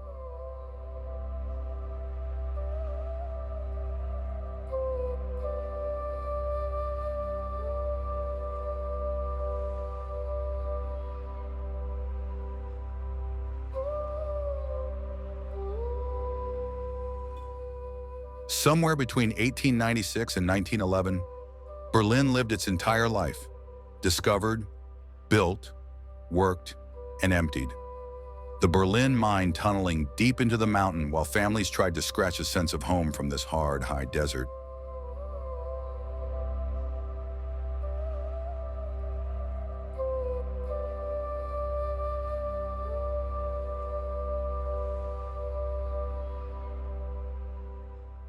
At the town's peak, children would have played in these dusty streets, chasing each other past wagons and ore carts, while their parents labored above and below ground, always listening for the distant crash or muffled shout that meant something had gone wrong in the tunnels.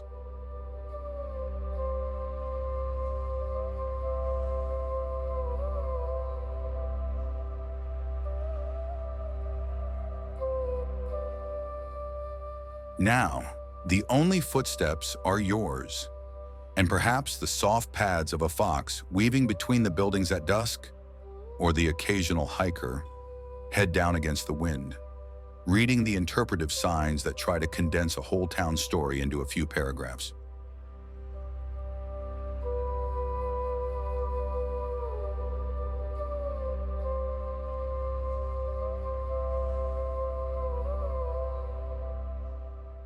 The air here is thin and dry, the kind of air that erases moisture but preserves history, allowing wood to crack but not rot, paint to peel but not disappear, objects to fade without fully surrendering.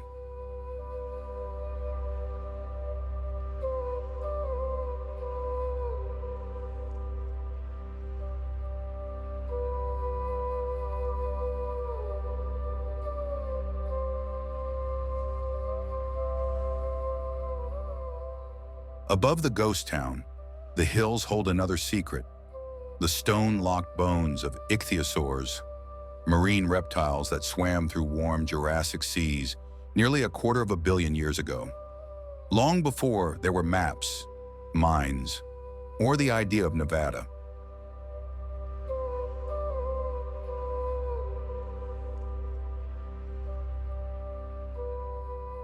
Inside the fossil house, their skeletons lie side by side, vertebrae overlapping like gears in some ancient, drowned machine. An entire pod of giants caught in a moment of death that stretched into eternity.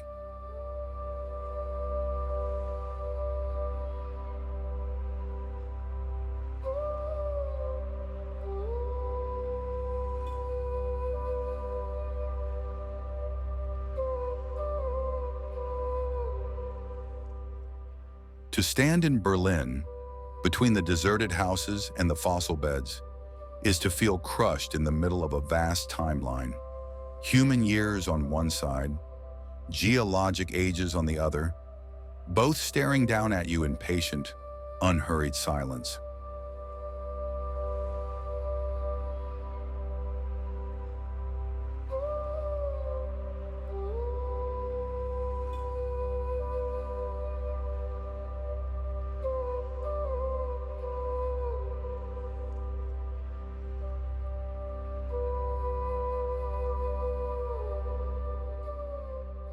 The light here plays tricks on the town. In the harsh noon sun, everything looks brittle and exposed, but as evening approaches, shadows soften sharp edges and the buildings seem to relax, almost as if the ghosts are finally comfortable coming out.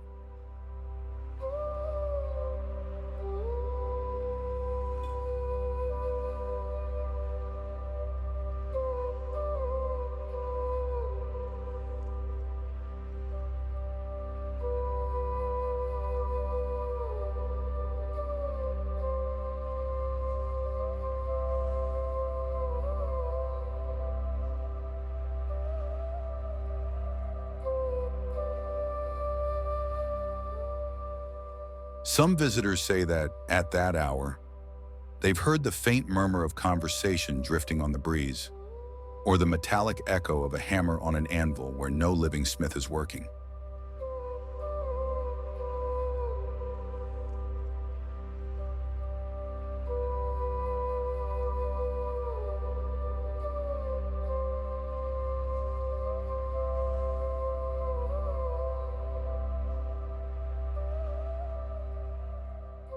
Maybe it's just the wind tugging at loose siding and tossing small stones across the ground. But in a ghost town preserved this well, it doesn't take much imagination to picture figures moving slowly behind the warped glass panes.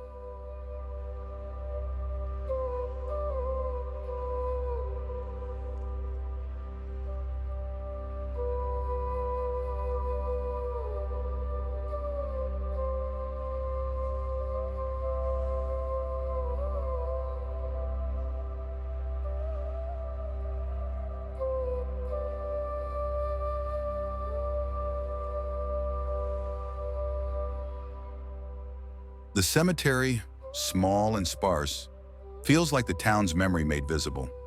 Simple headstones facing the same vast desert their occupants once worked. Their stories boil down to a name, a date, and a view.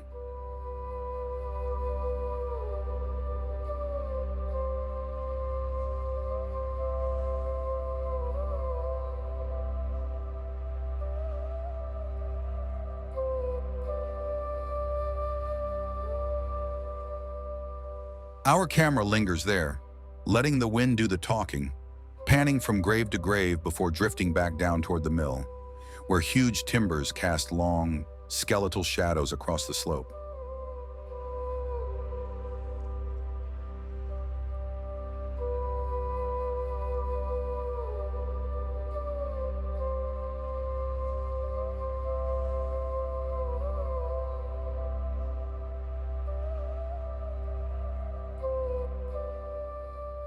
In Unseen America's Lost Towns, Restless Spirits, Berlin becomes more than a preserved site. It becomes a metaphor for every forgotten ambition that once roared and then went quiet. Every community that rose with hope and fell with a sigh no one bothered to record.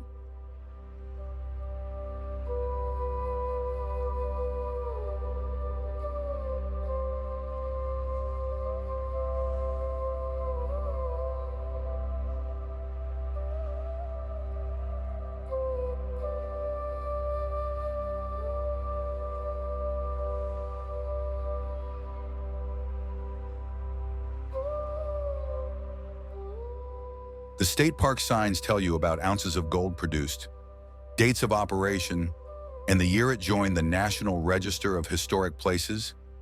But the wind tells you something different.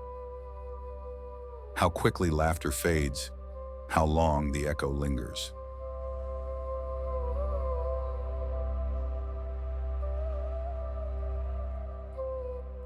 By the time night fully settles, the ghost town is swallowed in a blackness broken only by starlight, the Milky Way spilling overhead like a river of pale ore, and the outlines of the buildings merging into one dark, irregular shape against the hillside.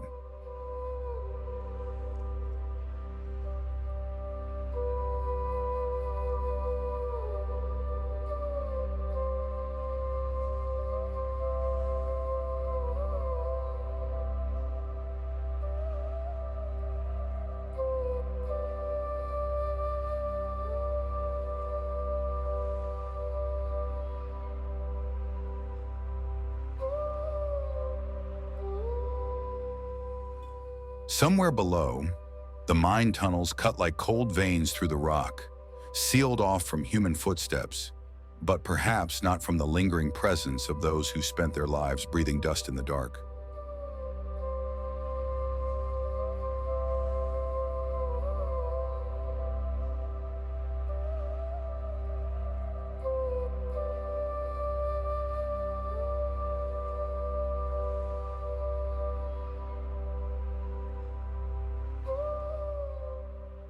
You stand there, alone in a town that once rang with voices, and realize how thin the line is between alive and abandoned, how a place can go from home to relic in the span of a few bad years.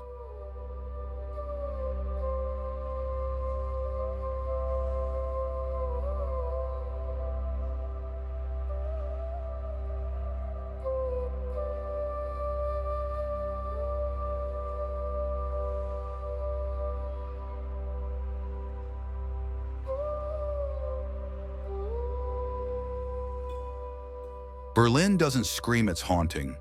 It whispers it in flaking paint, in sagging roofs, in machinery that looks one oil can away from working again, in fossils that remind you that even mountains are temporary.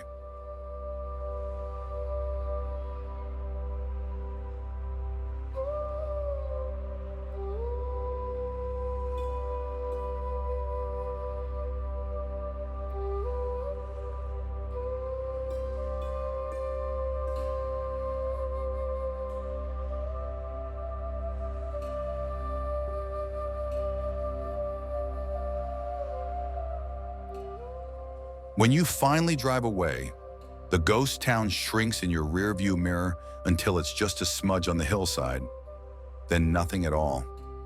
But the feeling of it, the layered time, the quiet persistence comes with you, riding shotgun in the dark.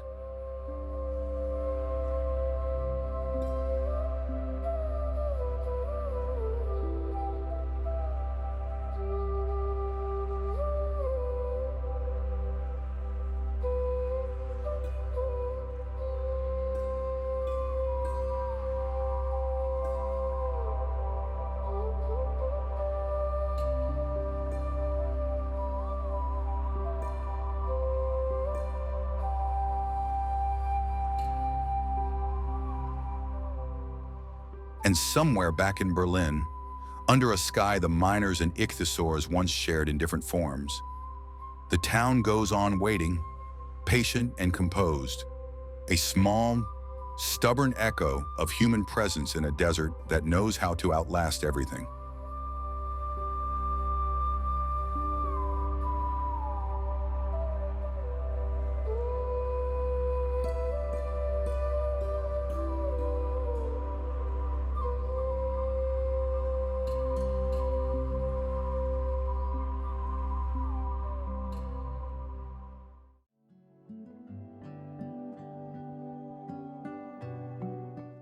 Salton Sea, California, USA. Under a pale desert sky, the Salton Sea glows like a mirage, a sheet of silver light sprawled across California's lowest lands, beautiful from a distance, but haunted up close.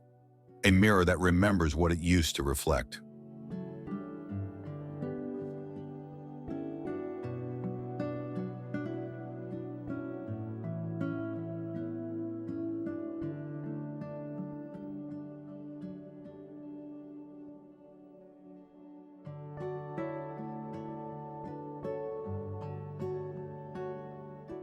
You can smell it before you see it. Salt, decay, and something chemical, sharp and sweet, like the scent of the world rusting in slow motion.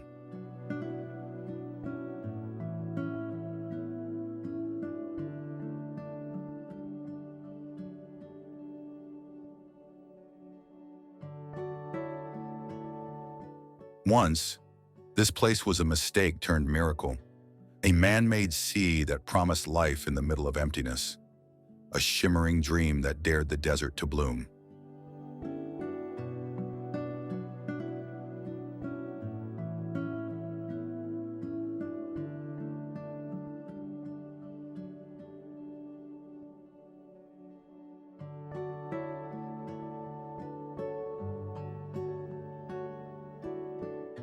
By the 1950s, the shores were alive with laughter, neon signs, tiki bars, motels painted turquoise and pink, boats slicing through the water like silver knives under a boiling sun.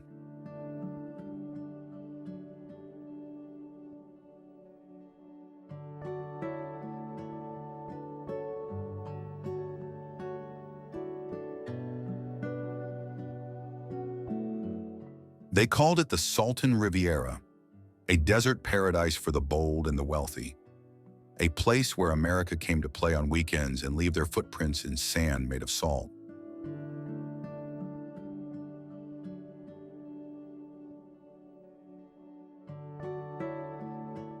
But the dream was fragile, balanced on evaporation and illusion.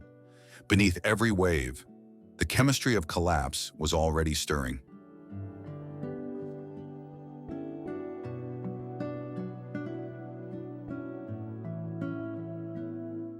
Decade by decade, the sea thickened, concentrating its own death until life could no longer bear it.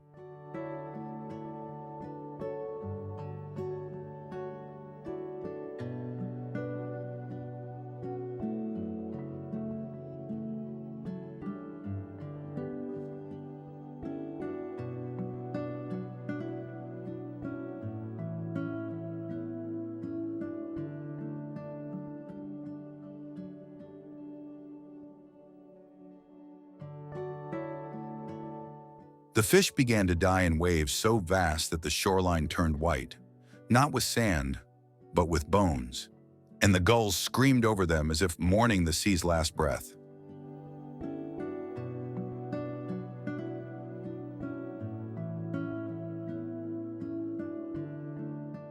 The birds fell next, poisoned by the same waters that once gave them refuge, their wings folding quietly on the crust of salt that now passes for a beach.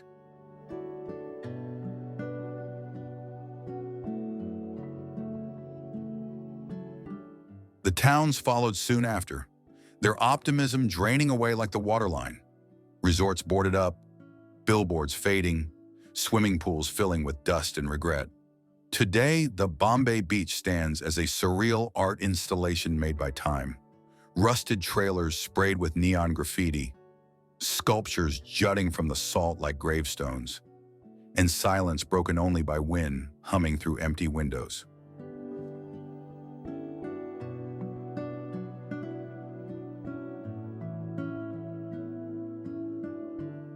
At sunrise, the lake looks holy, light spilling across its surface like liquid glass. The mountains mirrored so perfectly that it feels like a portal to somewhere kinder.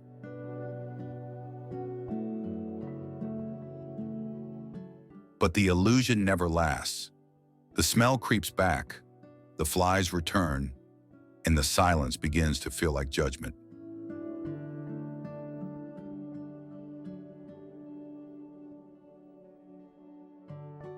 Locals say you can hear the sea breathe, a low, wet exhale that rises at dusk when the air cools and the water shifts.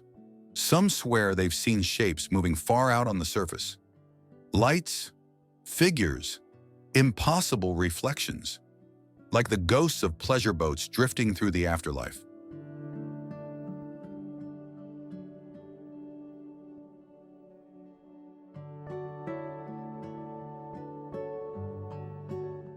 Our drone captures the beauty and the rot, skeletal piers extending into nowhere, waves lapping against the remains of a pier that hasn't held a boat in 50 years.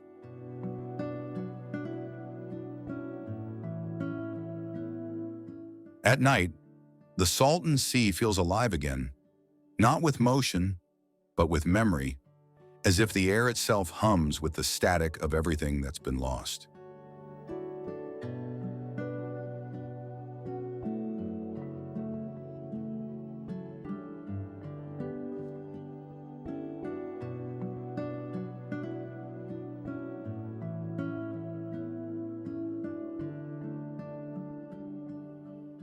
The silence here is never complete.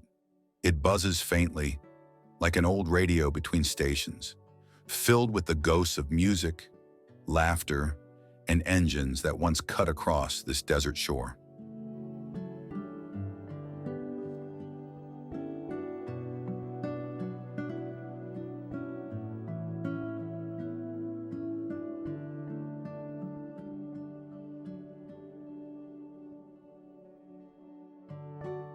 The sound is strange out here.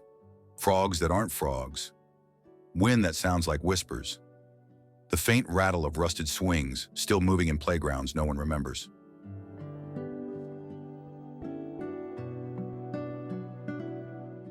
Even the salt crackles underfoot, brittle and hollow, like old bones turning in their sleep.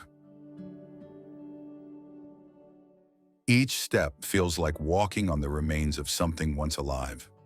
Sometimes, the horizon flickers, heat mirage or ghost light. No one's sure, and for a moment you could believe the old resort lights have come back on, the music about to start again.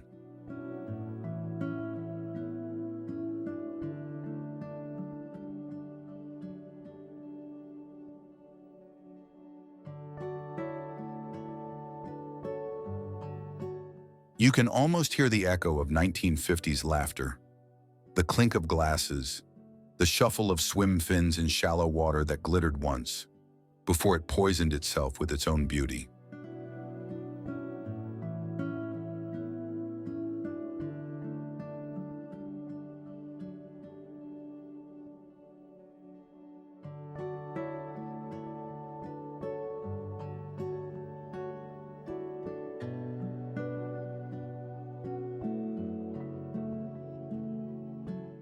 Old photographs lie scattered in the dust of abandoned homes, their edges curled, colors bleached but their joy somehow intact, families smiling beneath paper palms.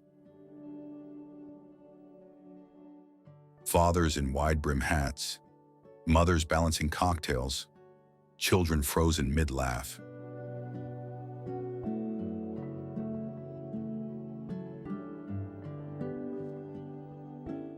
They look so alive it hurts to think that every wave in the background was already carrying salt enough to kill.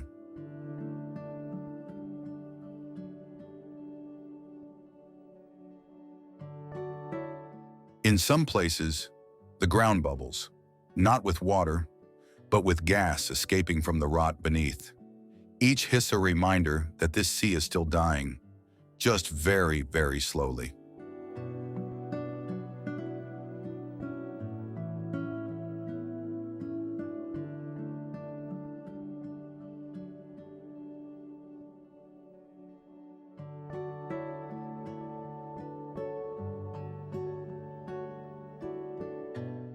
Fish bones glitter like silver confetti across the shore, their skulls small as coins, their eyes long dissolved into the earth.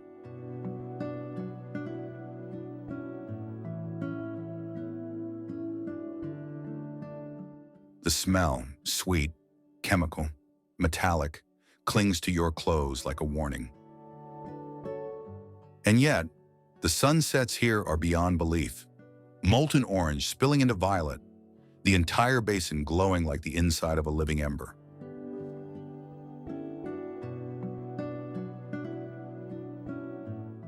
The mountains on the far side turn black against the fire, and for a few perfect minutes you forget the ruin.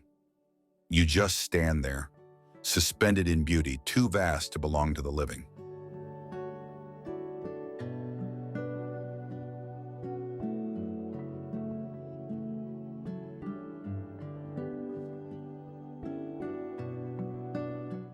You stand there, camera in hand, realizing that even ruin can seduce, that beauty doesn't need to be pure to be powerful.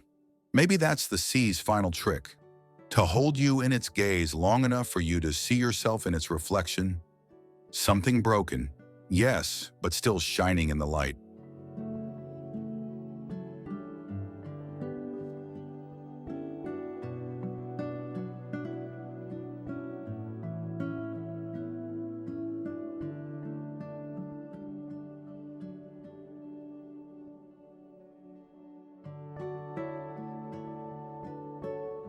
The air feels heavy, electric, as if the desert itself is holding its breath, waiting for you to understand something it's been trying to say for a century.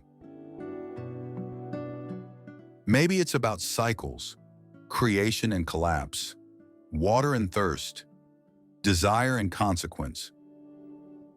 Maybe it's just the sound of the earth remembering what it once promised to forget. Even the graffiti seems to shimmer with meaning.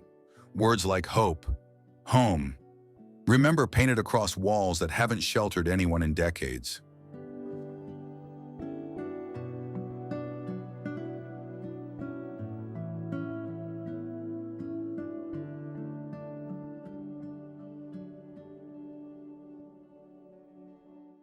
Bright colors against decay, like defiance itself.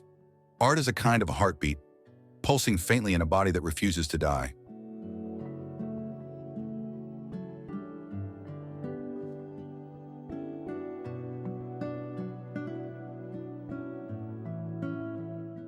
You start to think maybe the artist came here not to decorate the decay, but to redeem it, to turn loss into a language the wind could carry.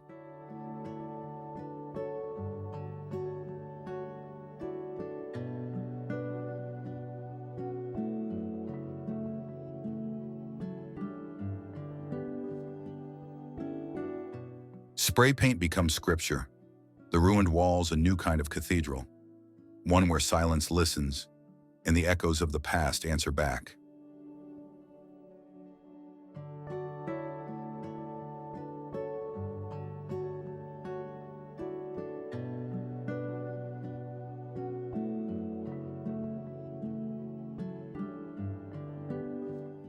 Every reflection on the water looks like a memory trying to come back, fractured, luminous, refusing to die quietly.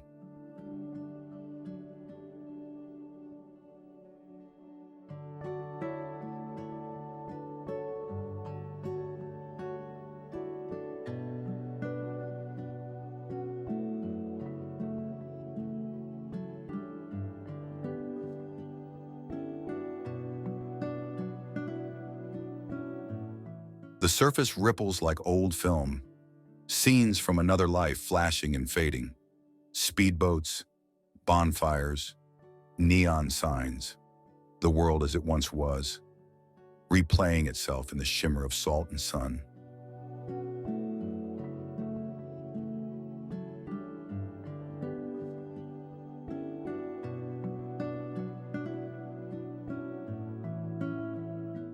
And as you leave, you glance once more in the rearview mirror, the sea glinting like a ghost in the distance, still beautiful, still broken, still whispering your name.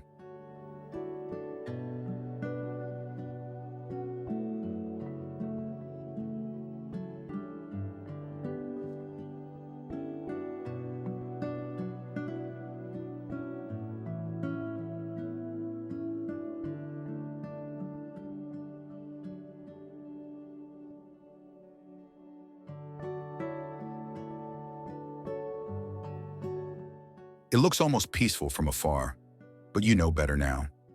You know it isn't sleeping, it's remembering endlessly.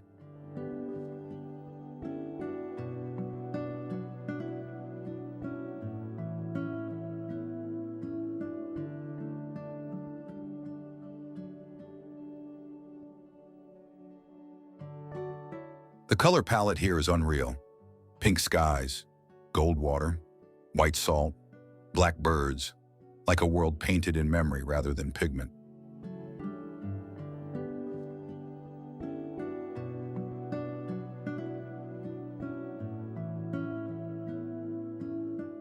There's art everywhere now, as if creativity is the only thing that still dares to live here. Every mural, every sculpture, a small rebellion against extinction.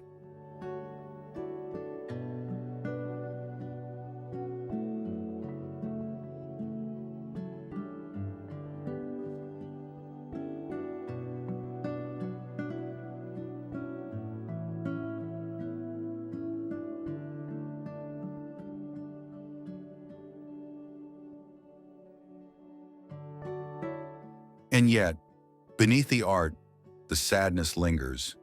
This was once a place of joy, and the ruins still remember laughter the way a wound remembers pain.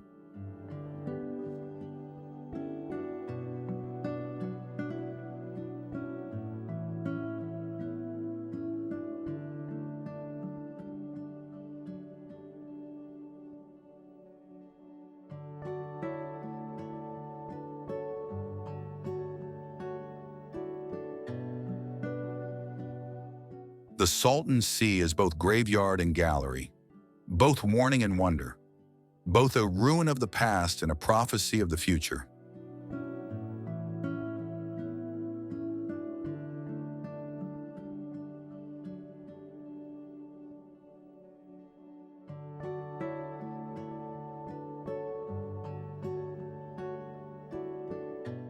Standing on its edge, you feel as though you're staring at the end of something, maybe a lake, maybe an era, maybe faith itself.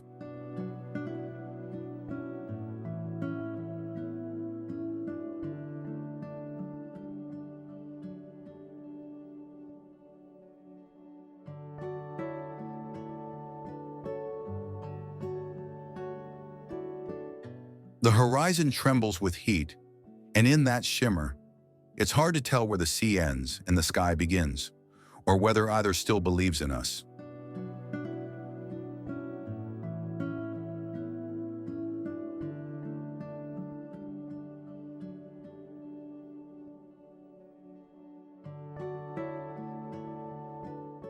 Every story we tell about the Salton Sea is really a story about ourselves, about our hunger to create paradise and our talent for breaking it.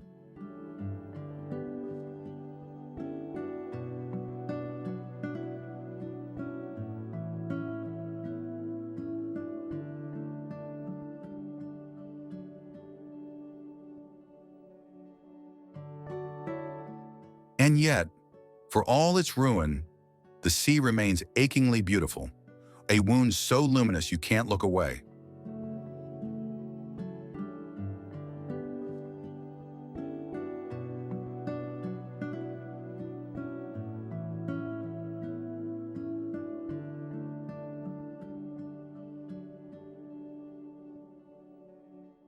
As darkness falls, the water glows faintly beneath the star, and the desert exhales, a single, endless sigh from a sea that was never meant to be.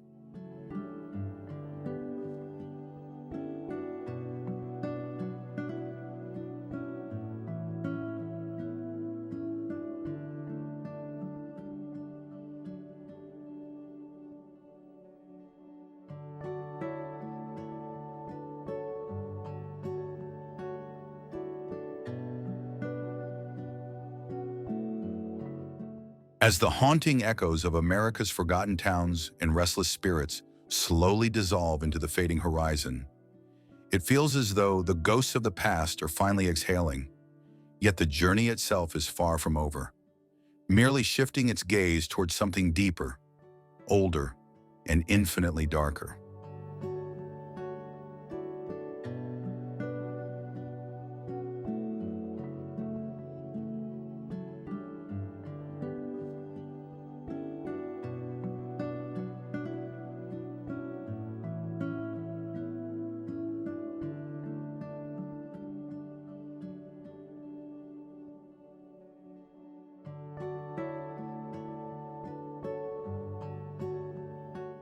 Beyond the sun-scorched deserts, the towering mountains to memory, a world where history bleeds into myth, and every shadow tells a story that refuses to die.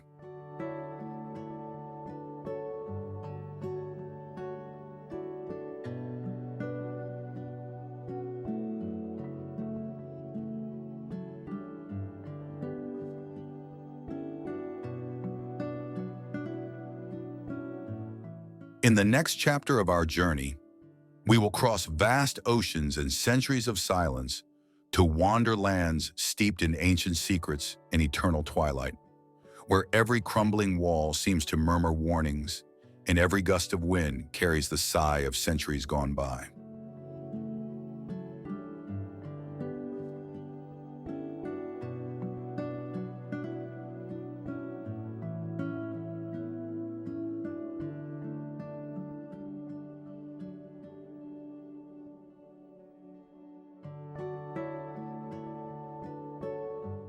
These are places where legends breathe through cracked stones and where time itself hesitates to move, as if afraid to disturb the memories sleeping beneath the earth.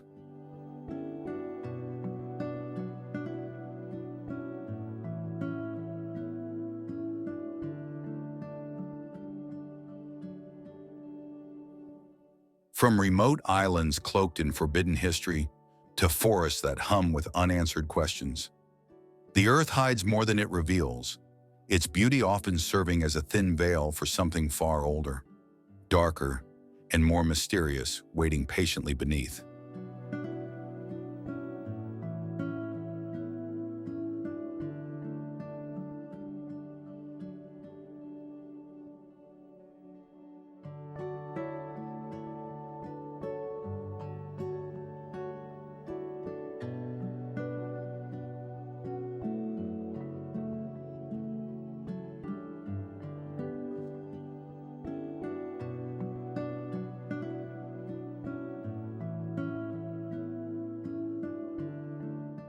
Every winding path draws us deeper into the unknown, into a realm where silence speaks louder than words, and the ghosts of the past wear the faces of those who once dared to dream, love, and fear.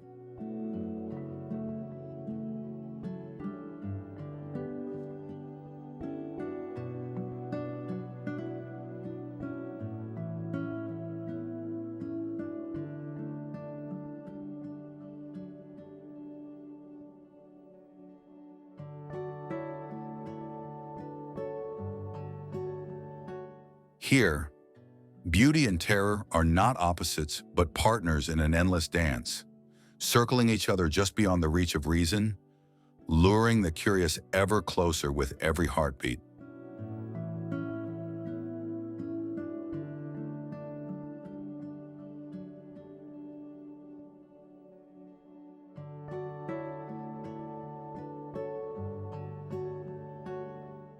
You'll begin to feel the weight of stories untold pressing gently against your skin, carried by the cold winds that remember what humanity has tried so hard to forget, the mistakes, the sacrifices, and the truths buried under centuries of denial.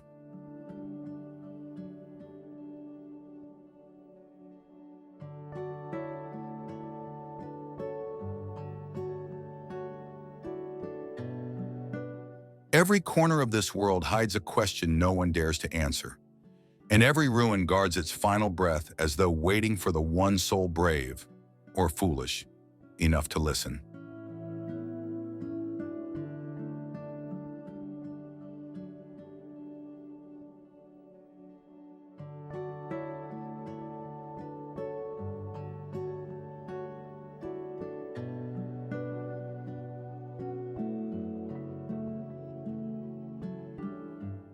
So when the lights fade and the night grows heavy around you, let your eyes adjust to the darkness, because only then will you truly see the world through a different lens, one that reveals both its wounds and its wonders.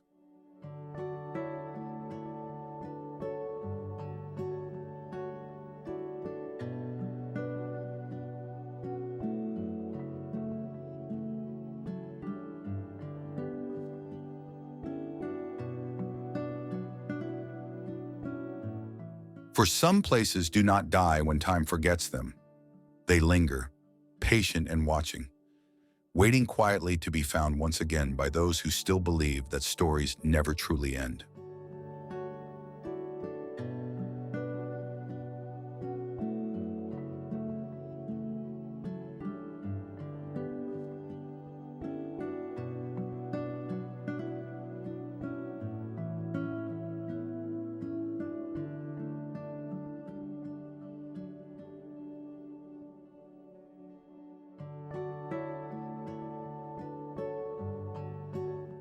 And when we find them, when we step into their silence, they do not merely show themselves. They look back, measuring our courage against the shadows they've kept.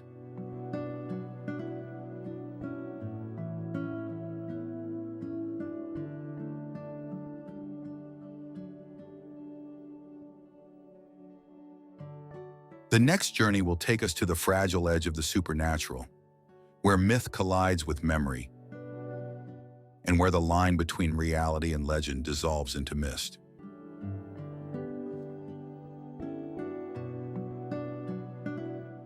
So pack not just your curiosity, but your fear, your awe, and your courage, for what lies ahead is not merely travel, nor mere exploration.